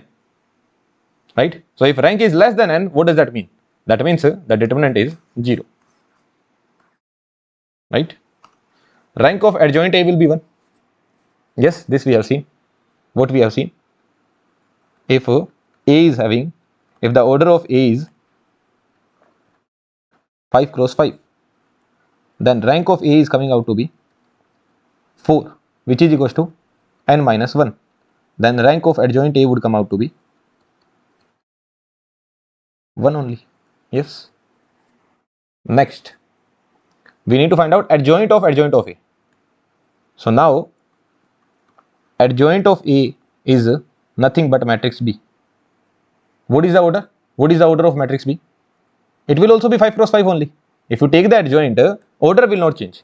So order of B is 5 cross 5. Order of B is 5 cross 5. Now you know one thing. What is the rank of B? What is the rank of B? Rank of adjoint A. Rank of B is nothing but rank of adjoint A. And what is the rank of adjoint A? So rank of adjoint A is coming out to be nothing but 1. So from here the conclusion that we have made is, if B is a 5 cross 5 matrix, then the rank of B is coming out to be 1, which is surely less than or equals to n minus 2. What is n here? 5, which is surely less than or equals to 5 minus 2. N is surely less than or equals to 3. This property. Which property? This one. If rank of B is less than or equals to n minus 2, then rank of adjoint B. If this is the scenario, then what will be the rank of adjoint B? Rank of adjoint B will be nothing but 0. And what is B? B is nothing but adjoint of adjoint A. So what is the answer you are getting? 0. So what is the answer you are getting? 0. And if you are getting the rank to be 0, what does that mean? That means that adjoint of A is a null matrix. Right? I told you one thing, that you can get rank to be 0 only when it is a null matrix. So if it is a null matrix and you calculate its adjoint again, let's just say there is a null matrix 0, 0, 0, 0. What will be its adjoint? What will be the adjoint of A? So cofactor of 0 will be 0, 0, 0, 0. So if you calculate the adjoint again, then again it will be a null matrix only. It is also a null matrix only. If you calculate again adjoint,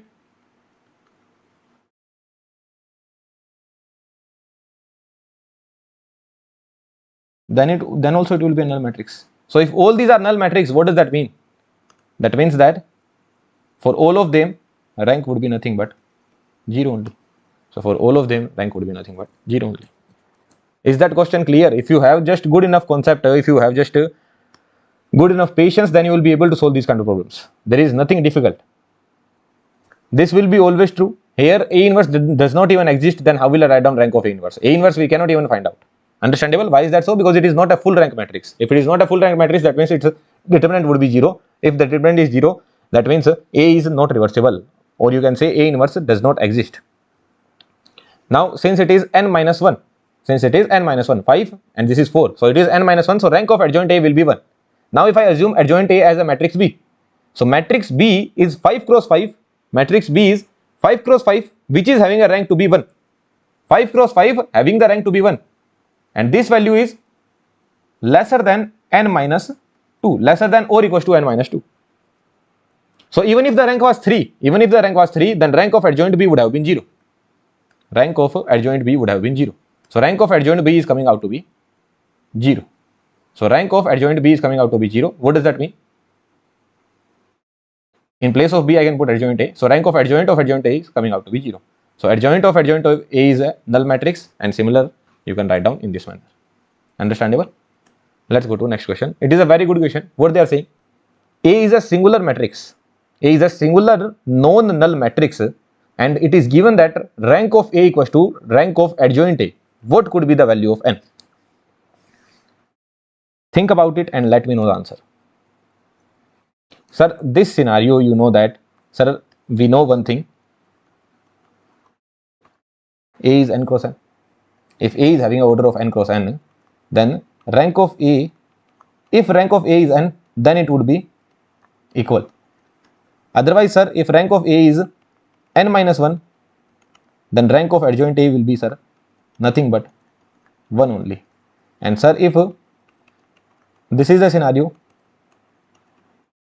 then sir, it would be 0, sir. This is the thing that we know.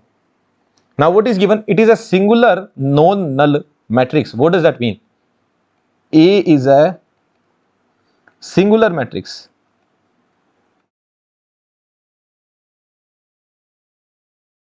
What does that mean? That means A is a singular matrix. That simply means rank of A would be less than n. Singular matrix, what is the meaning of singular matrix? Singular matrix simply means that determinant is 0, right? What is the meaning of singular matrix?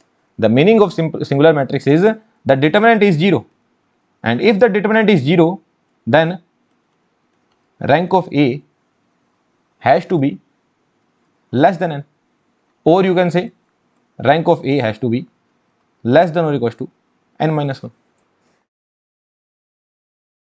right? So it cannot be n. This condition is not possible, but they are saying that both are equal, but now we are saying that both are not equal. So what could be the value of n? Let's just say value of n is 3. Let's just say value of n is 3. What I am saying, I am assuming value of n to be 3. This is a 3 cross 3 matrix, and I am assuming rank of A is 2. Rank of A is 2, right? It is fine.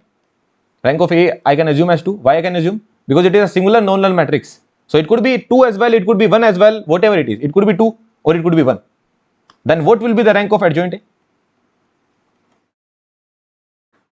1 lesser than this, then rank of adjoint A would be 1 only. So are they equal? No. Let's just say n is 4, and I am assuming rank of A to be 3. What will be rank of adjoint A? Less than 1. That means rank of adjoint A would be 1. Or if I assumed rank of A to be 2, so what will be the rank of adjoint A? That will be 0. Why is that so? Because it is less than or equals to n minus 2. That's why it would be 0. That's why it would be 0. So n equals to 3, n equals to 4, nothing is being satisfied. If you assume n equals to 2, then what will happen? What I am saying is that I am having 2 cross 2 matrix. So rank of A I am saying as 1. Why is that so? Because it has to be less than equals to n minus 1. Can I say rank of A equals to 0? No. Rank of A cannot be equals to 0. What I am saying is that rank of A cannot be equals to 0. Why is that so? Because it is a non-null matrix. Non-null. From here I can say that rank of A cannot be equals to 0. And rank of A has to be less than or equals to n minus 1. So what is the possible value? It has to be greater than 0, and it has to be less than n minus 1. Less than or equals to n minus 1. So 2 minus 1, that would be 1 only. So it has to be greater than 0 and less than or equals to 1. That means it has to be 1 only. So rank of A is 1. What will be the rank of adjoint A? What will be the rank of adjoint A? So rank of adjoint A would be nothing but, this is n, so it is nothing but n minus 1 only. It is nothing but n minus 1 only. So rank of adjoint A would be 1 only. And from here you can sense that rank of A is coming out to be rank of adjoint A, and that is equals to 1. So from here, what is the value of n you are getting? The value of n we are getting as 2. The order has to be 2 cross 2. Okay, it was a basic aptitude level problem. Okay, these are aptitude level problems, could be asked in the examination. I just only thought of it and I framed this question. Okay, so aptitude level problems are there. Basically, you know the property, how you can utilize the property. You can see these kind of questions as well. No, everyone would remember the property, but how you can apply the property, that is also important. This property will remember, it is fine. Option B also it is fine. Adjoint A, it is fine. Then if they ask adjoint again, then also assume the matrix to be B. Adjoint of B, okay, matrix B was having an order of matrix B was having an order of 5 cross 5, but the rank was 1 only. So rank was pretty less. That means adjoint of B will have rank to be 0. Yes, adjoint of B will have the rank to be 0. And if it is a null matrix, then all these will be a null matrix only. And here, if it is a full rank, then everything would be same. Rank of adjoint A or adjoint of adjoint A or adjoint of adjoint A, you keep on doing it. Because you assume adjoint of A to be B. 5 cross 5 matrix, B is a 5 cross 5 matrix and it is having a rank of 5 as well. That means adjoint B will also have the rank of 5. So adjoint of adjoint A will have the rank of 5. In that manner, we will keep on going. Well and good. Understandable? And this particular problem, that we know these results are, if rank of A is n, then only they can be equal. But they are saying that it is not a full rank matrix, because they are saying it is a singular matrix. That means it is not a full rank. That means rank has to be less than equals to n minus 1. So when they can be equal? So let's think of the cases. If n equals to 3, 4, it will not be applicable. If n equals to 2, then you know that sir, rank of A could be 1 and rank of adjoint A will also come out to be 1 only. Okay, then n has to be equals to 2. Understandable? In numerical answer type, these kind of questions could be asked. So this is how we need to think. I hope it is clear to you. Let's go to the next question. A is a non-null matrix with the rank of A being n minus 4. Which of the following statements are true? N should be greater than or equals to 5. Yes, for sure. Why is that so? Because it is a non-null matrix. No? What is the solution? Very simple. Non-null matrix, that means rank of A has to be greater than 0. Since it is a non-null matrix. What is rank of A? N minus 4 should be greater than 0. From here, n should be greater than 4, or you can say n should be greater than or equals to 5. Or you can say n should be greater than or equals to 5, because I know that n can be only integer. Right? Now, you know that if A is n cross n, if A is n cross n, and rank of A is less than or equals to n minus 2, which is given rank of A is n minus 4, then what will be the rank of adjoint A? So rank of adjoint A would come out to be 0 only. So adjoint A is null matrix. Yes. Adjoint of adjoint A could be non-null matrix. No. Here only we proved no. If adjoint A is a null matrix, if adjoint of adjoint A is a null matrix, then again you take the adjoint, it will be a null matrix only. No. Basically, this is a null matrix. Adjoint A is a null matrix. Adjoint A has come out to be null matrix. It is a null matrix. Then you again take the adjoint. It is a null matrix 0 0 0 0 0 0 0 0 0 0 0 0 0. Then again you take the adjoint. Then 0 you will get 0 you will get. All the cofactor will be 0 only. So adjoint of A will always be null matrix. Okay. So this statement C is false, and rank of adjoint of A will be 0 only. Why is that so? Because adjoint of A will also be null matrix only. If there is a null matrix and you calculate its adjoint, then it will be null matrix only. No, so it is pretty obvious. So rank will also be 0. Okay, this was a very simple question. I hope you are able to solve it. Sir, what is the meaning of nullity? Here I will only tell you the formula. The meaning of nullity I will tell you in the next lecture. Okay, the meaning of nullity I will tell you in the next lecture. Here I am only going to tell you the formula. Understandable? So what is nullity? It is equals to number of columns minus rank. A very crude definition. To be very honest, it is not a correct definition, but still, if someone is asking you that what is nullity of the matrix, then you find out the number of columns and subtract the rank. Let's go here. Let's go. Where do we go? Let's go in these examples. What is the rank here? 3. If someone is asking me nullity of rank A, sorry, nullity of matrix A, this is, let's just say this is matrix A. So nullity of matrix A, what I will do? Number of columns 4 minus rank 3. So nullity I will get 1. In this example, if someone asks me what is the nullity of A, number of columns 4, rank I am getting 3. What is the nullity? 1. Sir, what this nullity is representing, and sir, why you are taking number of columns? Why you are not taking number of rows? Everything I will tell you later on in the next lecture. Here someone asked me what is the nullity, that will also be 1 because rank is 3, number of columns are 4, so nullity will be 1. Here what will be the nullity?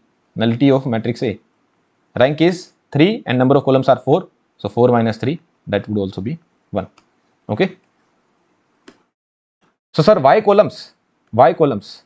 The question would be that sir, why columns? Why? So this will be answered in the next lecture. Understandable? And you will understand the actual meaning of nullity as well, that what nullity is representing. Nullity actually represents the number of free variables, or you can say the number of independent solutions. Sir, what you are saying, you will understand in the next lecture. Okay. So no one will ask you that find out the nullity. No, they will not ask you this thing. What they will ask? Find out, they will give you some set of equations, then they will say that this particular system will have 3 independent solutions. Is that statement correct or not? So what you will do? You will make the matrix form, you will find out the rank, and then you will get the nullity, and then you will tell yes whether it is having 3 independent solutions or not. Understandable? So we will understand the actual meaning of a nullity in the next lecture. Have some patience. Okay. Some more properties, not very important, but who knows, it could be asked. 1% chances are there that it could be asked. If I was teaching in a crash course or some fast track course, then I would not be teaching you these properties. So that's why I make a different heading here, that some more properties. It could be asked in the examination, it might not be asked in the examination as well. So at the end of the day, you need to remember it. The rank of A into B. There is a matrix A, there is a matrix A, then there is a matrix B. You multiply both of them, what you are getting? Matrix AB. M cross N, N cross P, so M cross P. So rank of matrix AB would be less than the minimum of rank of A and rank of B. What does that mean? Let's just say rank of A is 2 and rank of B is 4. Then rank of AB would be less than or equals to minimum of rank of A is 2 and rank of B is 4. So rank of AB would be less than or equals to 2. So possible values would be either 2 or 1 or 0. These are the possible values. Understandable? Okay. So rank of AB could be 2, 1 or 0. This is the first property, and then another property is there that rank of AB would be greater than or equals to rank of A plus rank of B minus N. What is N? N is this common order. Let's take an example. A is a matrix of order 3 cross 4, B is a matrix of order 4 cross 5. So rank of A is 2, rank of B is 3. So rank of AB would be rank of A plus rank of B minus this common number. What is that? 4. So rank of AB will be greater than or equals to 1 here. Okay. And from here another scenario what we can get, rank of AB would be less than or equals to minimum of rank of A, rank of B. So rank of AB would be less than or equals to minimum of 2, 3, that would be 2. So here, from here, what two conditions we are getting, that rank of AB is greater than 1 and rank of AB is less than 2. So what all possible values are there? It should be greater than or equals to 1 and less than or equals to 2. That means two possible values are there. Either it could be 1 or it could be 2. Is that understandable to you? So two formulas are there. Rank of AB would be less than or equals to minimum of rank of A, rank of B, or it could be greater than or equals to rank of A plus rank of B minus N. What is N? This common value. Understandable? Sir, why, how this condition came, sir? Why all these things came? So I will explain that scenario, but at the end of the day, you need to remember it. I will explain that, sir, how this condition came, As an educator, it is my job. It is a comprehensive course, so I need to explain it. If you are not able to understand, then also it is fine. At the end of the day, you need to remember it. So let's get started. Let's take an example. This is a matrix A having a rank of 2. This is a matrix B having a rank of 4. Full rank it is there, right? What I need to do, I need to calculate A into B. Just think about it now. A into B we will calculate. What will be the order of A into B? So that will be 3 cross 4. Because 3 cross 4, 4 and 4 will get cancelled out. 3 cross 4 and 4 cross 4. So order will be 3 cross 4 only. That is pretty obvious, right? Now let's see. A will be multiplied with P, B will be multiplied with T, C will be multiplied with X, and D will be multiplied with beta. Then this is the first element you will be getting. Now this element could be 0, non-zero, you don't know. It could be 0 as well. Why is that so? Because let's just say this is 2, this is 2, 4, this is 2, this is 2, 4, this is 2, this is minus 2, minus 4, this is 2, this is minus 2, minus 4. So 4 minus 4, 0. You don't know these elements, no? It could be negative elements as well. But one thing it is for sure that these are non-zero element. Although this could be 0 element, but one thing I am pretty sure that this element is non-zero. This element is also non-zero. Then only I can say that rank is 2. So these two elements are non-zero. That I am pretty sure. Rest anything else I don't know. It could be, let's just say this is 0, this is 0, this is 0, this element could be 0, whatever the scenario is there. Are you able to understand this point? What I am saying? Right? So the result could be 0, non-zero. Here anything could be possible. Similarly, then this row will be multiplied with this row. Here 0, non-zero, anything could be possible. Then this row multiply with this column. 0, non-zero, anything could be possible. This row multiply with this column. 0, non-zero, anything could be possible. So in first row, you can get 0 elements as well and non-zero elements as well. So this row could be 0 or non-zero. Either it could be non-zero or 0, anything is possible. Let's talk about the second one. This row will be multiplied with this row. Again 0, non-zero, anything is possible. This row multiply with this column. Again 0, non-zero, anything is possible. Then again 0, non-zero, anything is possible.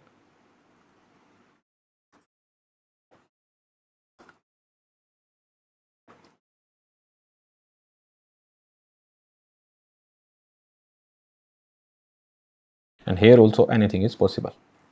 Is that clear to you? This row multiply with this column, anything is possible. This row multiply with this column, anything is possible. This row multiply with this column, anything is possible. This row multiply with this column, anything is possible. You don't know these elements, they could be positive, negative, anything is possible. But one thing I am pretty sure, this row multiply with this column. 0 multiply with P, it will be 0 only. 0 multiply, then this row multiply with this column. 0 multiply with Q plus 0 multiply with U plus 0 multiply with Y plus 0 multiply with gamma. It would be 0 only. Then any row multiply with column, that this will also be 0 and next element will also be 0.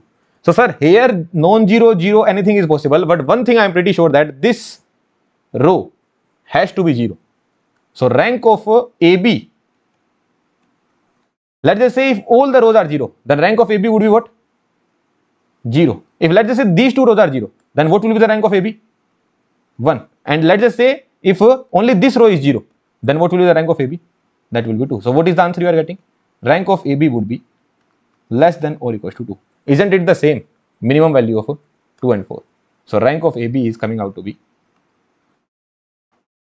less than or equals to minimum value of 2 and 4. Or you can say rank of AB is coming out to be minimum less than or equals to minimum value of rank of A and rank of B. There you go. Is that clear to you or not? So this is how we can think of it. If you don't want to think, you can remember it, but I have given the explanation. Okay. Otherwise, you will just simply see this property, okay, and these properties. They will be directly written in your notes, and you need to remember it. But all these explanation I am giving here. This explanation I gave that how you can think that here the adjoint of A will have rank 1 only. Here why it will have rank 0. So intuitions also I am giving. Because if I don't give the intuition, no, then you will not be able to solve good problems in the examination. If you get the intuition, then you will have the confidence that, sir, no matter whichever the level of question is coming in the examination hall, I am having the confidence that I will be able to solve it. Let's just say some very random question they have framed, some very good question they have framed. Then at least you have built up this kind of intuition that you can think of all the scenario and you can make some conclusion. Otherwise, if I just write down these properties, you will not be able to expand your brain, or you will not be able to expand your knowledge. That this is how your knowledge will be expanded, no? That you will be able to think of some scenario and you can make some conclusion. Is that clear to you or not? So similarly, think of this scenario and make the conclusion. Think of this kind of scenario and make the conclusion. Let's get started. A is given, B is given. What is the rank of A? So rank of A is 2. And what is the rank of B here? Rank of B is also 2. If I need to do AB, how will I do AB? Any random scenario you make and find out AB. So 3 cross 4 and 4 cross 5. So it will be a 3 cross 5 matrix. 3 cross 5 matrix. It will be a 3 cross 5 matrix. Understandable? Let's get started. A multiply with 0, B multiply with 0, C multiply with 0, D multiply with 0. This element for sure will be 0. Now A multiply with, let me know one thing, is this a non-zero element? Yes, for sure. Is this a non-zero element? Yes, sir, for sure. Is this a non-zero element? Yes, sir, for sure. And is this a non-zero element? Yes, sir, for sure. Do you agree? Do you agree to this point? Yes, sir, surely I agree because of the row echelon form. They have to be non-zero element only. So let's get started now. So first row multiply with first column 0. Now listen to me very carefully. This row will be multiplied with this column. So A will be multiplied with C plus B will be multiplied with 0, C will be multiplied with 0, D will be multiplied with 0. So 0, 0, 0 here. A multiplied with C. This is non-zero, this is also non-zero. A into C will be a non-zero element only. This will be surely a non-zero element. There is no doubt about it. So this will be surely a non-zero element. Do I need to care about these elements? No. Why is that so? Because now I am pretty sure that this will be non-zero row. 101% this will be a non-zero row. Say yes or no. I don't even need to care about these elements. First row is non-zero row. And this is the first non-zero element I am getting. Let's go to the next one. 0 multiply with 0, alpha multiply with 0, beta multiply with 0, gamma multiply with 0. This will be 0 only. Now 0 multiply with C, 0, alpha multiply with 0, beta multiply with 0, gamma multiply with 0, 0. Now 0 multiply with D, 0. Alpha multiply with G. You see here, this row is being multiplied with this column. So 0 multiply with D, 0. Alpha multiply with G, alpha into G. Non-zero element multiply with non-zero, this will also be non-zero. Do I need to care about rest of the elements? Absolutely not. I am pretty sure that it will also be a non-zero row.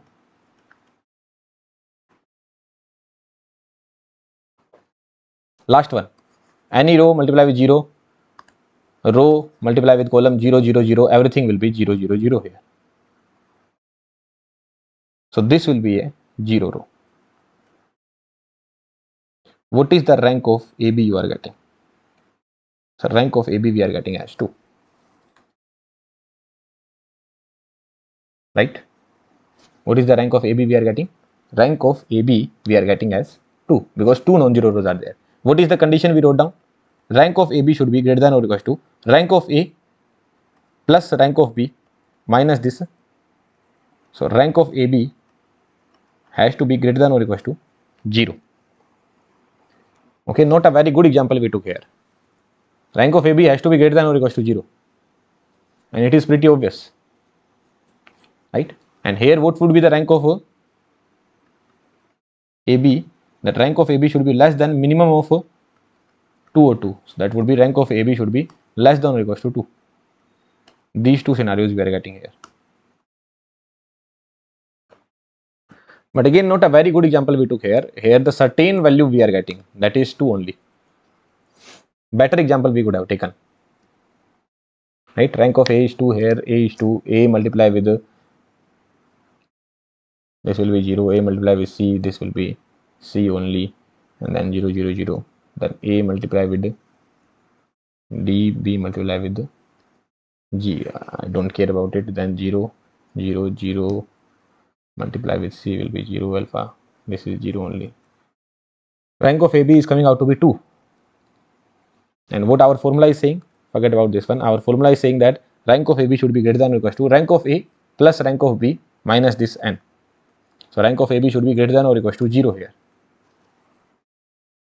But here for sure it is coming out to be 2.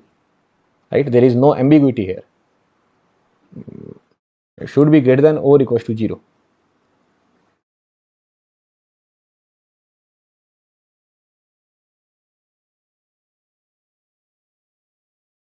Yes. What if C and G were 0? What if I would have made it in this manner? That in place of C I would have written 0. Here also I would have written 0. Okay. Here I would have written 0. Here also I would have written 0. What will be the rank of B? Again it will be 2 only. Rank of B will be again 2. Say yes or no.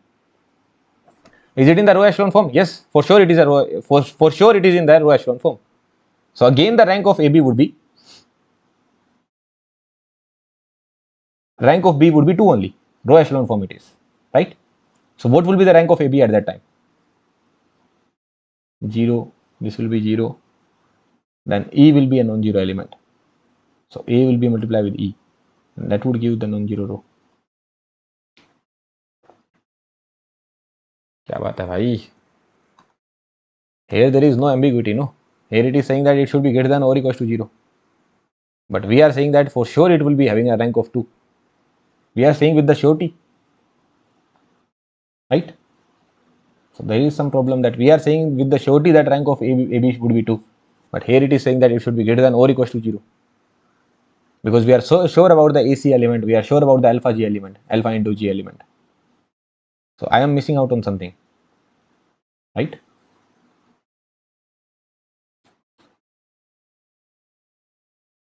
I will have to look for it. Okay, give me some minute. I will think of it and then I will come to some conclusion. Yeah, so I thought of it and till this point what we have seen that our formula is saying that rank of AB should be greater than or equals to 0, but here we are getting a fixed rank which is equals to 2. So sir, there is some catch, right? So let's do some modification. What I need to make sure? I need to make sure that rank of A has to be 2 and rank of B has to be 2. This is what I need to make sure. So let's do some modification.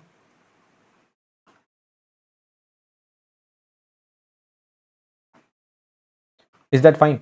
What is the rank of A now? What is the rank of A? 2 only. Is it in the row echelon form? Yes. Rank of A is 2. Is it in the row echelon form? Rank of B is 2. Let's do AB. What I will get? 3 cross 5, right? Let's do AB in a good manner. This row multiply with this column. 0 multiply with 0, 0, 0, 0.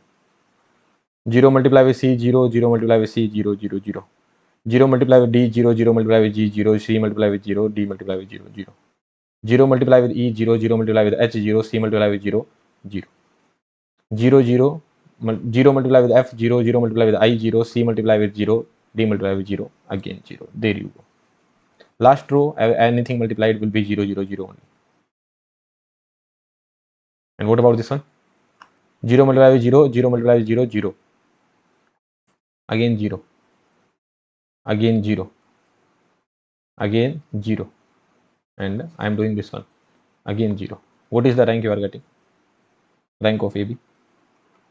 This you are getting as 0. Right? And what if I would have done in this manner? That similar example I am taking. But this time, what I do is that 0 and 0. Fine. Then what will happen? A into B I need to do. So this has to be a non-zero element and this has to be a non-zero element. Right? So what you will get when you do A into B? Can you do A into B? For sure, sir, I can do A into B. What you will get? 0, 0, 0, 0 only. Then 0, 0, again 0, 0 only. Right? Then you can see 0 multiplied with D will be 0. This has to be a non-zero element. This has to be a non-zero element. So 0 multiplied with D will be 0. B multiplied with G will be BG. Non-zero, non-zero, this will be non-zero element. Do I need to look ahead? No. Next one, 0 multiplied with 0, 0, everything is 0. 0 multiplied with 0, everything is 0. Basically, this row will be multiplied with this column, 0. Then this row multiplied with this column, 0.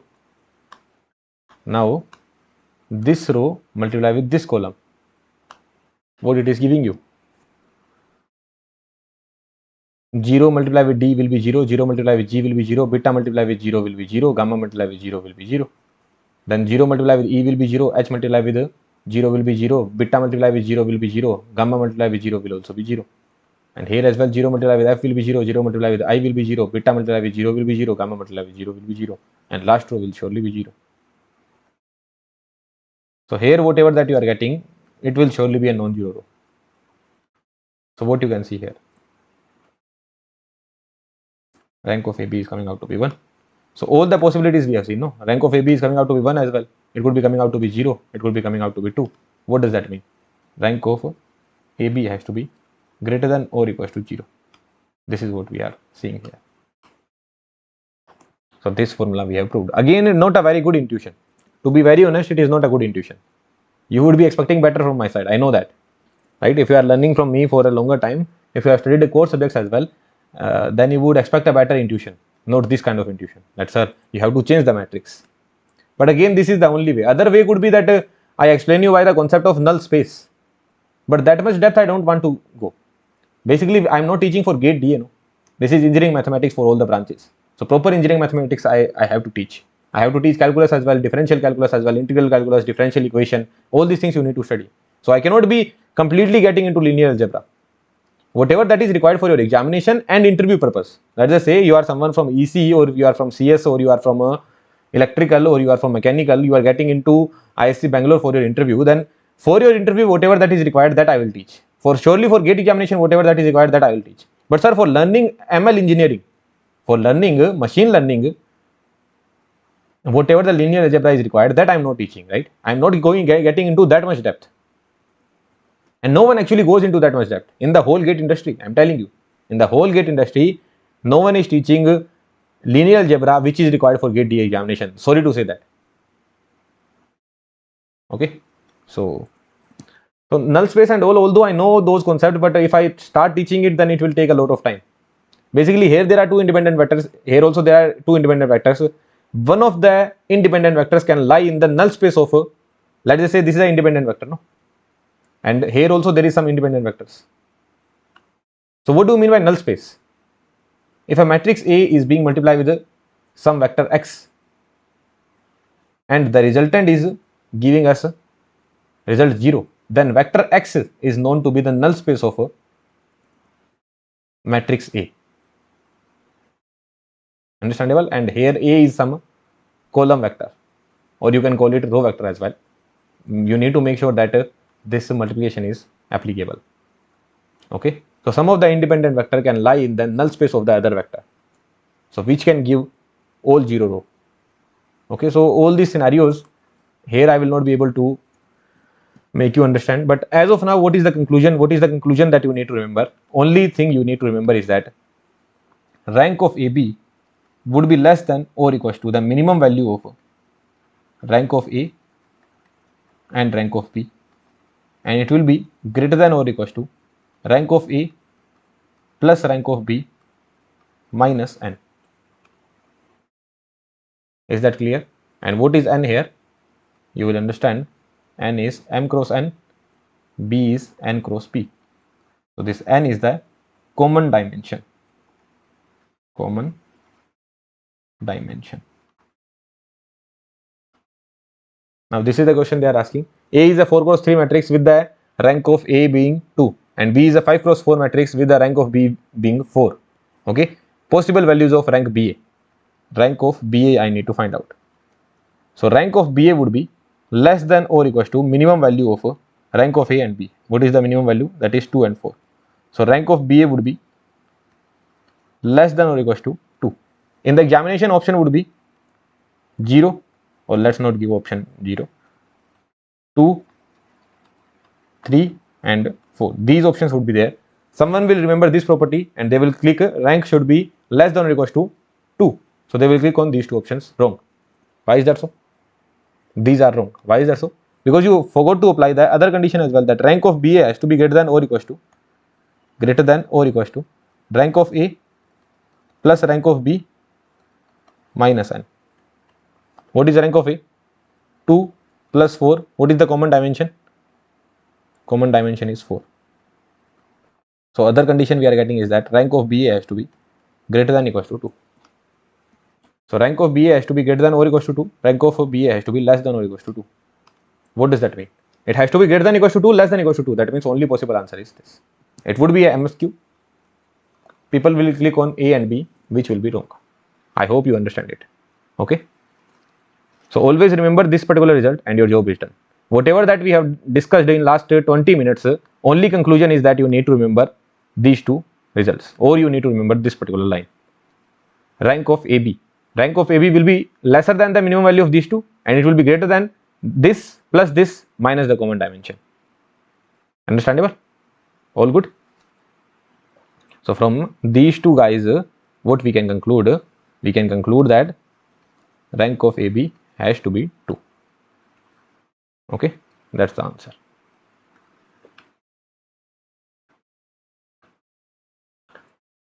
These two properties also you remember, that's it. Rank of A plus B, not very important, again not very important. Rank of A plus B would be less than or equal to rank of A plus rank of B, and rank of A minus B would be greater than or equal to rank of A minus rank of B. Let's take an example. Rank of A is, let's just say 3, and this is matrix B. Rank of B is, let's just say 2. So rank of A plus B, and you can prove it very easily, like make this kind of matrix, then you will be able to understand very easily. You will be able to understand this property very easily. You can understand on your own. Let's just say rank of A is 3, so this will be a non-zero row, this will be a non-zero row, and then let's just say this is a non-zero row. Plus rank of B is 2. Let's just say all these are 0 rows, but these are non-zero rows. And for sure, if you are adding or subtracting them, both of them should have same order, right? Both of them, let's just say both are of order 4 cross 4. Okay, so what do I mean? That let's just say 4 cross 4, so all 3 are non-zero row, and this is all 0 row. Okay, and A plus B I am doing, and rank of A should be 2. So let's just say this is non-zero row, and this is also non-zero row, and this is all 0 row. So when you add both of them, what you will see? Non-zero row added with non-zero row could be non-zero or 0, I don't know. Could be 0 or non-zero, I don't know. Non-zero row added with non-zero row could be 0 or non-zero, I don't know. Non-zero row added with 0 row, it will be non-zero only, and rest one will be 0 0 0 only, right? So rank of A plus B would be less than or equals to rank of A plus rank of B, which is coming out to be rank of, actually it is not a good answer. Let's take it 2 and 1, because it is pretty obvious. No, A plus B will have an order of 4 cross 4, so it would be less than 5 only. So let's take it 2 and 1. So here 2 are non-zero row. Okay, here 2 rows are non-zero, and here only 1 row is non-zero. So now if you do the addition, non-zero row added with non-zero row, it might be 0 or it might be non-zero, because let's just say it is 1 2 1 1, and it is minus 1 minus 2 minus 1 minus 1. If you add both of them, what is the answer you are getting? 0 only, no? Right? So it could be 0, it could be non-zero, I don't know. It could be 0, it could be non-zero, I don't know. Non-zero added with 0 row, it has to be non-zero only. This will be non-zero only, and then 0 rows will be 0 0 0 only. And what this is saying, rank of A plus B should be less than 3. Isn't it obvious? It would be less than or equals to 3. Yes sir. Here the maximum non-zero row that you can get is 2. Or what one can think is that, let's just say these rows are 0. Here these rows are 0, and this is also a 0 row, and this is a non-zero row. This is your A, this is your B, and this is your 0 row, and this is your 0 row. What is the rank of this matrix? Sir, what you can do is that you can take it upward. So rank of this matrix is 1 only. And what is the rank of this matrix? Sir, it is 2. Now non-zero row added with 0 row, what you will get? Non-zero row only. Then non-zero row added with 0 row, what you will get? Non-zero row only. And 0 row added with non-zero row, what you will get? Non-zero row only. And 0 row added with 0 row, what you will get? 0 row only. So here you are getting 3 non-zero rows for sure, and this is the best case you can get.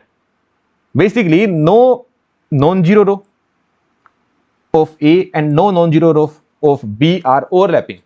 Basically they are not overlapping. This is the non-zero row of A, and this is the non-zero row of B. Someone would say that, sir, it is not in the row echelon form. You don't need to put it in the row echelon form. No, you can put anything random. You don't need to put it in the row echelon form. I'm just asking one thing. What is the rank of this matrix?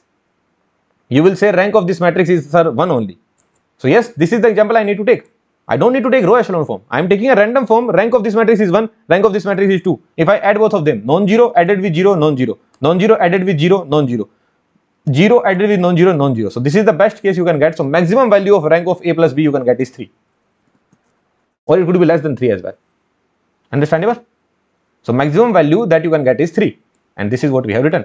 And what about a minus b? In the similar manner you can think of a minus b. So that would be surely greater than or equals to rank of a minus b will surely be greater than or equals to rank of a minus rank of b, that would be 1.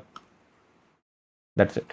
Okay, in the same manner you can think non-zero row versus 0 row. In the same manner you can think. Okay, so I hope the concept of rank is clear to you. This video went for a longer time. It's been roughly around 250 minutes, but yeah, this concept I wanted to clear in one video only. In the end, yes, there are lack of intuitions.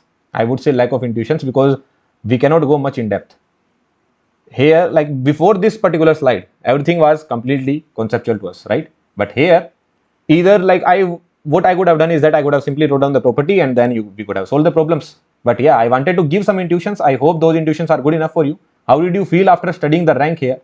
And again, more concepts of rank will be cleared in the further videos. Although the topic will change. Next we are going to study about the system of linear equations. There also rank will come into action. So everything is regarding rank only. Until we study eigenvalue, eigenfunction, eigenvalue and eigenvector, before that everything is regarding rank only.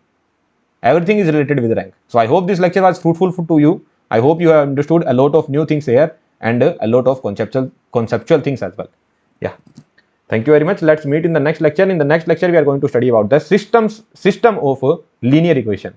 So non-homogeneous equation we will see, and homogeneous equation also we will see. Yeah. Thank you very much. Happy learning.